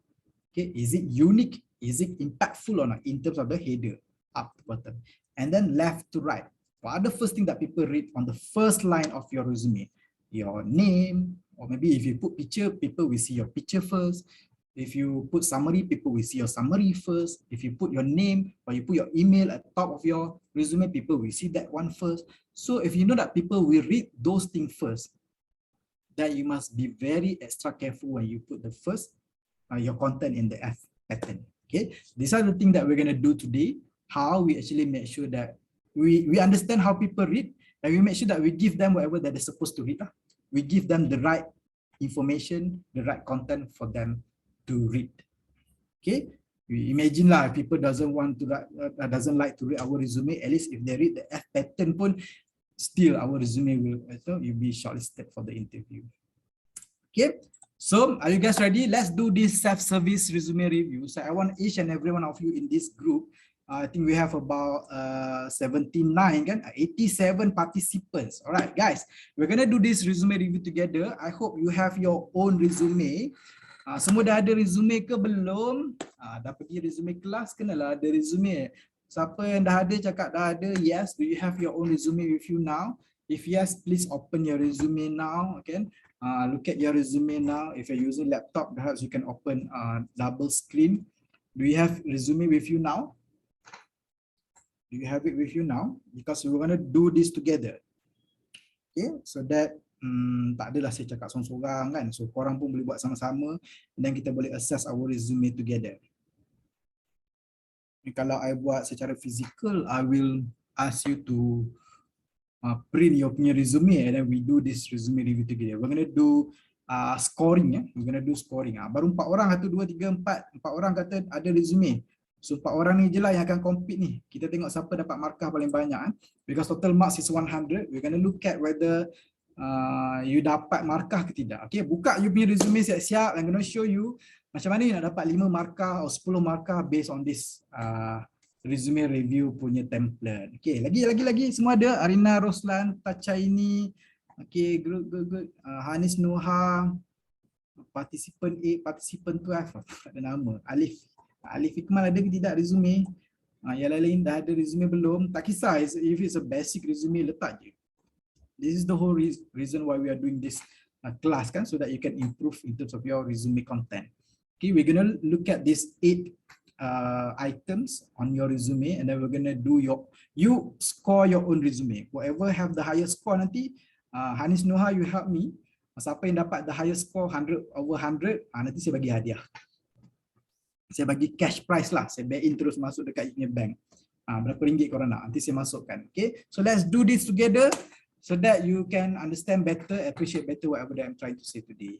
Dah ada kan semua resume? Yang lain diam ni, tak ada resume lagi lah ni. Guys, kalau pergi resume writing class, kena bawa resume. Kalau pergi interview class, kena standby untuk jawab interview. Kalau pergi linking class lagi, kena ada linking. Okay, dah jumpa. Alright, buka, semua buka. Buka you punya resume. Okay, I give you time untuk buka you punya resume. Tak kisahlah yang lama ke, yang baru ke, it's okay. We just wanna guide you on how you do the scoring for your resume. Okay, Arina ada tak resume? Dia tak buat lagi? Ada. Buka lah. Tak. Okay, we're gonna do together. Everyone kena letak scoring nanti. I will guide you on how you put the scoring. Ada sampel semua. Kalau you sama macam sampel, you dapatlah score tu. Okay, so let's do this together. Hopefully ramai yang dapat markah banyak lah. Lagi tinggi lagi bagus. Student kan suka kalau tengok percentage ni. Senang you nak assess you punya resume tu impressive atau tidak. Kalau you are A, dapat A berapa persen lah markah? 80. 80. Okay, kalau dapat 80 untuk A. Okay. Kita ada universiti lain ke hari ni, Arina? UiTM, yang lain tu, UMP, ada ke attendance? Kita ada buat in collaboration dengan UiTM Zengke dengan University Malaysia Pahang. Okay, so ada kan? Some of them are here, right? Yeah. Okay, that's good. Alright, so kita tengok siapa menang. UMP ke, IIUM ke, UiTM Zengke ke, kita tengok who are the winner of this resume review. Okay, semua dah ready? Okay, so let's go one by one in terms of the resume content. Of course, I can always tell you apa benda nak kena buat kan, tapi tak best. So let's do this together. You score your own resume, then whoever get the highest score nanti, that's your benchmark. Means that's your reference lah. You can always learn from your friends after this. Okay, let's look at your personal details. Okay. Okay, siapa yang resume headline dia macam ni? Nama, lepas tu ada gambar pasport, lepas tu ada alamat, lepas tu ada email, ada nombor telefon. Kalau ada macam ni, okay lah, letaklah 5 markah. Ada, at least ada. Okay, bagi 5 markah to yourself. Okay, kalau siapa tak ingat tadi, korang buat satu template untuk macam ni. Template yang tadi tu lah saya letak tu kan. Ni. So bagi 5 markah. Tapi bonusnya saya akan tunjuk kejap lagi. Macam mana nak bagi 5 markah. Okay, if you have your personal details macam ni, boleh, tapi tak dapat bonus lah. Okay, kalau you ada macam ni, dapat 5 markah. Okay, siapa yang dapat 5 markah? Angkat tangan. Kita try dulu first ni so that you faham. The first thing, letak dekat chat lah. Siapa yang dapat 5 markah? Saya kan. If you got 5 marks, yes, Ana sejak tadi Kelantan, sekejap Arab ni, okay. Mostly semua ada macam ni lah, gambar, pasport, semua kan. Lepas tu ada alamat, macam orang nak hantar di kad raya kan. Saya tak tahulah kenapa letak alamat panjang-panjang. Bukannya kita nak hantar di kad raya ke apa kan. Lepas tu nama sebesar-besarnya kalau boleh kat situ kan. Entah kenapa resume nak kena nama besar-besar. Okay. So that's actually 5 marks lah. Tapi kalau you buat resume personal details yang macam ni, this is your extra 5 marks bonus. So kalau tadi 5, kalau ada macam ni dia campur 5. Kalau tak ada jangan letak. Okay? Because why? The first 25% of your resume is your brand. So bila orang tengok nama, orang bukan setakat nak kenal your name. Your resume is not only based on your name. You need to have a brand headline.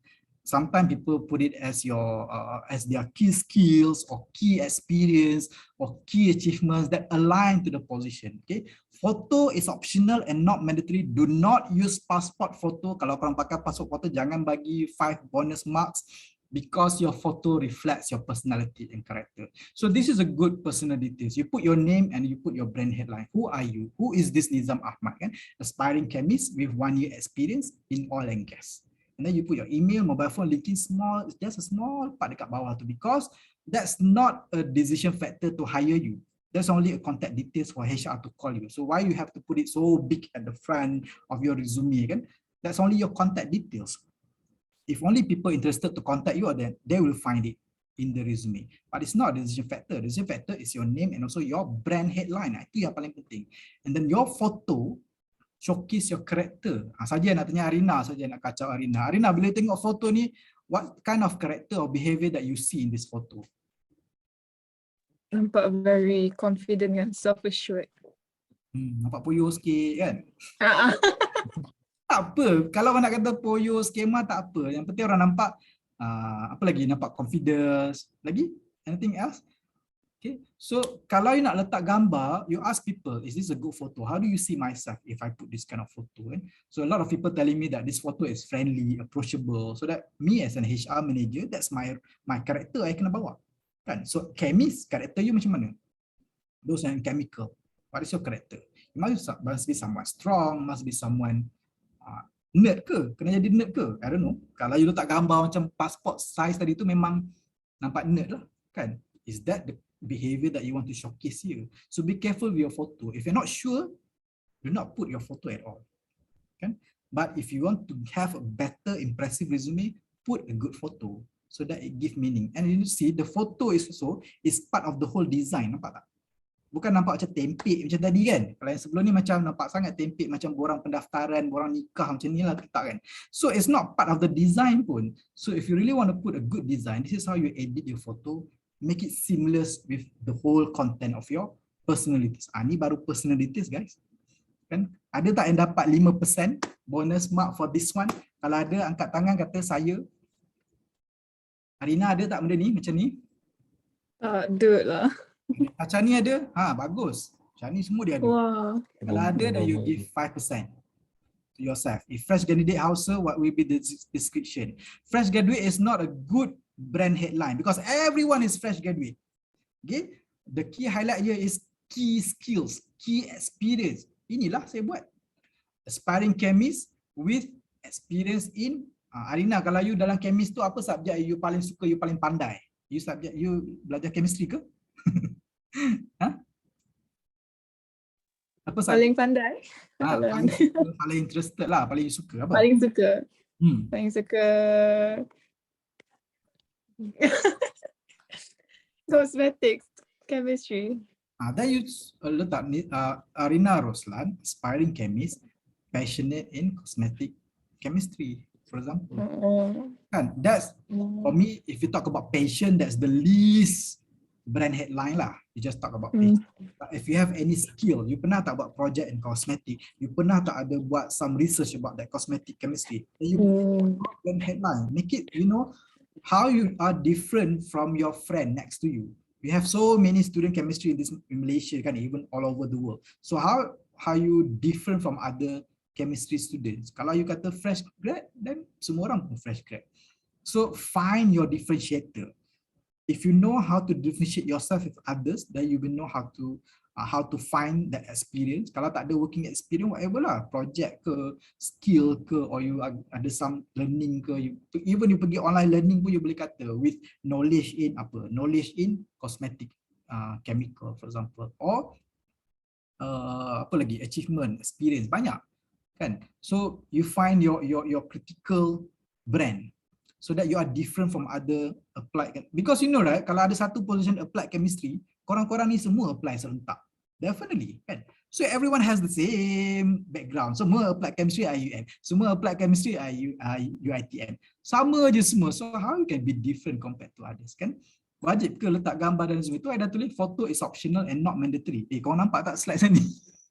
Janganlah tanya benda yang dah tulis. Dia tak wajib, tapi kalau gambar korang pasport tu dia jadi haram. Korang kan suka halal haram kan? Ya kan ada kelas halal haram kan, halal haram kan.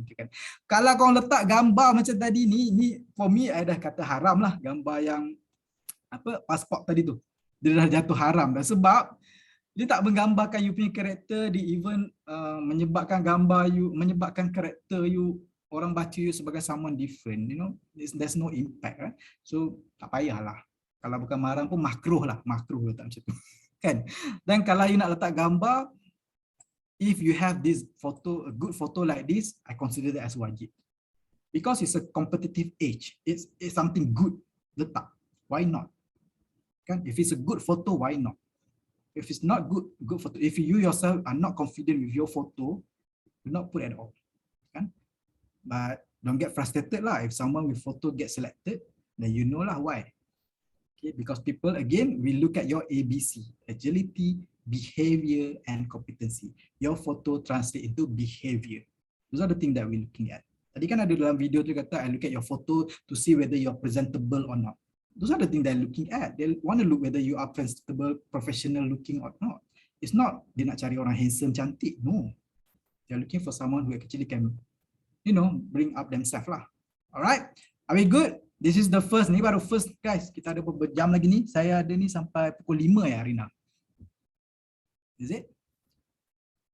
Yes, 4:50-ish, like that, 4:50 to 5. That's the end of the whole session, right? So I can stop. That's the end of the whole session, yeah. I hope I can complete the Zoom until 3:30 and then at 3:45 okay, start with linking. Okay? Alright. So ada yang dapat 10 markah. 10 per 10 for personal details. Okay, dan you letak 10. Alright. Okay, let's look at our the next one. Okay. Personal summary. Okay, some of the fresh graduate dia tak letak personal summary. Kalau ada, you bagi 5. Some of you letak macam ni, career objective kan. Some of you letak macam ni. A passionate and goal-oriented fresh graduate student in applied chemistry from International Islamic University Malaysia. Self-driven, independent, adaptable student. Macam-macam lah dia tulis kan. With excellent academic result. Aim for vacant position in your organization and available to start working on January 2023. Siapa yang tulis macam ni, bagilah 5 markah. Okay. Daripada tak ada kan, okay lah. Tapi this is not a good write up. This is not a good personal summary. Okay. Ada yang dapat 5 markah for this one. Yes. Okay, good. Bagi 5 markah if you have a career objective or personal summary like this. Okay lah, daripada tak ada kan. Okay. Give yourself 5 marks. Tapi yang I nak actually an impressive resume, you give yourself another berapa markah ni? 5 rasa. Okay, another extra bonus mark if you put your personal summary like this. This one. This is how you put a good personal summary, okay? Why we need to have a personal summary? Your personal summary will help reader to focus on your key values and strength, okay? So normally we include your key portfolio, your key area lah, your field of study, apa you punya field of study. And then skills that you have to offer to the organization, your capability level, or you have any certification, key achievement, contribution to the industry kalau ada. And of course, it must align to the position that you're going to apply. If you're looking for engineer position, then you carilah all the relevant courses, skills that are relevant to engineering. If you're looking for chemist position or scientist or researcher, you must find something that's related to that. Okay, so normally this is my formula. For you to create a good person summary, you talk about who you are today. First class graduate of applied chemistry, specialized in polymer and material with knowledge in computational chemistry. Ni you punya subjek, betul tak? Macam mana saya tahu ni? Saya bukan student applied chemistry. So I do my own research. So I look at your course outline. These are the things that I think is very relevant to the industry. Kan, polymer material, oh tu kalau oil and gas memang sukalah polymer material kan. Even in manufacturing pun they are looking for those who have experience polymer material. Arina kalau dia buat cosmetic, then you go for cosmetic punya industry, then you put your specialization in cosmetic chemical kan. Tell people what do you have instead of telling people what you want from the organization. Tadi kan semua nak itu, nak ini, nak jawatan itu, nak jawatan ini. Do not tell people what do you want kan. Tell people what you have. Kan? Yang tadi tu apa? Self-driven, motivated, whatever itu, you puji diri sendiri, masuk bakul akak sendiri, kita tak nak dengar mana betul. We want facts. This is facts, right? And then what is your key differentiator? Something unique about yourself. You are trained in OSHA. You guys belajar OSHA kan? In chemical kan? Chemistry, and then with 4 months internship in oil and gas industry, or 4 months internship in manufacturing industry, for example. So this is a key differentiator to make yourself, different from other applied chemistry students. Something special about you. And then next is optional. Who you are in the future. If you really know what you want to be, you put your career aspiration here. And this career aspiration you must change according to the position that you're going to apply. If you apply for petrochemical punya company, you letak petrochemical industry. If you apply for university or academic punya industry, you want to contribute professionally in the academic industry as a professor, as a lecturer. You always change your career aspiration according to the position that you want to apply. Kalau you don't want to be that career, you don't want to be in that career, then do not apply for that position lah. So you must be very sure what you want to be. Because that's what actually convinced the hiring manager that they want to hire you. Do you want this role or not? If you want this role, what is the contribution that you're expecting to be involved in? Jadi apa? Chemist ke? Jadi engineer ke? Jadi apa? Jadi HR ke? Jadi planner ke? Or jadi researcher ke? Jadi scientist ke? Or engineer? Right? Be very sure what you want to be in that position. Alright? Because we like someone who know what they are doing. We like someone who actually very sure of what they are venturing into lah, what they're going to venture into. So give yourself 5 points extra for this one. Ada tak yang dapat 5 points? Ada? Anyone who got 5 points using this personal summary? Ke tak ada? Kalau tak ada cakap je tak ada. Tak ada, tak dapat 5 points. Arina dapat ke 5 points? Tak dapat. Kalau tak dapat, letak tak dapat. Okay, so that's why kelakar. That's why benda ni yang kita nak baca, the facts and also the evidence about yourself. Those are more meaningful, more impactful compared to you full of yourself, you put a lot of adjective, right? So it's not impactful at all. Sometimes become, cliche, it's just buzzwords. All right, so let's proceed to the next part.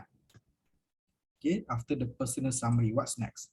Your education background. Okay, this one nampak 5 marks if you put your education background and 10 points if you really know how to put your education background in your resume. Okay, so give yourself 5 points if you put your resume education background like this.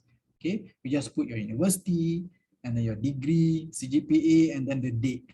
Ini selalu lah, fresh graduate, they always like to put date. They want to tell people that they have been studying for 4 years or 2 years, 3 years. It doesn't matter, guys, how long actually you study. What matter here is actually when did you graduate and what's the result of your graduation and what's the field of study. Okay, kalau you ada macam ni, okay lah, bagi 5 markah.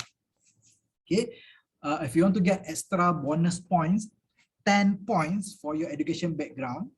Okay, this is how you should put your education background, because this is the most important information of your resume. As a fresh graduate, this is the most important one. Okay, kalau yang dah bekerja, if your experience higher, this might not be applicable to you. This might not be relevant. But for those who are just recently graduate, this is the how you convince people about your level of knowledge, about your capability, about your skills. This is how you convince people that you have all the knowledge lah that you can apply at job. Right? You talk about your degree, your field of study, your expertise area, your subjects, or if you have other educational learning, just put it in. All right. This actually to convince people that you have the knowledge lah. Okay, give yourself 10 points. Ada tak yang dapat 10 points for this one? Ada ke? Dapat ke tak dapat? If you have your educational background like this, dapat tak 10 markah? Do you get 10 marks for this tak? Ada yang dapat? For me, kalau you tak dapat this educational background, rugilah, because you spend 4 years in your undergraduate studies, but you are not able, you know, to showcase your knowledge, kan, to highlight your knowledge after 4 years studying, kan, so rugilah. How about putting the display achievement? Boleh. It's either you put it in the achievement or you put it in the education background, or you put it both in the education background and also in the achievement. Why not? You can put it both, right? Because this list is actually part of your educational achievement, your educational background as well. Kan? As long as you have this, so you give yourself 10 points. Oh, asyik tak Chinese je yang dapat, yang lain tak dapat, diam lah. It's okay, so at least you know how to write a better education background. Boleh ke kalau tambah relevant coursework project? Boleh, tu ada tu, subjects of expertise, project tu ada. For this one, I choose final year project as an example lah. Kalau if you have more than one project, I would recommend you to create a new layout, create a new section called projects, educational projects ke, chemistry project ke, or industrial project, you name it as it. Create a new header under project, and then you list all your projects in one header. Okay, do not put under educational background. If you only have one project, okay lah, you boleh park in the education background punya section. But if you have more than one project, you can create your own section. This is what I mean by creating your own template. If you have more, for example, learning certificates, right? Learning activities, you have more than 2. You want to highlight more than 2. Create a new one, a new section. Learning certification or learning training attendance or apa lagi? Other learning program. Create your own header. Why not? Do not follow template. Okay, because dalam template there is no learning certificate, so you do not put it. You do not create that header. For me, rugilah. Okay, you are not able to showcase what actually impactful in terms of your content. Okay, so if you have other header, you create another header for your achievement, you create another header for your projects, you create another header for your publications or articles, right? Or your research papers, assignments, or another header for your learning and training, then that's even better. Give yourself 10 points for this one. Okay, do not only talk about your bachelor degree sahaja. You have more than that. Okay, all right, can we move on? That's about educational background. Can I proceed to the skills and competencies? Okay, most of you, you put your skill macam ni lah. FTIR, UVVs ni I Google kan, what are the skills that you guys learn as an applied chemist kan. So when I look at some of your content, I found this in one of your LinkedIn content kan. Ada someone letak macam ni kan. So I think, apa benda ni boleh kan? What is this skill? What are these skills kan? I'm not sure. And then you mix with Microsoft Office, you mix with your leadership skills. If you put something like this, okay lah, you give yourself 5 points. Okay, give yourself 5 points if you put your skills, at least a list of skills kan. But what we are looking for in your skills is beyond a list of this information. Okay, this is how you write your skills. Kan? You can rate your proficiency level based on years of experience in applying those skills, or you talk about the project completion by using that skills. Okay? And then cluster the skills clearly for easier reading. You don't have to, tapi you don't have to explain all. Ini I bagi sample. Do not explain all skills, or else it becomes so wordy, so lengthy nanti you punya resume. Choose and prioritize based on the position requirement. What are the most important skills If it's very important skills that you explain a little bit, talk about the proficiency level. This is sample of how you actually convince people that you have the skills, all right? If you're talking about that chemistry or technical skills, right? You're talking about FTIR. Tell people that you have 2 years of experience in using that skill. Okay? You learn this during 3rd year of studies, for example. So 3rd year, 4th year, you do this, you learn the same skills, then you put it as 2 years of experience. Or if you're only doing it once, in one semester sahaja, you learn about that one. Contoh UVS, you only learn during the 1st semester. Is there any assignment or project that you use that require you to use this skill? What we are trying to say here is, how do you apply those skills? Okay? Are you able to apply those skills or not? Are you able to use that skills or not? Can you convince us that you have used this skill? You have actually applied these skills in your studies, in your projects, or in your assignments, right? So that's how you convince people that you have the skills, rather than you letak all the 5 star, 5 star, bulat lah, Harvey Ball punya chart, right? Instead of using that skill, why don't you explain to us, how do you apply the skill? How long you have been using that skills? That is more convincing, rather than you put a skill 1 to 5. Kan? Some people just use advanced, beginner, intermediate, but that one is actually, that's okay, but it does not give justice lah actually to your skill level. Kan? Then it's better that you explain about where do you use this skill, kan? And differentiate between the chemistry technical skills compared to computer software skill, which is generic skill, and then leadership skills. Do not lump sum everything in one skills, because it does not give justice to your resume layout. Okay, if you need 3 header, then use 3 headers. Why not? If you have space, create a different cluster for respective skills. Okay, even leadership skills. See, I did not tell people that I have leadership skill. I am project result oriented and all. No, I give evidence. I'm a president for Chemistry Club 2021. I'm a team lead for 3 projects and assignments. Throughout my studies, I have been a team leader for 3 projects. I have participated in more than 10 programs organized by the industry, by the university, for example. This is how you convince people that you have the skills, rather than you put the adjective. You know, I am good, I am hardworking, I am team player, I am team leader. Why don't you give us the evidence? Okay, then if you know how to write this, you will know how to find the skills after this. Everyone will start, you know, asking to become a team leader because they want to put in the resume. So that's the mindset that we are looking at here, right? If you know that you have to put it in your resume, then you letak lah. Do we need to put evidence for the skills? Yeah, this is how you put evidence to your skill. Or even if you use the skill and then you attended some of the assessment, you did some online assessment to assess your skill level. Boleh.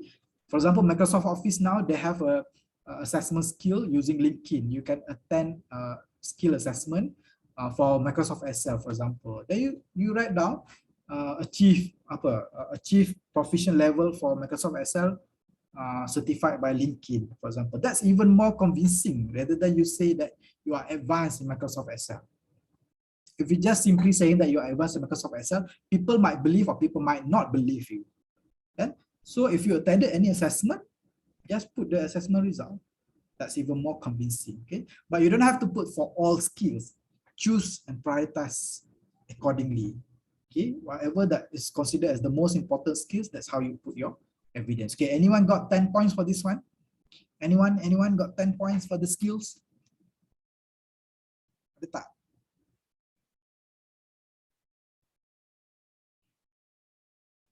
Cari lagi orang lain. Bagus tak cari ni. So dia punya resume mesti full mark ni. Sekejap lagi. Okay. Anyone else? Tak dapat ke? Kalau tak dapat pun bagi tahu lah. Tak dapat, at least I know that you are with me. Ataupun you guys confused. Kalau confused tak clear, tanya je. You don't have to wait until Q&A. I will not reserve any Q&A session pun. Nanti Q&A kalau ada masa kita buat Q&A. If you have any question, you can always ask now based on the slides. Okay. This is how you put your skills. Choose and prioritize accordingly. Okay. You can talk about your skills in curriculum, you can talk about your skills computer or your technical skills or whatever. Okay, good job. Some of you got 10 points. Okay, let's proceed to the next one, which is leadership involvements. This is your curriculum activities, kan? So some of you are not able to convince people in terms of your leadership involvement. Again, we are looking at your ABC. When you share with us your leadership involvements, we are looking at your behavior and agility and also your competencies. Okay? So it's not just a list of positions or program that you attended. We are actually reading between the line. Who is this person? Okay? Why he or she is attending this program? Why she or he is actually very active in the school at the university? So those are the things that we're looking at. So give yourself 5 points if you put your leadership involvement like this.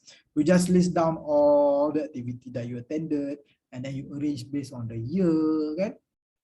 Okay lah, better daripada tak ada, kan? Better daripada tak ada. At least you list down all the activities. But this is not a good example lah. Give yourself a basic 5 marks if you have the curriculum achievement activities like this. Okay. 5 markah kalau ada. Kalau tak ada, if you do not involve in any curricular activities beyond your classroom, tak ada lah. Okay. Then if you do not get a job, perhaps this might be one of the reasons lah. Okay. If you are not involved in any leadership, but you are very good in terms of academic, that's fine. Okay, some people is very focused in terms of the academic involvement.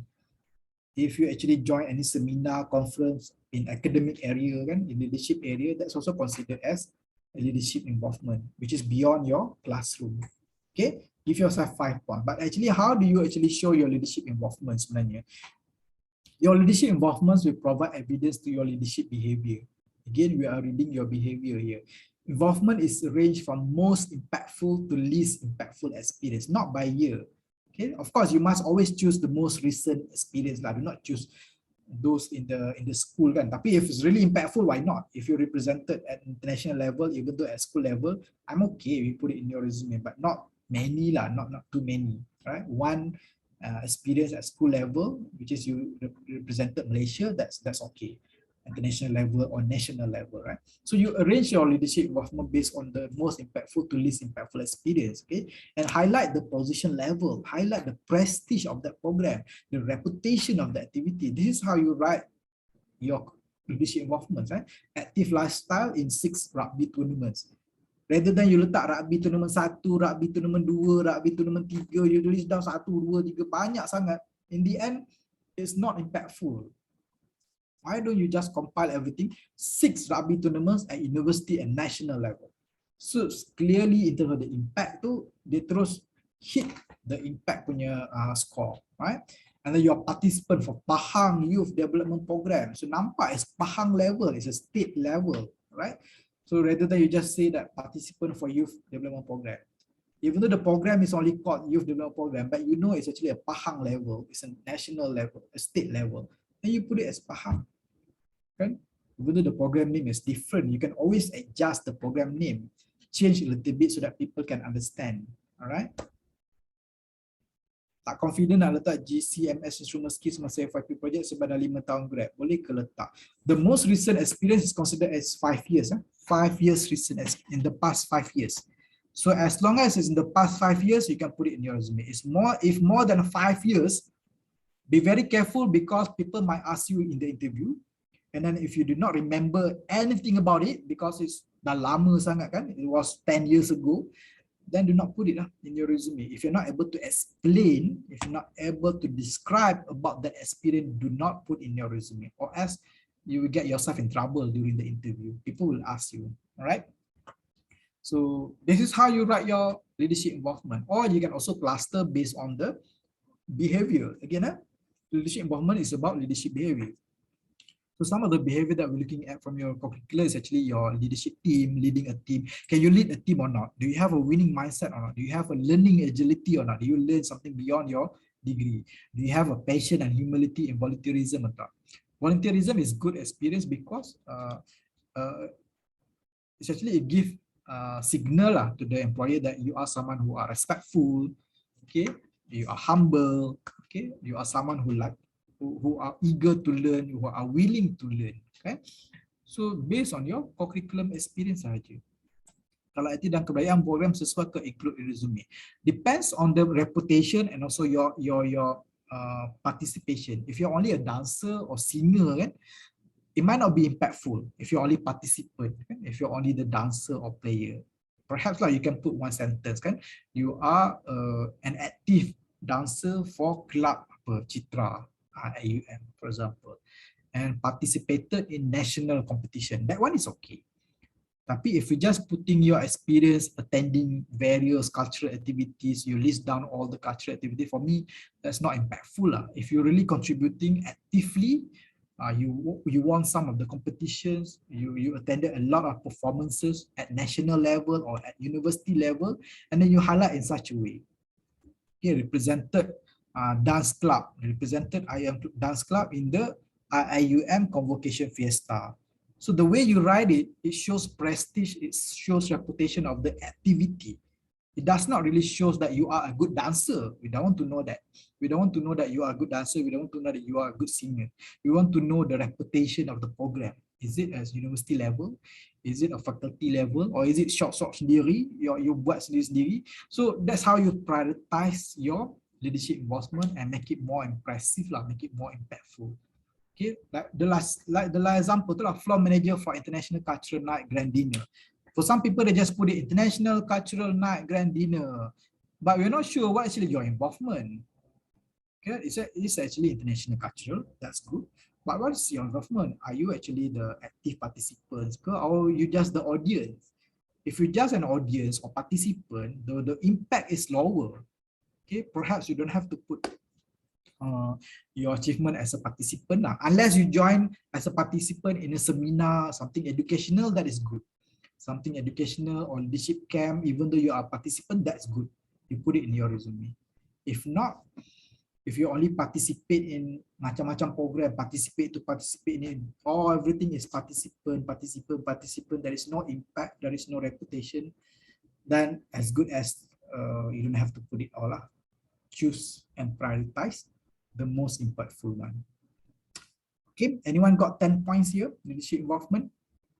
Ada yang dapat? Chinese dapat ke 10 points? Anis Noha dapat. Okay, I think this is the easiest one lah. Kalau curriculum pun korang tak dapat full mark kan, rugilah, because 4 years kan study. Rugi kalau korang tak ada. Cuma the way you cluster it, make it very impactful lah. The way you write it, make it very, but you don't have to explain every single program.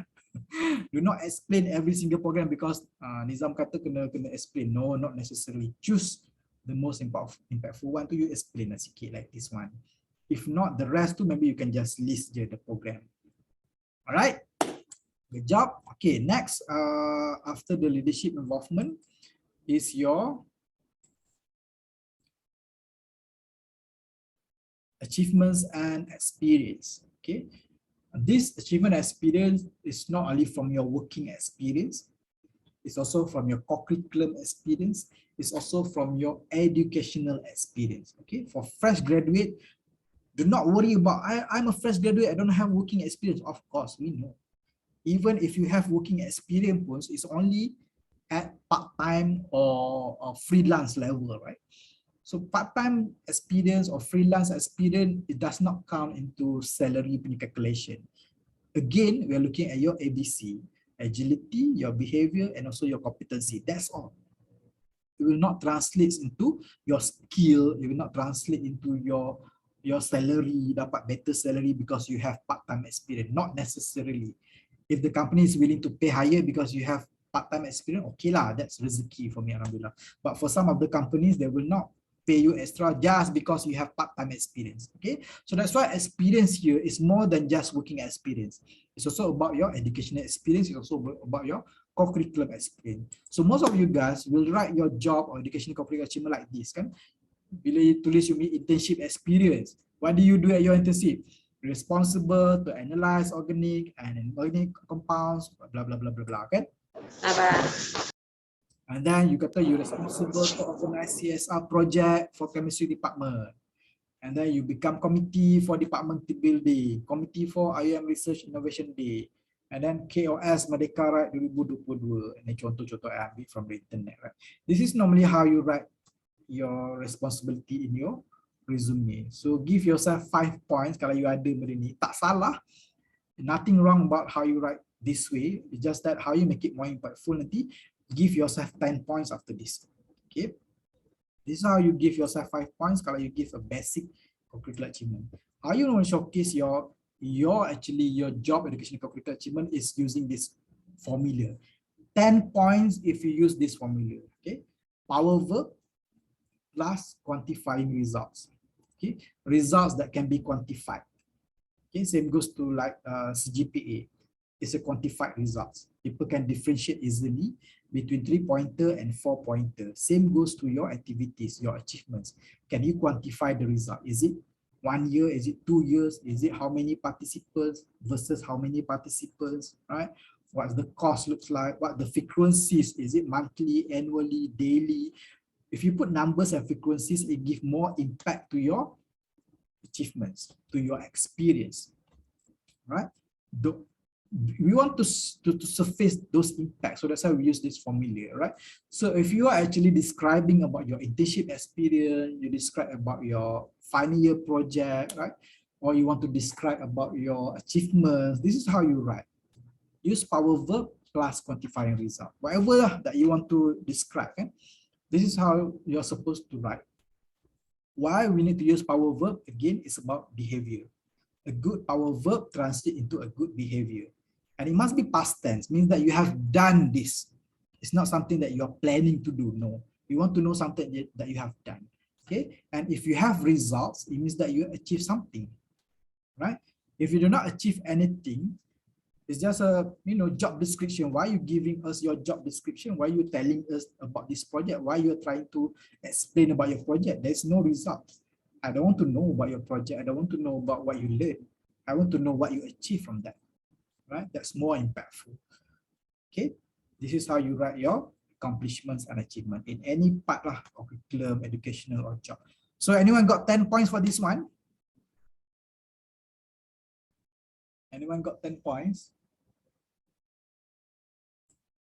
Yes, bagus. Farihus Solihin. Okay, yang tak dapat, try lagi lepas ni.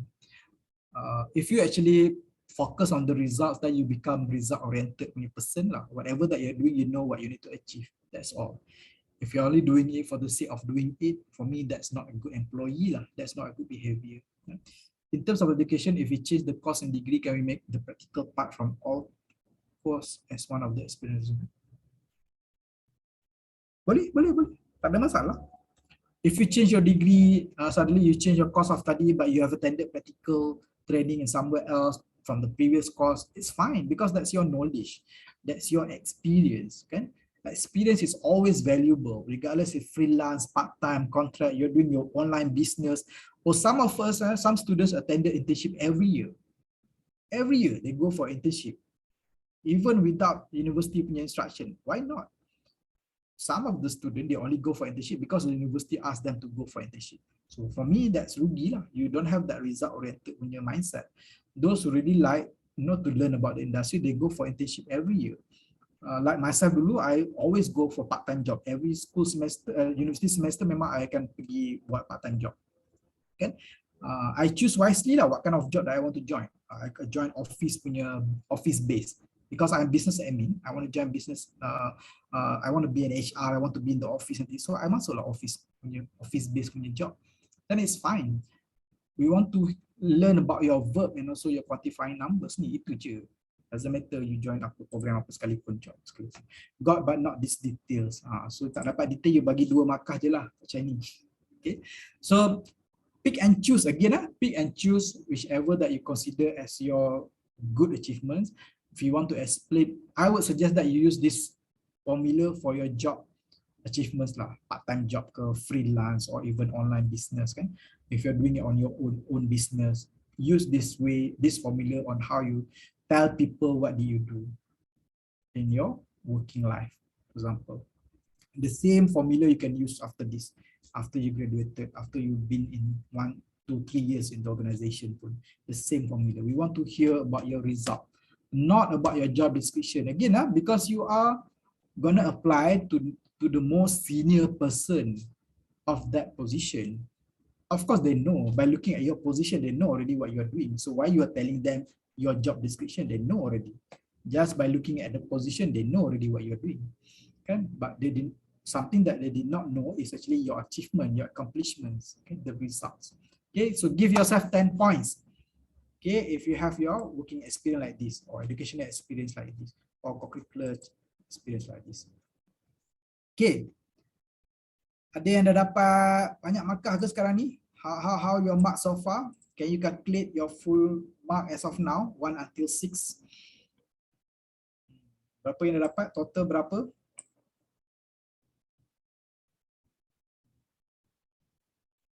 Lepas tu dah dapat 90%, ke 80%? 40, 50, 60, 70, 80. Over 80%. How much that you able to get before we go to the next 20%? What is the total so far? 80%.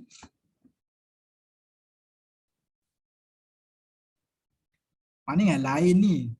95 orang ni, yang lain diam je, tak siap resume lagi nampak is the same person je ya. Okay, cuba letak you punya total score for now.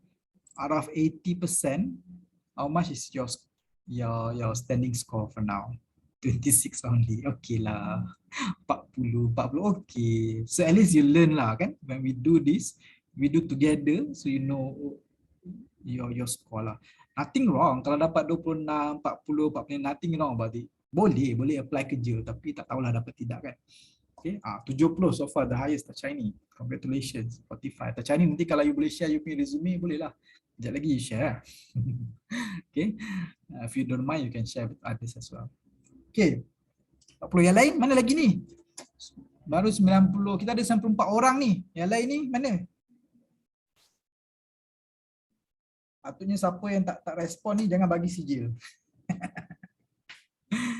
30. Okey lah. Dapatlah juga markah. At least ada orang 5 markah je sebab dia punya resume kosong je kan. Yang tak jawab langsung tu kosong lah tu maksudnya. Kan? 40. Good job. Okay, lagi. Before we go to the next part ni lagi susah sikit lah because it's more subjective kan. Yang number 1 until number 6 ni is very objective. You can always follow template, ikut je kan. Okay. The rest, berapa orang je jawab ni? 1, 2, 3, 4, 5, 6, 7, 8, 7. So Anis, you bagi CJ pada 7 orang ni je. Okay, the rest tu mungkin resume dia tak siap lagi, tak create langsung. So for me rugilah kalau you tak jawab. Kalau you tak ada resume tapi tu dah banyak datang dah, 30, 50. Okay, that's good. 50, that's good. Alright. No, I'm just kidding lah. Okay. Thank you for those yang dah buat dia punya resume scoring tadi. 30. Keep it coming guys. Now I'm giving you the last 20%. Kita tengok siapa yang boleh dapat the next 20% in terms of the design and layout. So let's look at design layout. Design layout is very important because it helps people to read your resume lah. Okay, a good resume format and layout is easy to navigate, pleasant to eyes. I will always avoid 2 column. Kalau nak buat 2 column pun, it must be, the first column is a summary of certain important information. And then the second column is the detail part of your resume. That's fine. Okay, maksudnya the first column is just a summary, the second column is the detail part. That's fine. Tapi if you put 2 column, everything is the same, first column and second column, it's like, you're creating a resume in 2 columns. Just put everything in 2 columns. So for me, that's very difficult to read. And if you really want to do 1 column or 2 columns, you must be able to differentiate. The first column ni apa? This is only a summary, for example. The first column is only a summary. The second column is the detailed part. Then that's fine. If you're creating everything, putting all information in 2 columns is very difficult to read. Okay? In terms of the font type, choose default font type. This is default font type. Do not use any curvy font type. Font size is between 10 to 12. Normally I use 10. 11 for the header for important part, and then 10 is for the content. Okay? It's always single spacing. Why single spacing? So that you have some space. Kalau you nak create some white space between the section, right? You want to create some space, so you still have that buffer lah to create space between the sections. Okay, so that's why I always use single spacing. Do not use underline or colored fonts for the whole resume. Okay, normally I use color colored fonts, I use underline, I use bold, only to highlight certain information. I will not encourage more than 3 colors. For me, I normally use colors only for the headers or for some of the font. Itu saja. Okay? So normally black and white and 1 color. 3 dah cukup dah. Okay? Black, white and 1 color. White colors that associated to negative perception. Kalau you nak apply to Petronas, jangan guna warna orange. Kalau you nak apply Shell, jangan guna warna hijau. Kan? Those are the common sense that you can relate to lah. So I always choose safe punya colors lah, like color peach, blue, light blue. Those are the colors that is, that is more safer lah, kan. Use colors to setting up the focal point of your design. When you put colors, mean that you want people to read that one first. Okay, you want people to read that one first. That's why you put colors. Okay, do not use graphic photos, just for the sake of summarizing the content. No, it's actually to create attention, not to decorate. Kan? Ada orang dia tak nak tulis email, lepas tu dia letak icon email. Okay, maksudnya dia tak nak tulis email, so dia letak icon. Okay lah. Tapi be careful, make sure the system or the ATS tu boleh read your email address. Okay? Or some people, they don't want to use International Islamic University Malaysia. They do not put the university name. So instead they put the logo only. Be careful, because actually you miss the university name. You change the logo. Itu yang masalah. Itu yang jadi masalah. Sebab we're not able to read your university name. You change it with logo, for example. So it's not helpful lah. Even your skills. Ni ramai orang buat.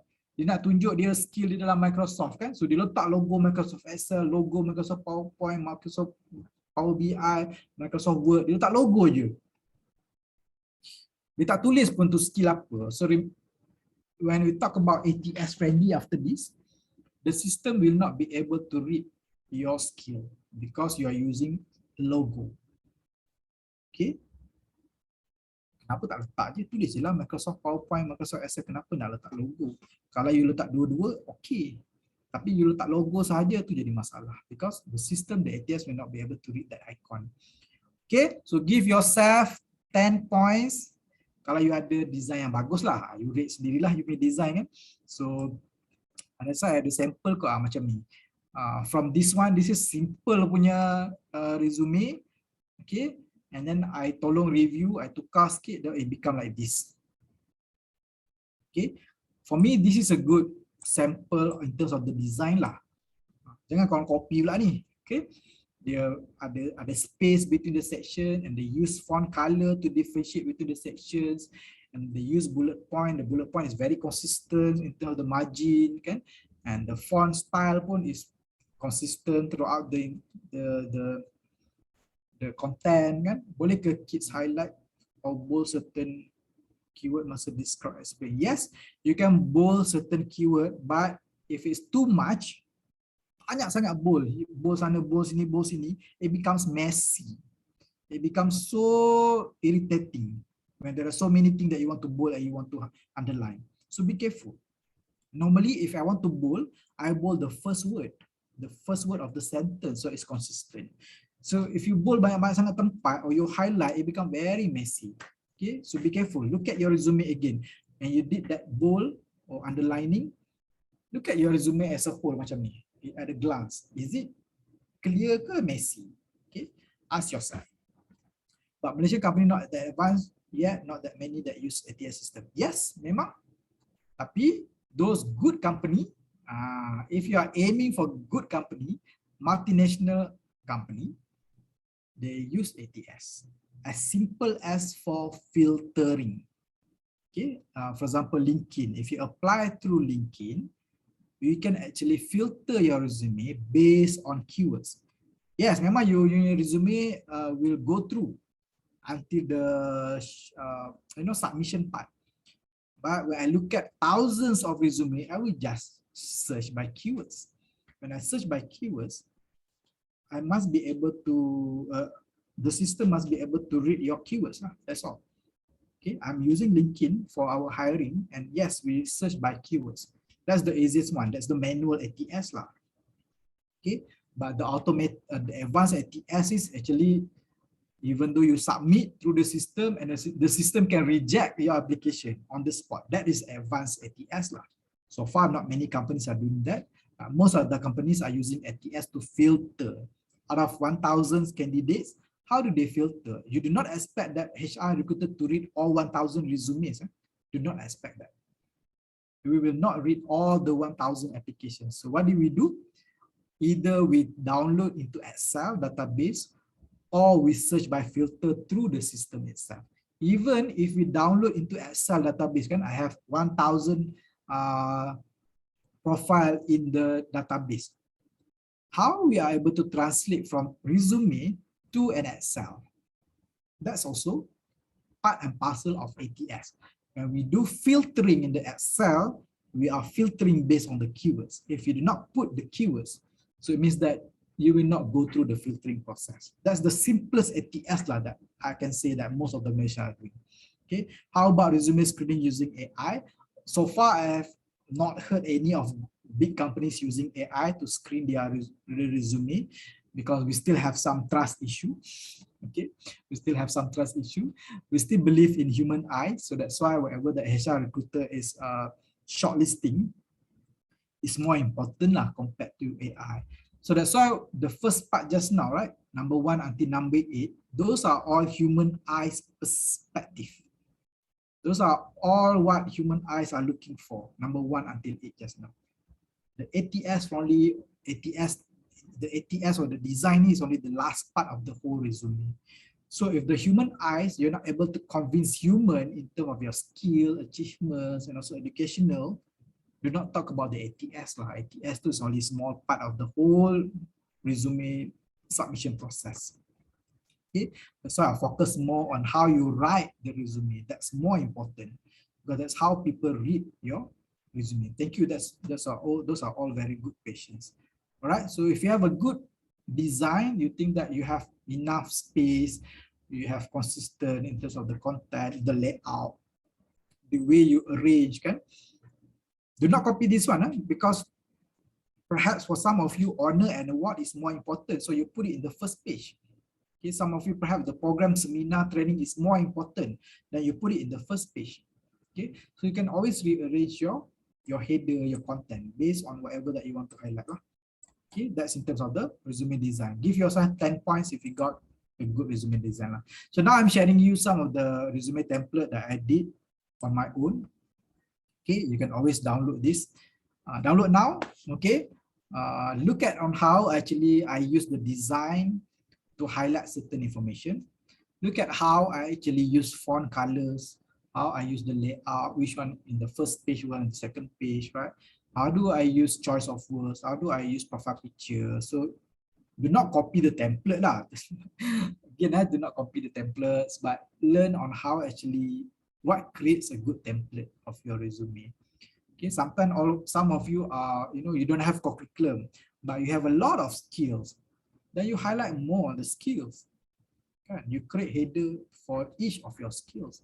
Some of you have a lot of achievements, but you don't have any curriculum achievements. You only have award winning for some competitions, for example, right? You join a lot of competitions. So you label it, put a header as competitions, award winning competition. Create a new header. Why not? Okay? Because this is human eyes punya perception. When they read your resume, they saw that you are someone with a lot of experience in competition, for example. Right? Okay, next is I'm also sharing with you example from Harvard. I do not like their template from Harvard. I do not like the way they design the resume. For me, it's very plain and very boring. Yeah? I like the way they write the content. Okay, if you want to see how actually they write the content to make it impactful and meaningful, this is one good example. But do not copy the template because I don't like the template. The template is so boring. Kan? It's actually suitable for American and European companies lah. But in Malaysia, we still like our people still like some colors. We still like some layout and design in the resume. It's fine for us. It's okay for us. Okay? So look at how they write the resume so you can download from this. For ones that want to change industry manufacturing to data, current experience is irrelevant to data, so does current experience still need to be included to the new branded resume? Yes. Current experience is relevant data, so does experience. You can include your previous experience, okay, but you want to change to data. If you want to include, and if you think that it's not relevant, right, you put it in the last bullet. The first bullet is always something the most relevant, the most impactful to the position that you're going to apply. You start from your brand headline just now. Okay, you want to change, right? From manufacturing to data. So your brand headline should already highlight that you are an aspiring data practitioner or aspiring data specialist with experience in manufacturing. That's how you change your brand. Instead of you are someone in manufacturing want to join data, no, you change it the other way around. You are an aspiring data scientist with manufacturing experience in manufacturing. That's how you put your brand headline. So throughout your content, you must always think about data first, then manufacturing. Data, and then manufacturing, including your curriculum, including your working experience. Even in your working experience in the manufacturing industry, find something that is relevant to data, problem solving, big data, machine learning, Power BI. If you have done that even in your manufacturing industry, highlight those information first. Then you talk about your experiences as an engineer in the manufacturing industry. You put it, the last bullet point, you talk about your manufacturing. But the first 1 or 2 bullet points is always about your data. That's how you highlight your information. And even you have a lot of experience in data, right? Your degree is manufacturing, for example, but you have a lot of experience. You join a lot of competitions or trainings in data. Create a new header saying that trainings in data management or trainings in that big data. Create a new header so that when people look at your header, they know that you are very strong in terms of your data experience. Not so much of your manufacturing. Manufacturing is just your education background. So create more header that's related to data. That's how you put highlights. People like to read headers, right? Macam korang lah baca header je. Tapi detail bawah-bawah tak baca. Tak faham. Kan? Baca header, tajuk je, baca tajuk. So some people when they read the resume, they also read the tajuk first. Okay? So the tajuk is very important to make sure that it's aligned to your brand as a data scientist or as a manufacturing engineer.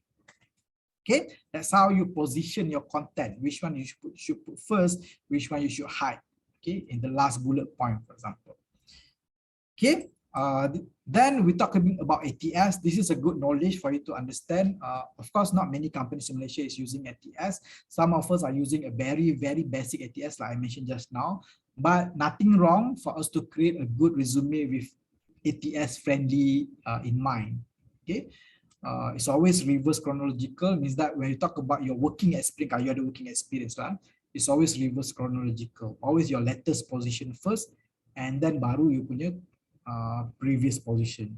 This only apply to working experience, working experience. If you're talking about curriculum, it doesn't matter. We don't want to know about chronological point. This is only about your working experience. Use relevant keywords. This is where you have this career talk like today, right? When you listen from all the subject matter experts, listen to the keywords that they're using. Those are the things that they're looking at. And then check in your resume, do you have those keywords or not? Because whatever the recruiter or HR is doing to screen your resume, they always refer to the keywords given by the hiring managers. Okay, whatever the hiring managers are looking for, they always look for it in the resume. And simple formatting with clear headings. Okay, there are so many, many people are using header, a standard header, but it does not give justice to the content in that section.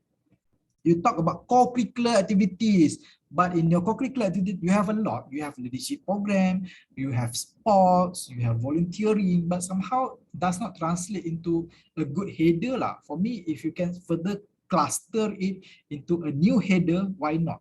So that the header gives justice to the content itself, right? Do not use degrees and abbreviations, spell it out. Especially IIUM universities program, university program, they have a lot of catchy name for their program. People outside will not understand what kind of program is that. Okay, especially UIA kan, Ta'aruf Week, What is Ta'aruf Week? People outside will not be able to understand what is Ta'aruf Week. Mahalah Representative Council, they will not be able to understand that. So normally in my resume, I will translate it into College Representative Council. In bracket, Mahalah Representative Council, MRC, okay? Or instead of using Ta'aruf Week, I use induction program. In bracket, Ta'aruf Week. This is how you actually help people to understand better about your content. When they understand your content, they will be able to appreciate, then it gives impact. People are able to understand that. So in the future, if you're creating a new program, make sure that it's easy for people to understand, easy for people to appreciate. Like today, chemistry career talk. It's very straightforward. Cuma you miss the collaboration with other universities. So instead of calling your program as chemistry career talk, why don't you use inter-university chemistry career talk?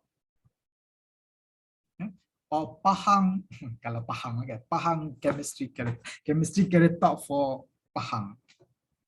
Okay, ataupun how do you actually give justice to all the universities that actually involved in this program? It's because this is not only from IIUM, it's also from other universities, right? But if you talk only about chemistry career talk, it seems like it's just a one small program, but actually it's bigger than that. Okay? It's bigger than that. How you give justice to the program name so that when people look at your program name, we can see the reputation, right? So that's what I mean by, but that is not ATS friendly, okay? That's beyond ATS friendly, okay? So the easiest way for you to check whether your resume is ATS friendly or not, you convert your PDF resume to text.txt, okay? You save as .txt, and then it become a notepad format, okay? From PDF to notepad. And then you open that notepad and then you look at every single content. Does it translate the same thing like whatever that you mentioned in the PDF? If it perfectly converted into text, then it's a good ATS friendly resume, meaning that if the system reading your resume, they are able to read the text. Okay, if you put any image or shapes in the PDF, okay, if it does not disturb your words, does not interrupt the words, does not jeopardize your words too, then it should be fine. Okay, so some of the design too is just for the sake of to put some colors. Do not disrupt the text the text words. All right, or you can use JobScan or Resume Worded. My favorite software is Resume Worded. It's for free. resumeworded.com. You can try on your own. You upload your resume in Resume Worded and then it will give you score, something like this. Right? And you can also read some of the feedback from this software. This is for me your self-service. You can do it on your own. Upload resumeworded.com and then you read the feedback and then you try to improve. You try to understand their feedback and then try to revise your resume on your own. Okay, all right. So I think that's the end of my presentation. Again, ace your content. Let people read your resume as simple as ABC and display your resume as crystal clear as LCD. So that's wrap up the whole presentation about resume building. So how many of you got 100%?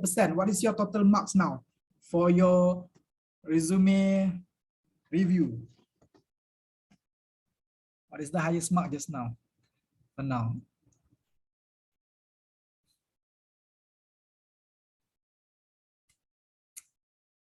What is your highest score? Anyone got 100% tak?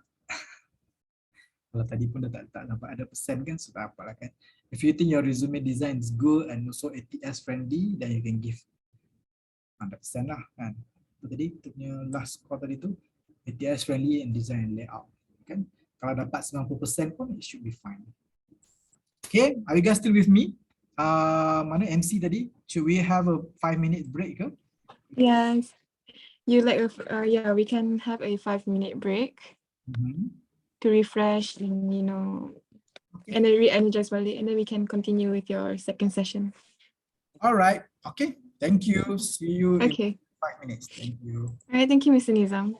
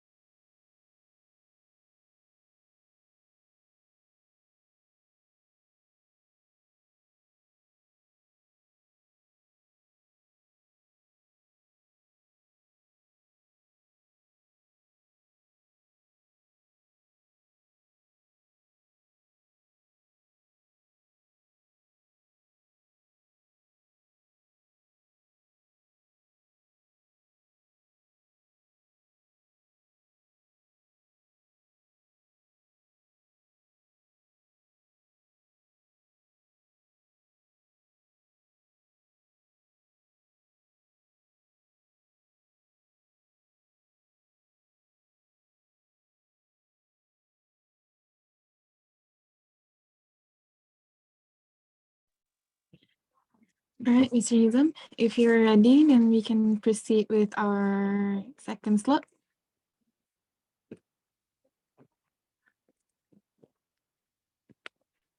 Okay, is everyone back?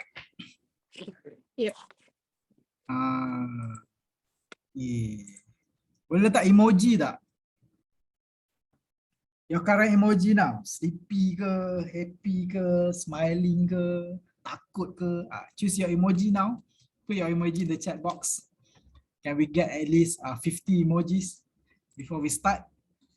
Okay. Ada hantu juga tu, macam mana?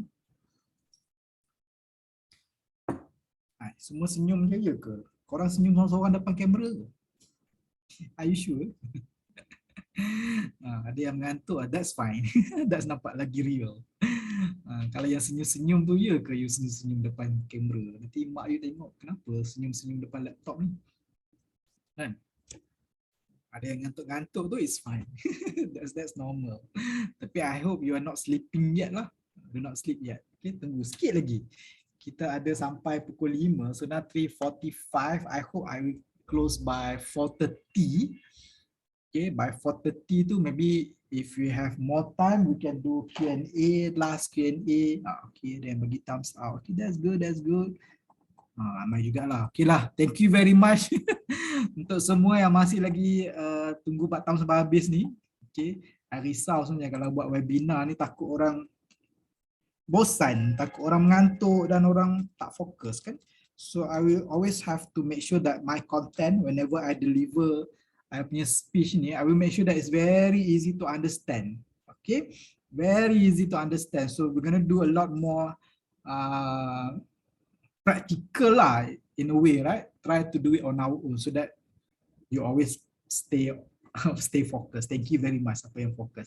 And even LinkedIn ni nanti pun, okay, perhaps towards the end I'm gonna open my LinkedIn and then I show you where is where and which part that you need to improve, which part you should click, kat mana yang you kena update. So we do it hands on. Nanti I akan terus tunjuk dekat LinkedIn macam mana nak create a good LinkedIn. Alright guys, okay, so semua dah ready. How we start personal branding with LinkedIn? This is a topic given by the organizer lah, and it's very good. Memang I use my LinkedIn as my personal branding. I started since I graduated kan. Masa I study 2004 dulu, I started with blog. Okay, itu zaman jiwang lah kan. Tulis blog pun antara abjad bicara dan rasa. Zaman tu tengah zaman bercinta macam korang kan. Tengah jiwang-jiwang kan. Kalau sekarang TikTok kan. TikTok tu semua lagu-lagu broken, lagu-lagu cinta, yang itu yang popular kan. So zaman dulu kita orang tak ada TikTok, tak ada Instagram. So we have blog. So blog is something yang trending lah masa tu. Everyone wanna write something on Blogspot kan, WordPress. Masa tu Blogspot yang famous lah. So I started creating some of content, sastra punya content dalam blog. Then it give me some, you know, we have a community lah.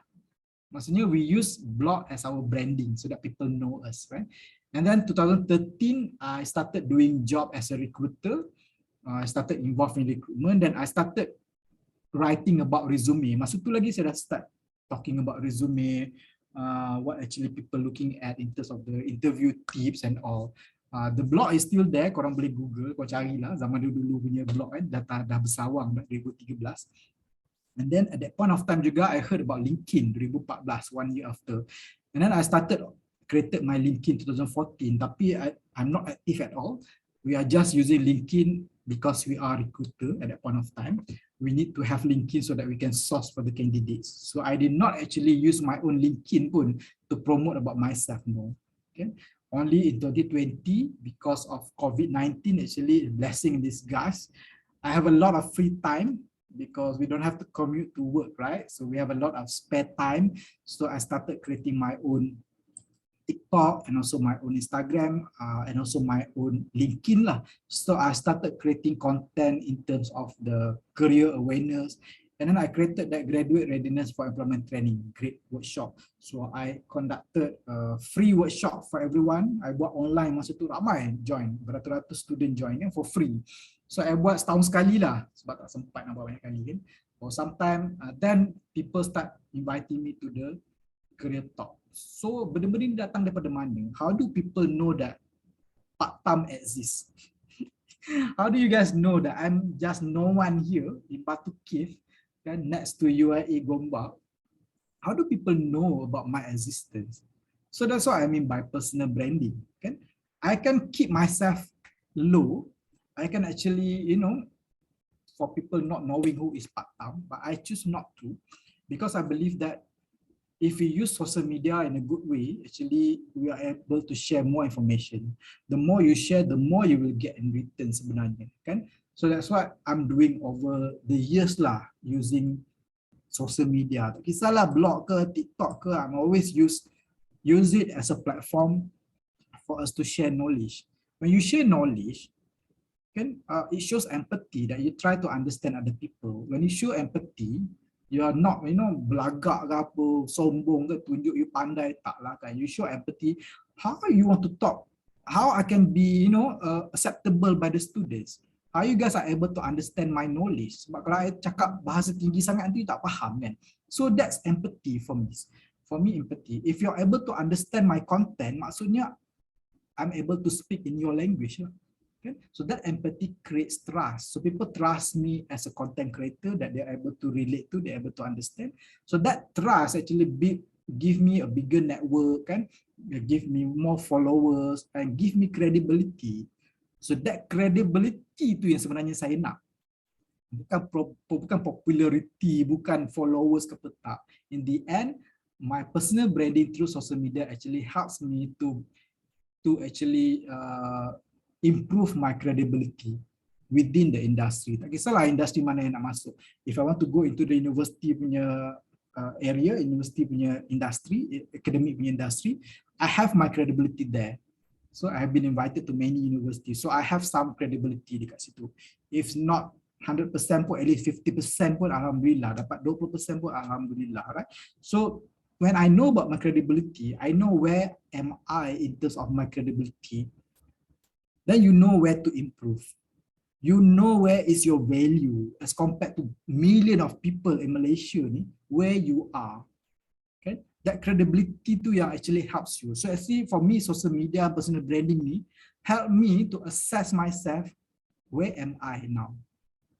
If, for example, I've been terminated from my current job, am I able to get another job easily or not? Do I have that credibility or not? So that credibility tu yang penting, so that you are someone, so that people will always look for you lah. So now if kalau lah, na'uzubillah, kalau kerja dah tak ada ke apa kan, at least I know where I'm going to.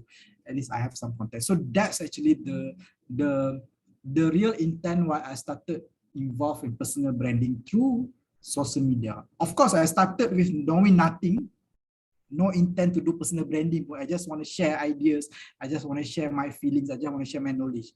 But over the years, it creates brand. Can it creates brand?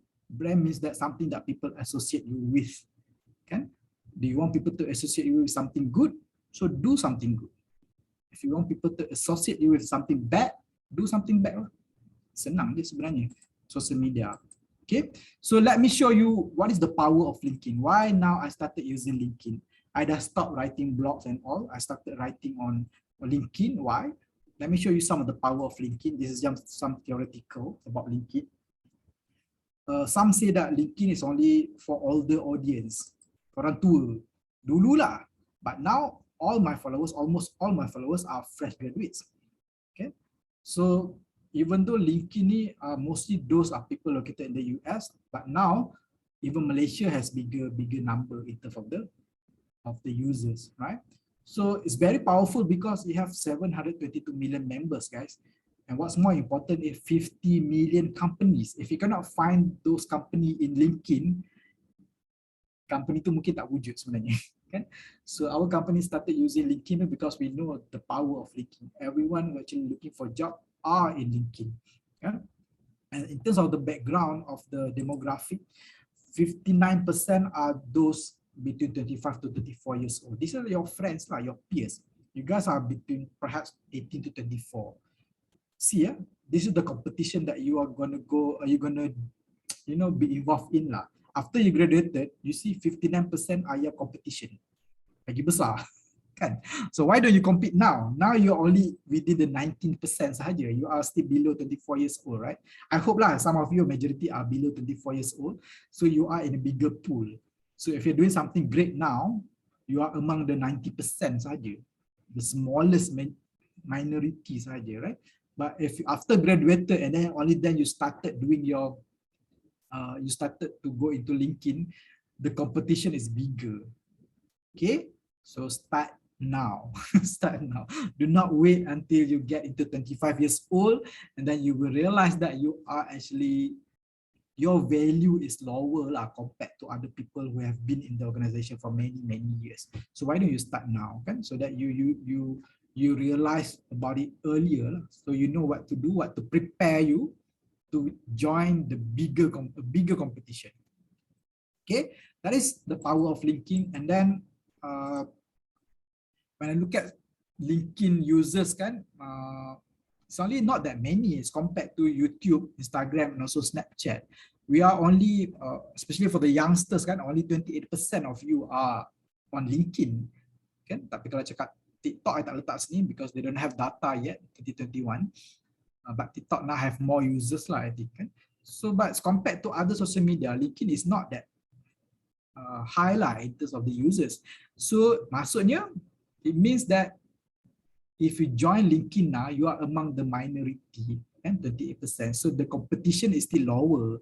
Kan? So you still have more things to improve lah, more things to convince, to prove, more things to prove kan, within your age. So competition sikit, so definitely you're gonna win. So I saw a lot of people join LinkedIn and then get their first job through LinkedIn because there are not many competitions, and a lot of company pun now start sourcing from LinkedIn. Okay, so are you guys on LinkedIn or not?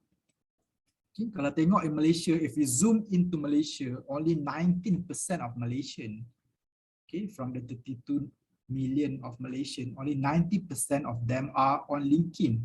So the rest tu dekat mana? The rest tu pergi career fair, pergi hantar resume hard copy, pergi hantar surat lagi.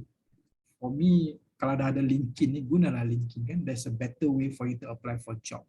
So that 19% is still low. The good thing about low number of users is less competition. Kan? But disadvantage is company lama-lama dia rasa macam company find LinkedIn is not an attractive platform anymore. Kan? But for now it's still attractive. So that's why most of the companies are still using both LinkedIn and also traditional recruiting. Traditional recruiting ni maksudnya through career fair, we are still using referral kan, on top of LinkedIn. So why don't you join now? Because the number is still low. Kan? So you'll be part of the low population. Tapi number banyak, 6.3 juta tu ramai sebenarnya. Okay? Perhaps number is lower because normally yang masuk LinkedIn ni yang nak cari kerja je. Then you forgot about the personal branding. By the time you tak ada kerja, baru you nak masuk LinkedIn, for me that's too late already. Why don't you start now, before you tak ada kerja, before you've been terminated, before you've been, dismissed from the job kan, why don't you start now, okay? Why? Because the job hunting in the digital age is different nowadays, okay? Job hunting in the digital age, everything is online. I think 50 to 60% of our recruitment effort is online. Even our recruitment fest, recruitment career day last year pun, everything is online. So these are some of the popular job online portal lah, that I discovered kan, based on our preference kan. But we still prefer LinkedIn lah as number one kan. We still use JobStreet sometimes. My Future Jobs is one of a good platform because it's government agency punya platform under Pekeso. My Future Jobs actually really active in organizing career fairs. There's a lot of positions sebenarnya. Cuma either it's match with your qualification or not lah. Okay. The rest 5, 6, 7, 8 tu sampai 10 tu I'm not really familiar. They are very focused into certain group of companies sahaja. They are very niche in terms of the quality of candidates tu. Tapi 1, 2, 3, 4 tu is kalau boleh you ada all the accounts, that's even better lah. Okay, 5 until 10 tu you can choose lah based on your background. About chemistry, I'm not so sure which platform yang paling popular. Tapi I know some of the academicians, they are more active, lecturer academician, they are more active in ResearchGate. ResearchGate too, because that's where they publish their research papers and publications, right? So they're more active there. So kalau you want to build a brand, personal brand in research and publication, go to ResearchGate lah. Tapi kalau selain daripada itu, you can always use LinkedIn. LinkedIn ni I think is more flexible. All type of background are actually welcome in LinkedIn. Okay, you can always find lah where is the best platform for you. For me, it's still LinkedIn lah. Okay, next.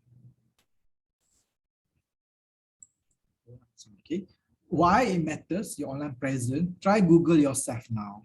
Cubalah Google, and then see what's the first thing that people see on your Google. Cuba try Google. Because sometimes hiring manager they will search for your name, kan? Purposely saja ada some hiring manager macam tu mengada-ngada. They start searching for your name on social media, and then suddenly they find your LinkedIn. That better lah. LinkedIn is a professional account. Better daripada they found your Instagram or TikTok or Facebook. If you have nothing to hide, okay je. If you want to show your Facebook, why not? Kan? If it's something yang professional, on you are not doing something wrong on your Facebook, why not? Kan? So not afraid lah that. Because online nowadays, right, even though you are doing something offline, people can still find your information online. You never know which information will pop up whenever people Google about your name. Okay? So I'm also worried about that one as well. So now when I started being active on LinkedIn, whenever I Google my name, I find something good lah, at least on Google. Cubalah korang Google Nizam Ahmad. What if nothing is shown on Google? Maksudnya you don't have any online presence. So people are not sure whether you exist or not. Itu je lah. Kan? People might think that you are a scam, for example, kan? So if you apply for job in company yang they tak sure who is this participant 12, I Google participant 12, right? Then I cannot find your name. So I might think that this person is real or not. So it's actually personal branding online actually helps people to be, helps to convince people that we are here, we exist, and then we have something to offer. Itu je. Same goes when you apply for job, right? You always Google the company name. This company is legit or not? Is this a valid company or not? So hiring managers also doing the same for the employees. Some of the hiring managers are doing the same. Just want to see whether are you real or not. Okay? Can we see something more beyond your resume? Tadi kita dah buat resume kan? But they want to see whether you said that you are the winner of debate competition. Then I start Google lah, debate competition 2018. Ada tak nama you? Is it real or not? Sometimes we do that random checking lah. We can do if you have more time to check lah. Especially if the achievement is so, true to be, too real to be true. Apa dia kata? Tolong saya. Too real to be true. Terlalu betul ke ni ya, maksudnya kan? Right? Too good to be true. Yes. Thank you. Petang-petang ni tiba-tiba dah tak keluar dalam perkataan.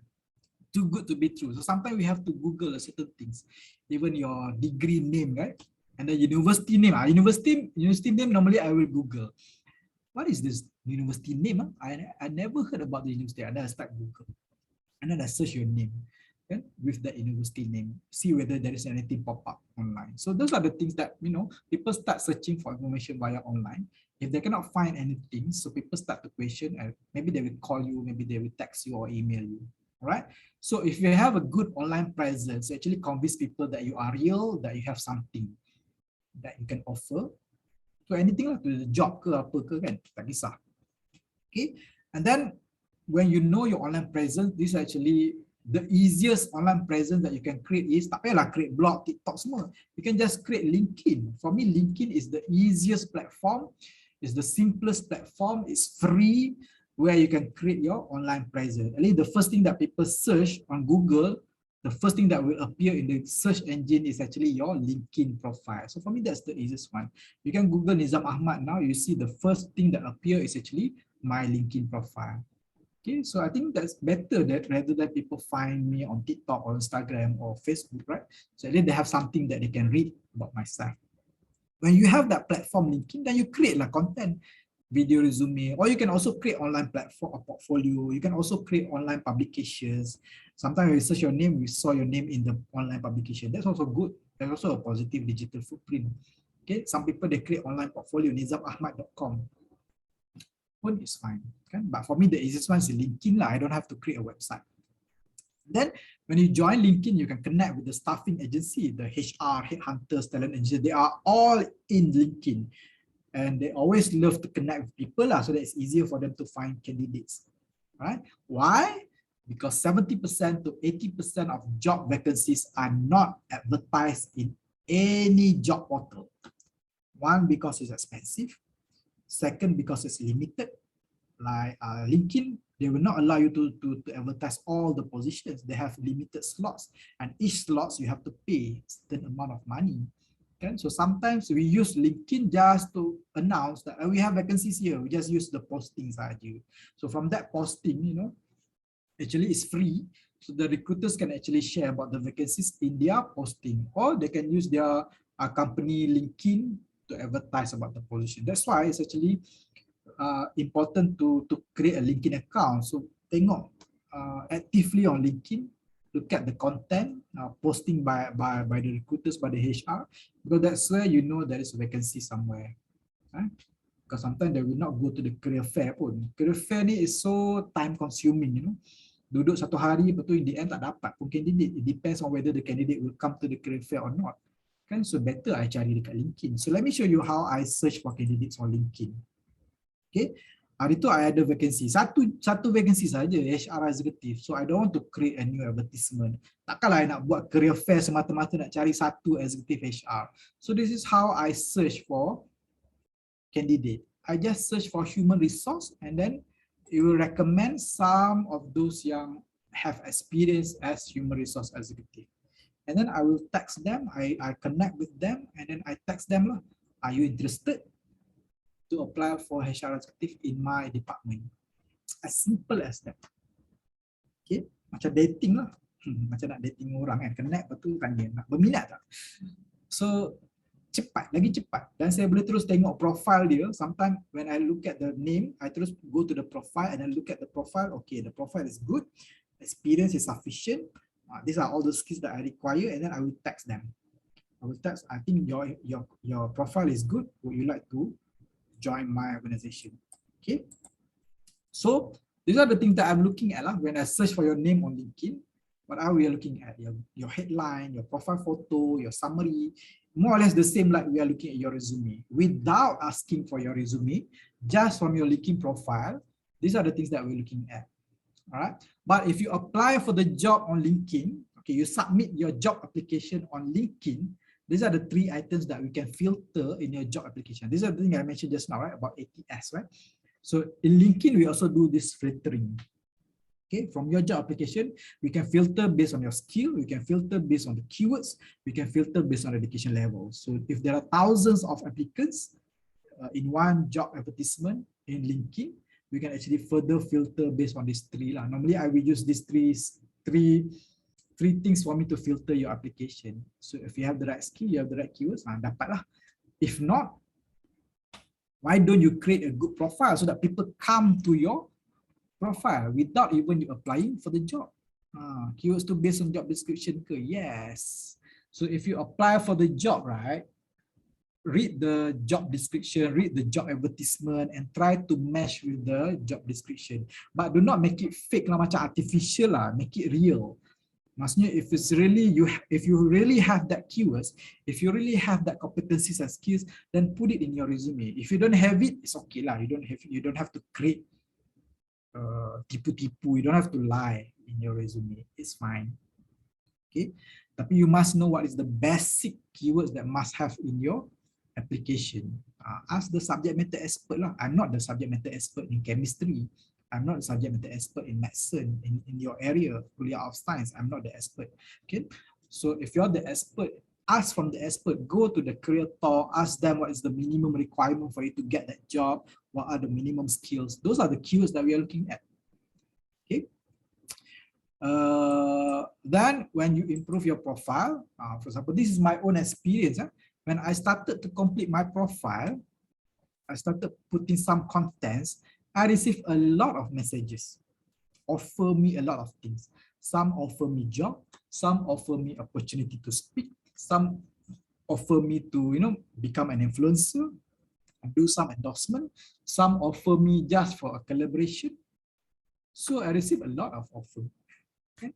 So I think it's worthwhile lah, whatever that I have been doing in the past one. I baru start setahun je, 2021 I betul-betul aktif. Sebab I started in TikTok dulu. And then 2021 baru I started being active on LinkedIn. I discipline myself. Every week I create a new content. And then that's where people see me on LinkedIn lah. From that consistent punya LinkedIn posting. Then now I'm more happy lah. I rasa kalau I tak ada kerja nanti COVID ke, kalau tiba-tiba ekonomi merudum ke next year kan, at least I know I have some values lah outside kan, something that I can offer, something that people are looking at. So that's why bila you buat LinkedIn ni, you actually, it's not for you to apply for a job je. It's also for you to assess your relevant lah, whether you are still a relevant industry or not. Okay. You're relevant or not. So I get a lot of invitation from all the universities. These are all from TikTok and also from LinkedIn. Okay, so that's why one good thing about resume about LinkedIn is actually a resume that never sleeps. Kalau you only apply for the job, only then people see your resume. So for me, that's some opportunity lost lah kat situ. So why don't you create your LinkedIn as your resume that never sleeps? Okay, why? Why you should complete your profile? Because users with complete profiles are 40 times more likely to receive opportunities through LinkedIn. Remember just now I searched for human resource executive, right? Those with 100% complete profile will appear first in my search results. Okay, so don't worry, you just buka aja LinkedIn account. LinkedIn will guide you one by one which one you should complete first, which one you should complete the information. It will guide you. I also, when I started, I'm clueless which one I should update, which one I should update first. Actually, LinkedIn will help me with this checklist. It's like something that, you know, every time I open LinkedIn, LinkedIn will ask me, Nizam, would you like to update your industry? Would you like to update your skill? Would you like to update your profile photo? I just click yes and then I start updating. LinkedIn will prompt you to update certain things until you achieve 100% all-star rating checklist. And now dah tak ada dah. LinkedIn will not prompt me to update certain things because I already achieved all-star rating checklist. Because I achieved all-star ni lah, then people are able to find me on Google, people are able to find me on LinkedIn easily. So my content or my profile is always appear on top of other people punya profile or other people punya content. Okay, so these are some of the starter kit. If you about to start your LinkedIn, baru nak start, it's never too late. So the first thing that you should do, upload foto dulu, please. Kalau LinkedIn yang tak ada foto ni, dia macam scam, macam spam. Okay, letaklah apa-apa gambar sekalipun as a start, tak kisah.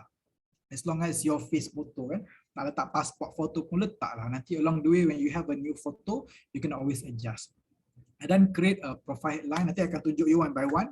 Create a personal summary. Personal summary we already learned just now. In the resume, you copy paste, put it in the resume. Why not? Kan? It's the same thing. And then be smart about your experience. How do you put your booking experience? Later on we go to the LinkedIn and then complete all other sections.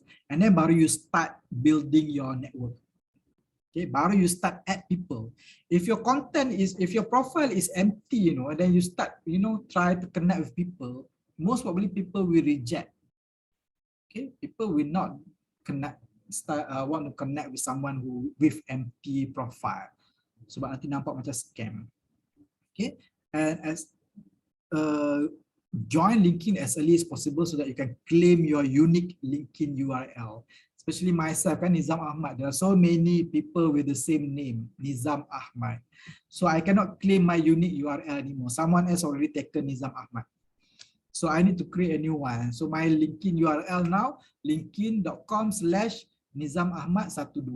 I have to do that because someone else already claim my name. So lagi cepat you buka LinkedIn, lagi cepat you boleh claim your URL. Nanti akan tunjuk macam mana.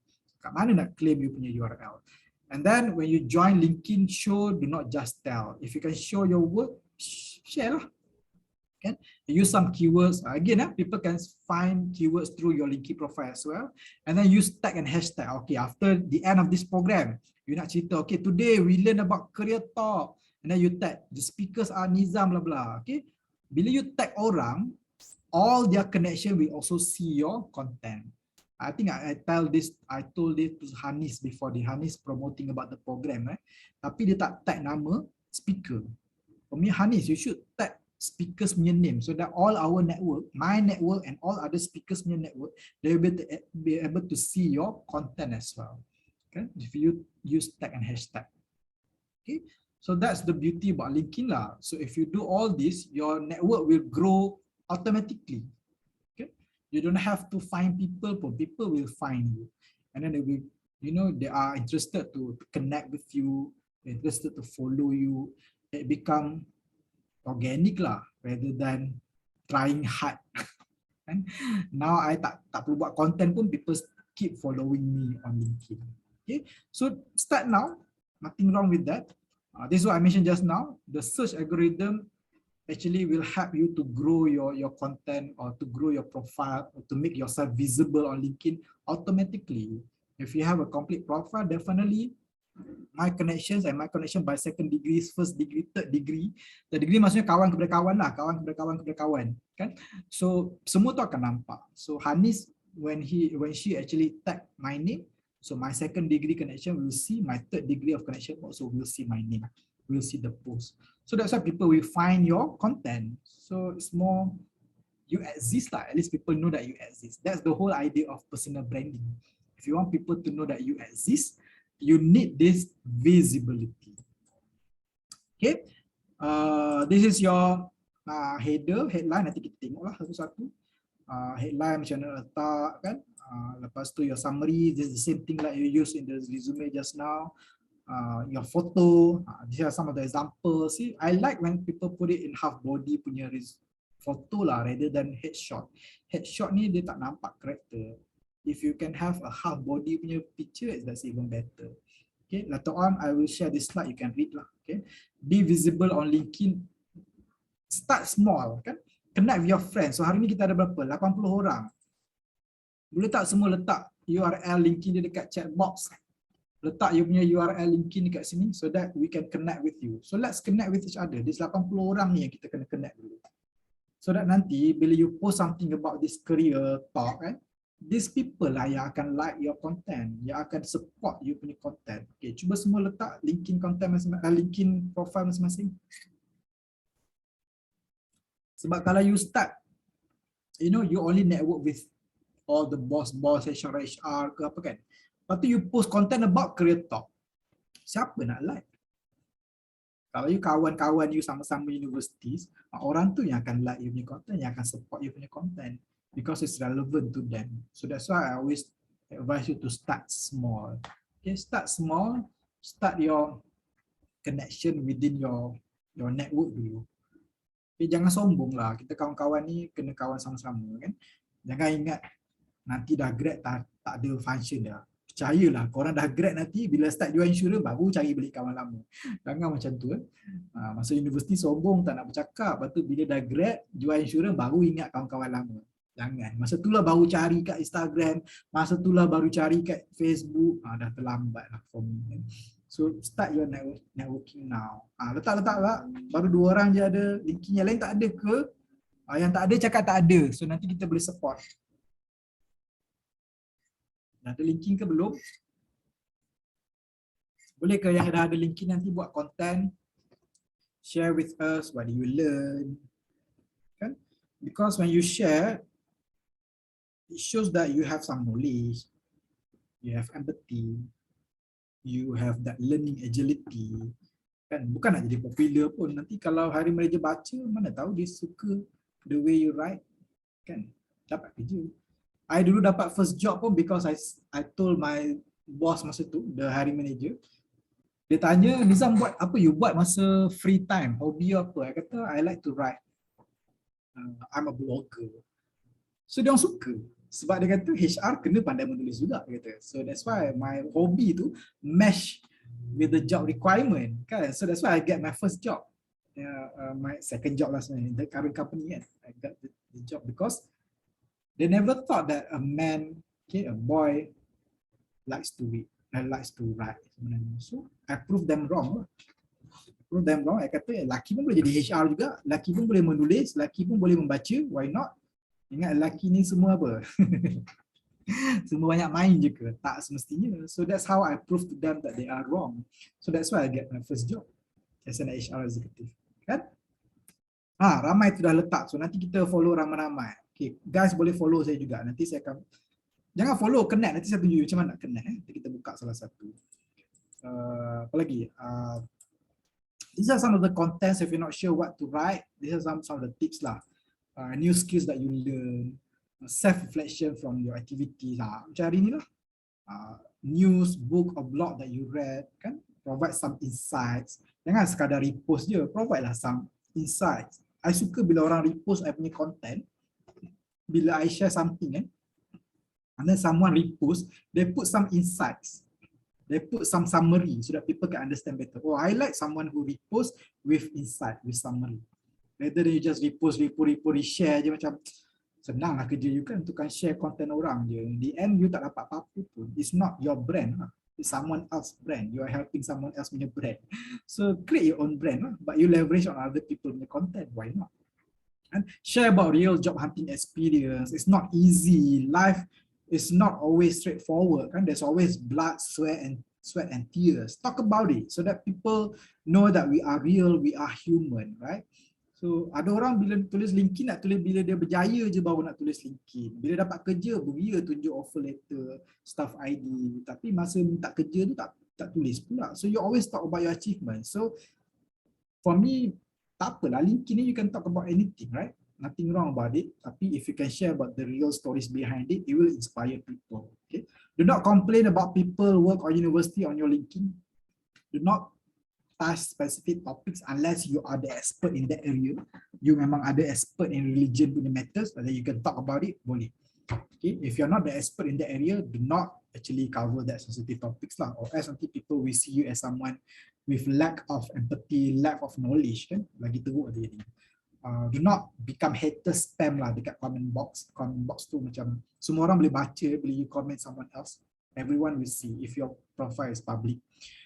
Do not share any confidential info, your offer letter, interview question, your staff ID, whatever semua tu. If it's confidential, do not post on LinkedIn. Actually, HR akan contact you. Kalau kita nampak you post something, kan HR will contact you and give you warning. You akan nampak ada orang akan terpaksa turunkan dia punya post. Okay.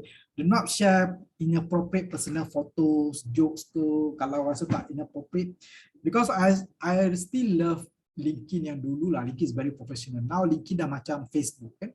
So I want to maintain my connection yang maintain the professional punya ni lah. Kalau yang banyak personal tu dah start talking about politics tu, I akan disconnect dengan dia lah. Okay, I takkan connect dengan orang macam tu lah. Okay. These are some of the useful LinkedIn features: resume builder, job alert, skill assessment, interview prep, and also LinkedIn learning. Okay. Nanti kita tengok dekat mana nak tengok benda ni, kan. Some of this useful. Bukan hanya untuk cari kerja. Ada banyak lagi benda dalam LinkedIn tu yang you boleh explore. Especially LinkedIn learning lah. LinkedIn learning, I really love LinkedIn learning. It's very easy to follow, very easy to learn on LinkedIn. Dan you dapat certificate. Yang best tu dapat certificate. Then you can put in your resume. Then improve your personal brand, improve your credibility. Okay, LinkedIn learning is actually highly regarded. Even my company pun, we have a collaboration with LinkedIn. So one of our training is to go through LinkedIn.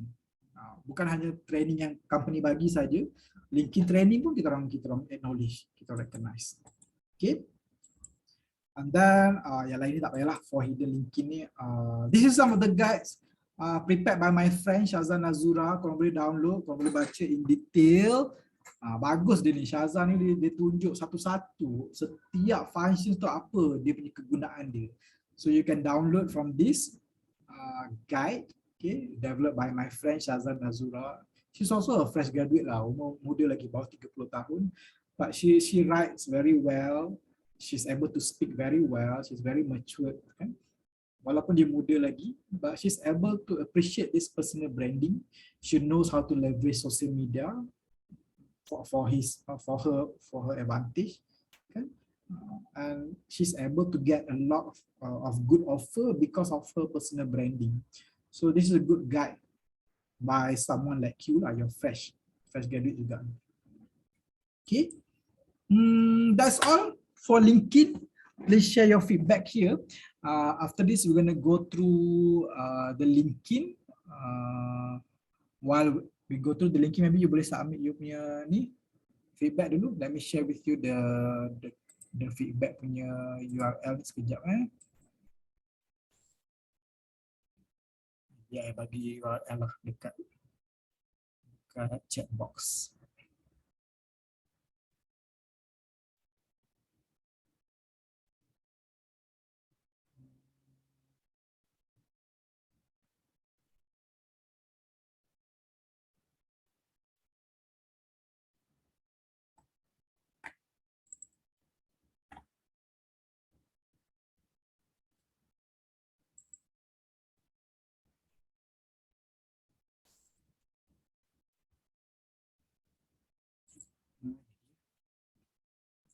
Ni I buka I punya LinkedIn and then we can go through together. Or if you have any question, you can share with me now. Any question?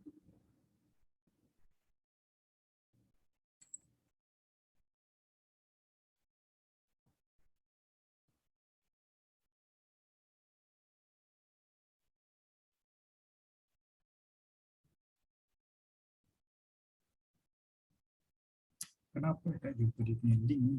Dan someone share the link to the feedback form there. Kalau you guys dah berjaya buka, you can share the link.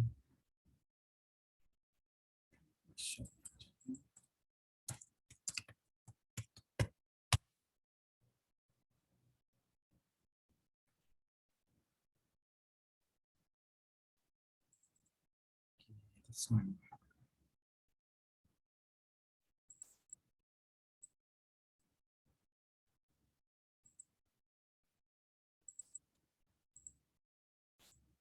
All right.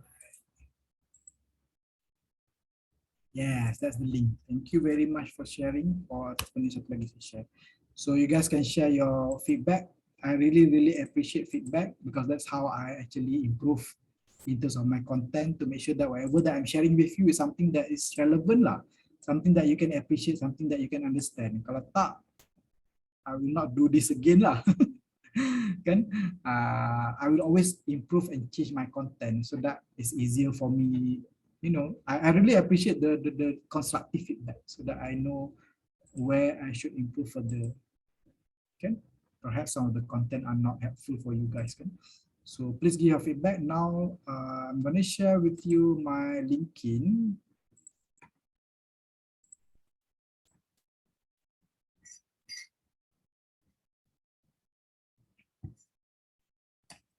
Nampak ke saya punya LinkedIn ni? Yes, nampak. Nampak? Yep. So let's go to the home page kan. Nampak sebelah kiri ni.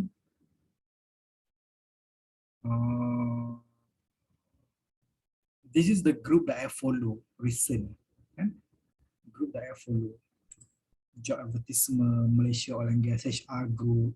When I follow this group, I will always, you know, the content from that group will always appear on my feed lah, so that I'm always able to catch up with any latest information about that area. So you can always follow group lah, senang. Bila you follow the same group kan, it's helpful lah. It's helpful for you to understand what's happening outside.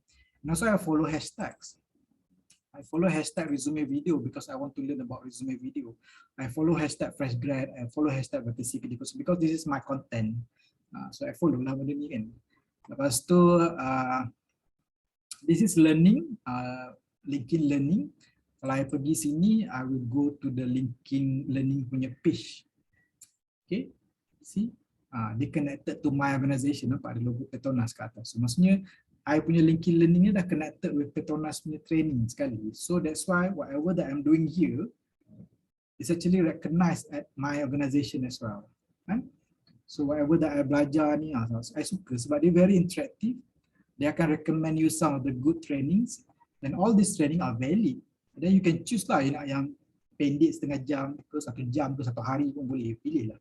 Okay, there's a lot of training kat sini. And then what else? So let's look at the network. Ini orang connect dengan saya. Rafika Syabudin hari ni. So saya accept hari ni. This is good. Cara nak connect dengan orang macam ni. Oh ni tak nampak kat sini. Contohlah saya buka Aiman Izzuddin ni kan kita tengok. Kadang-kadang dia tak ada button connect dekat sini. Lepas tu you kata macam mana nak connect? Tak ada. Tu you follow. Sebenarnya ada. Kalau you klik more ataupun you klik ada button dot tu kan. Dia ada. Dia akan beritahu you nak connect ke ataupun tidak. Macam ni ada button connect semua sebab ni third. Nampak? Third ni maksud second degree, third degree of connection.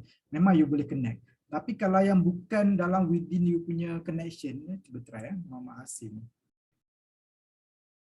Oh ni ada juga button connect. Kadang-kadang dia tak keluar button connect tu because that's not your friend.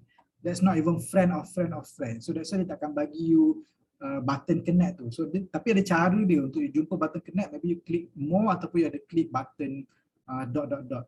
Kan dot macam ni, 3 dot ni. So that you can see the connect punya button.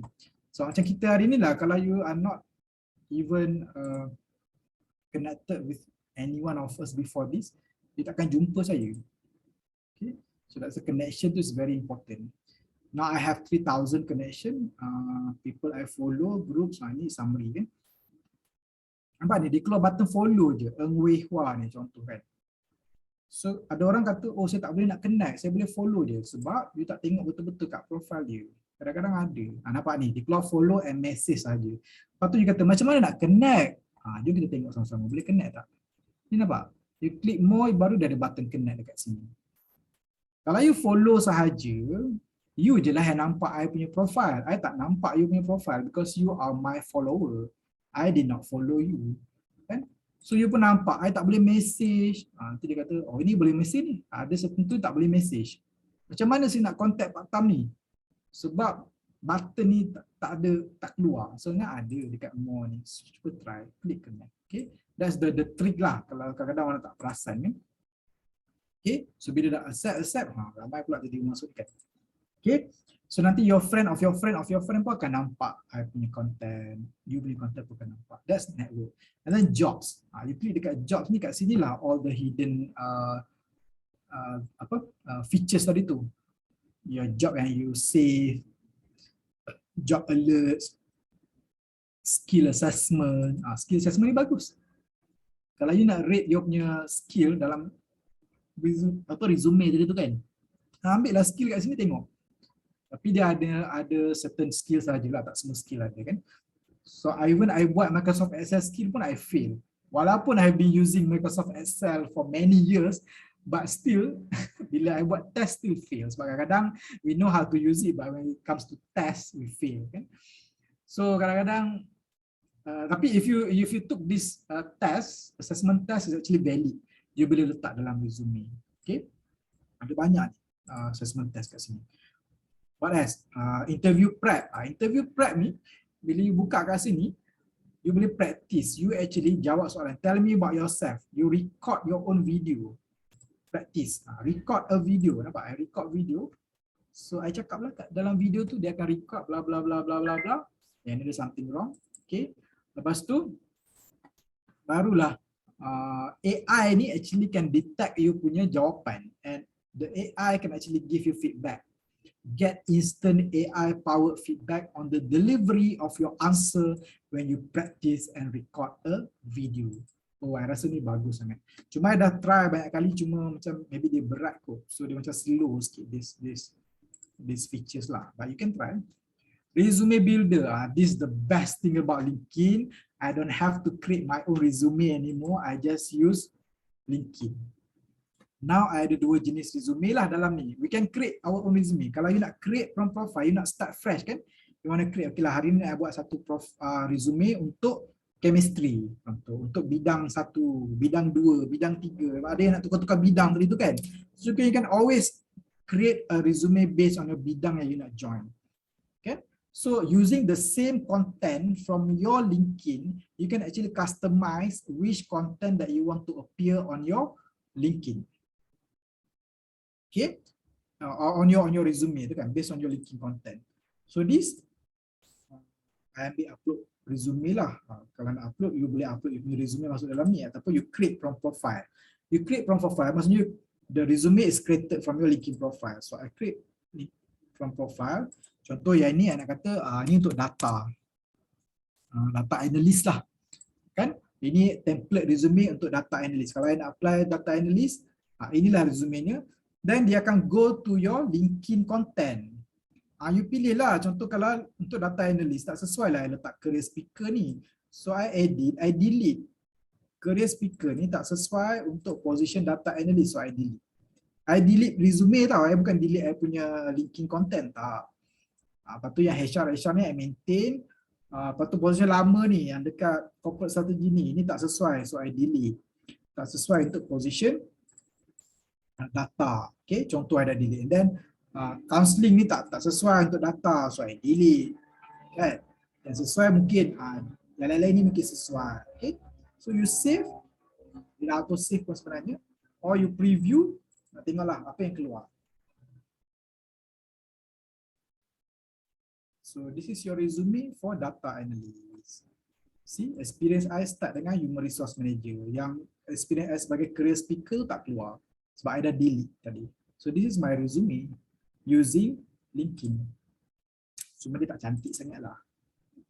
Tapi it's okay lah. Kalau universiti minta I punya resume, I just give them this LinkedIn resume.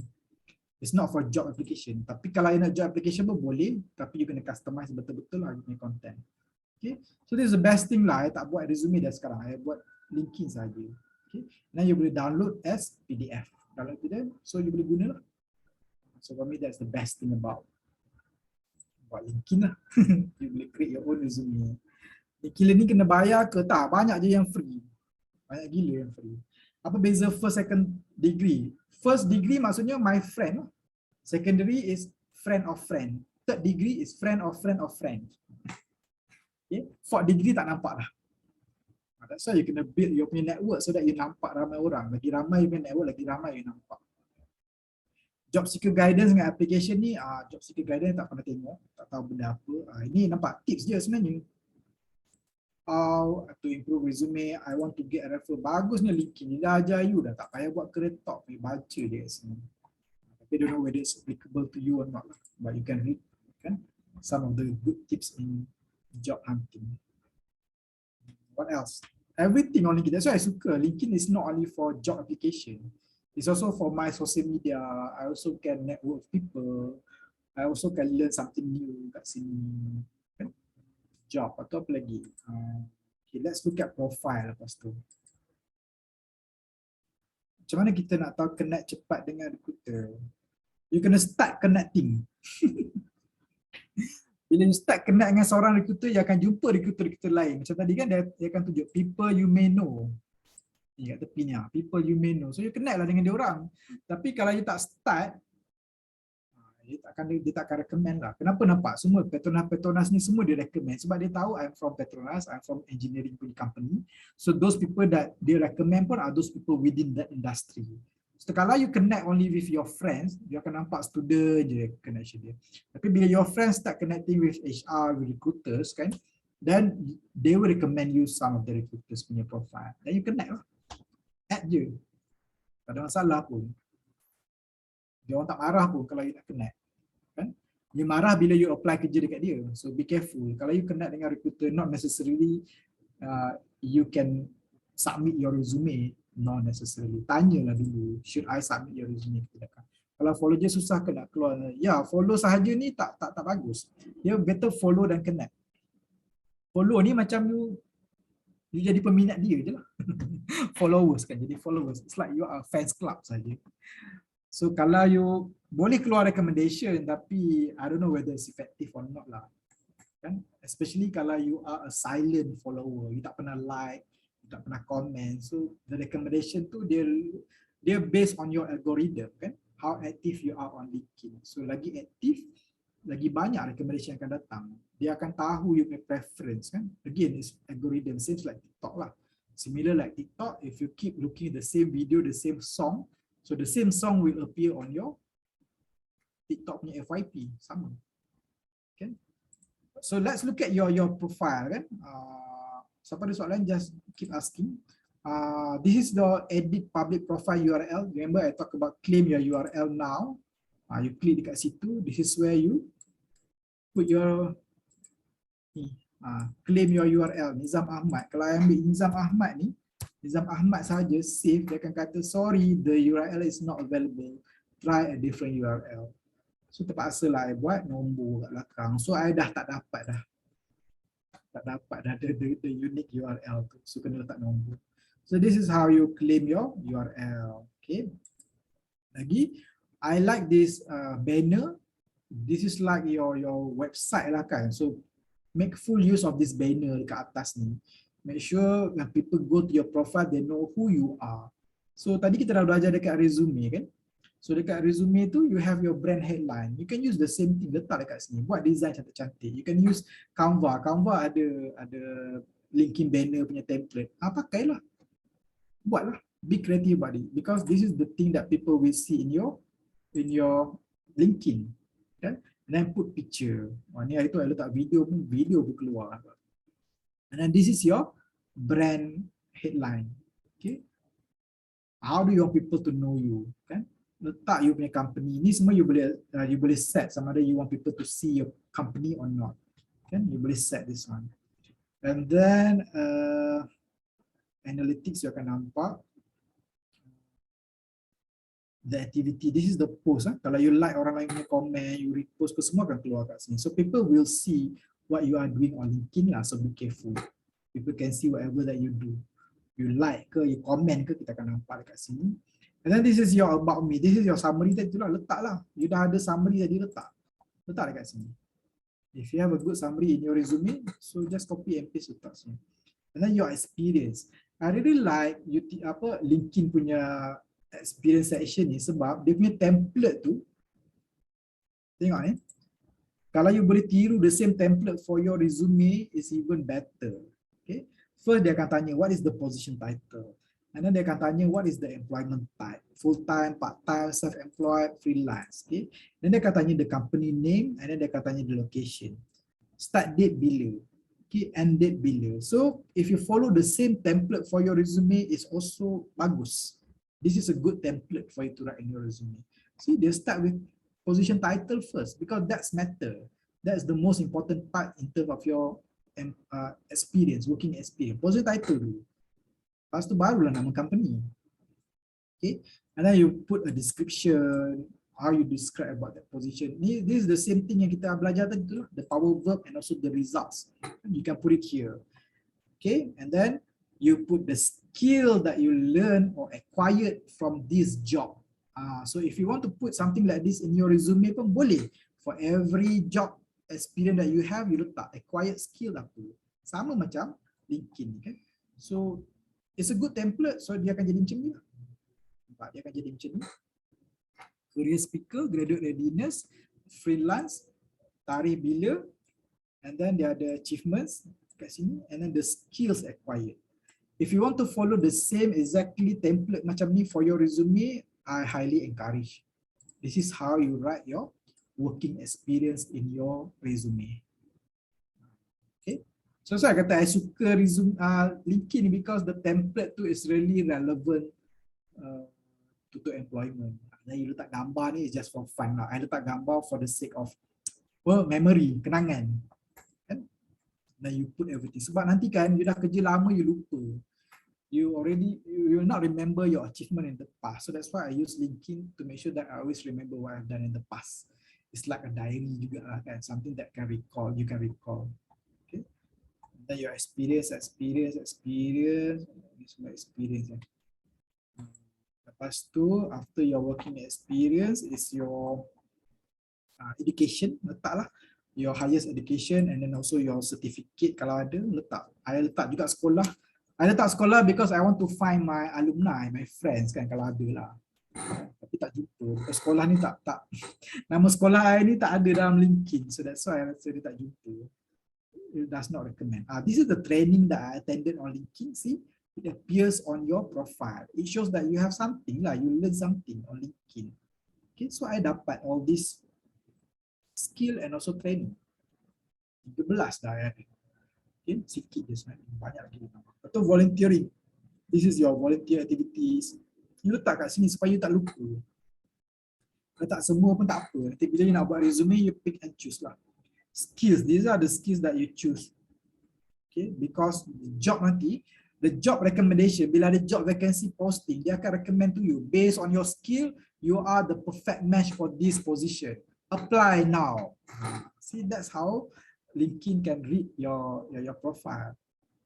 Recommendation, you can always ask people to recommend, give some good recognition to you lah. So actually, I gunakan this recognition as my testimonial. So this is even better daripada you buat cover letter. Daripada you buat cover letter, baik you letak this recommendation ni. This is even better. Kan? Nak buat cover letter susah, nak kena draft semua. Why don't you ask people to write something on your LinkedIn? That's even better.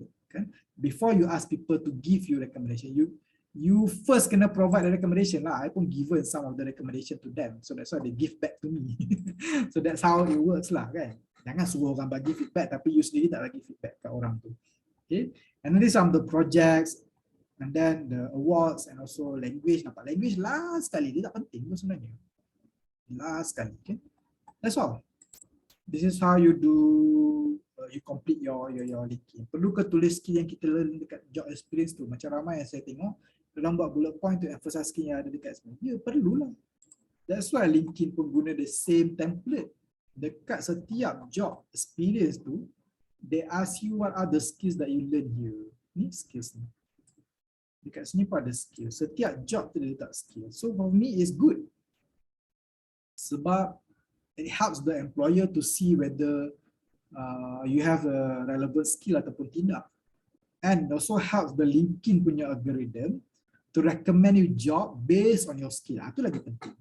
I banyak dapat email from LinkedIn because they say, Nizam, you are suitable for this position. Apply now.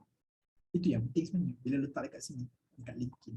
So the algorithm tu really helps lah. That's how I punya credibility improve. That's how I punya marketability improve. It's not so much personal branding ni bukan you nak jual diri, tak. Personal branding is actually to see where you are in terms of the employment market. Are you there or not? Okay. So what else you nak tengok? Ni profile dah ada.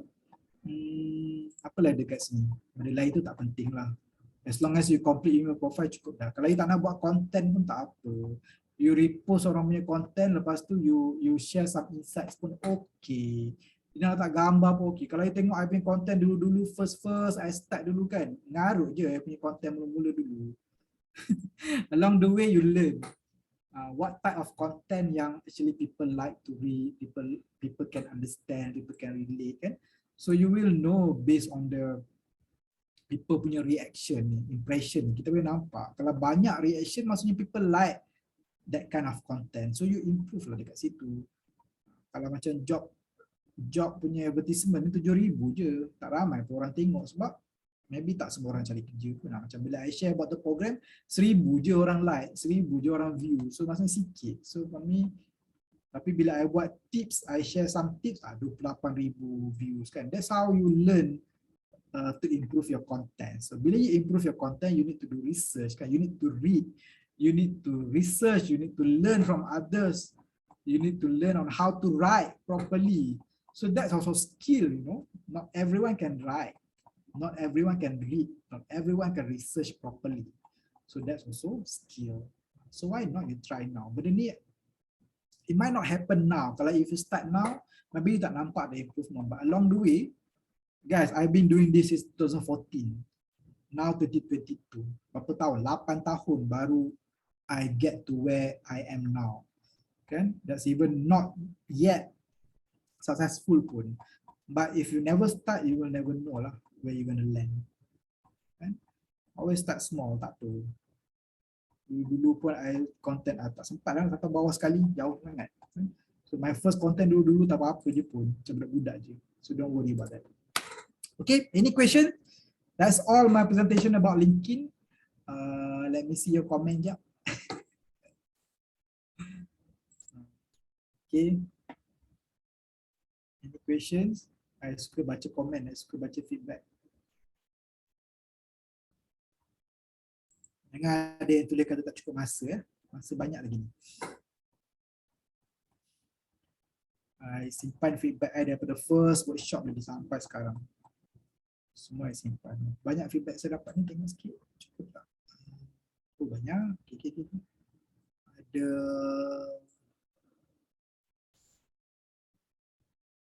31 feedback. 31 je. Alah yang join ni ramai, 74. Yang lain tak bagi feedback. Constantino, all good. Okay, thank you. Can't think of any. Need to be more competent. Oh, I kena be more competent ke? This is about feedback about me. Orang ni bagi komen baik-baik sangat, bagilah kecam-kecam sikit. But we used to get the PDF slideshow. Okay, nanti I share the slideshow dalam the same link. Nanti I bagi pada Hanis. Great content for future improvement. I hope that can be done in face-to-face. Ya, betul. Buatlah face-to-face, Hanis. Diorang minta face-to-face. Yes, kalau face-to-face, I do a lot of activities. Games, kita akan main, kita akan buat hands-on. I takkan buat bercakap macam ni. Penat. Kalau bercakap macam ni, I hilang suara. Hanis boleh ke next time buat face-to-face? Okay, semua nak minta face-to-face tu je lah. I suka baca yang negatif je, yang positif ni I tak nak baca. So kalau korang bagi negatif, I will give more feedback. Actually next week pun I pergi Johor Bahru, yang itu memang universiti tu minta, Nizam please come here. I pergi. Naik bas pun I pergi naik bas. Tak ada masalah. Sebab if I enjoy doing this on weekend, I'm willing to go anywhere pun. Memang I banyak travel pun just for the sake of career talk. So pergi je, because kalau face to face physical lagi senang, lagi seronok, lagi banyak activities kita buat hands on. Okay, any questions or else I give back to the organizer, to the MC tadi, Arina, are you there? Thank you very much to everyone. If you have any question, we can still continue, or else thank you very much and hope to see you on LinkedIn lah. So dah belajar LinkedIn ni, tolonglah post lah, comment, post lah content. Okay, thank you. Thank you so much, Mr. Nizam. Such a remarkable presentation. Everyone, participants, please lah letak emoji sikit kat chat box tu. Bagi semangat. Ada yang mengantuk lagi tak? What a great way to end our chemistry career talk session. So, and with that, this signals the closure of our chemistry career talk 2022, Kickstart Your Future. And for our remaining time, I would like to thank all of our speakers for the inspiring and interesting sharing today. So many things we've learned today from pagi until now. Such interesting things we've learned. And hopefully we can all get the benefits of this event. Thank you everyone for spending time with us today. And despite all your other priorities, thank you so much for staying until the end with us. We really do appreciate it.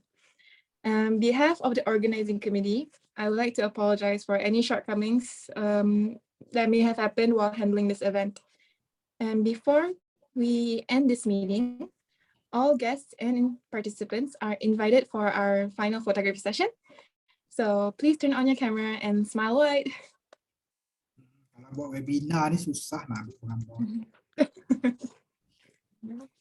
Physical seronok sikit, boleh selfie. InsyaAllah Cik Nizam, kami akan invite ke Kuliah of Science. Actually last Tuesday I was in main campus KICT. Okay, Gombak. Ya, Gombak. Dekat kan, senang. Ya. InsyaAllah. Bukan lagi tapi kalau physical tu dia lebih fun. Yeah, I know. But your topic is really interesting. I joined since morning until this afternoon. So your topic is really have a benefit for our students. I promise, Cik Nizam, I will invite you again. Jangan promise, jangan. No, I will. I will talk with our Deputy Dean Student Development. Yeah, so for this kind of activity, because this just for chemistry, right? Why don't we do for everyone? Yes, yeah. So that's why I will suggest your name to our Deputy Dean Student Development. Inshallah.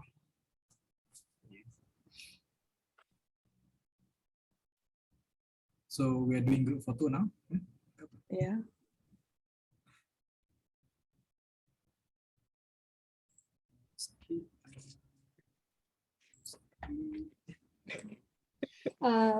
For photography session, semua boleh buka kamera.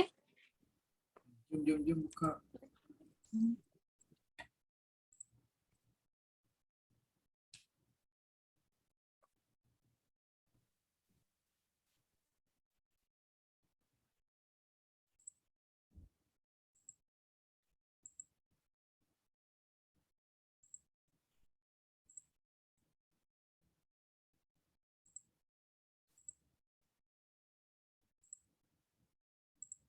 Thank you once again to everybody. And with that, I would like to end my duty as the MC for today's event with wabillahi taufiq wa hidayah. Wassalamualaikum warahmatullahi wabarakatuh. Thank you so much everyone for joining us, and I hope you have a great rest of your day. It's been such a fun time, and I hope to see you all in future programs. Bye-bye. Yeah, everyone. Nanti minta pada Hanis presentation slide kita share. Thank you.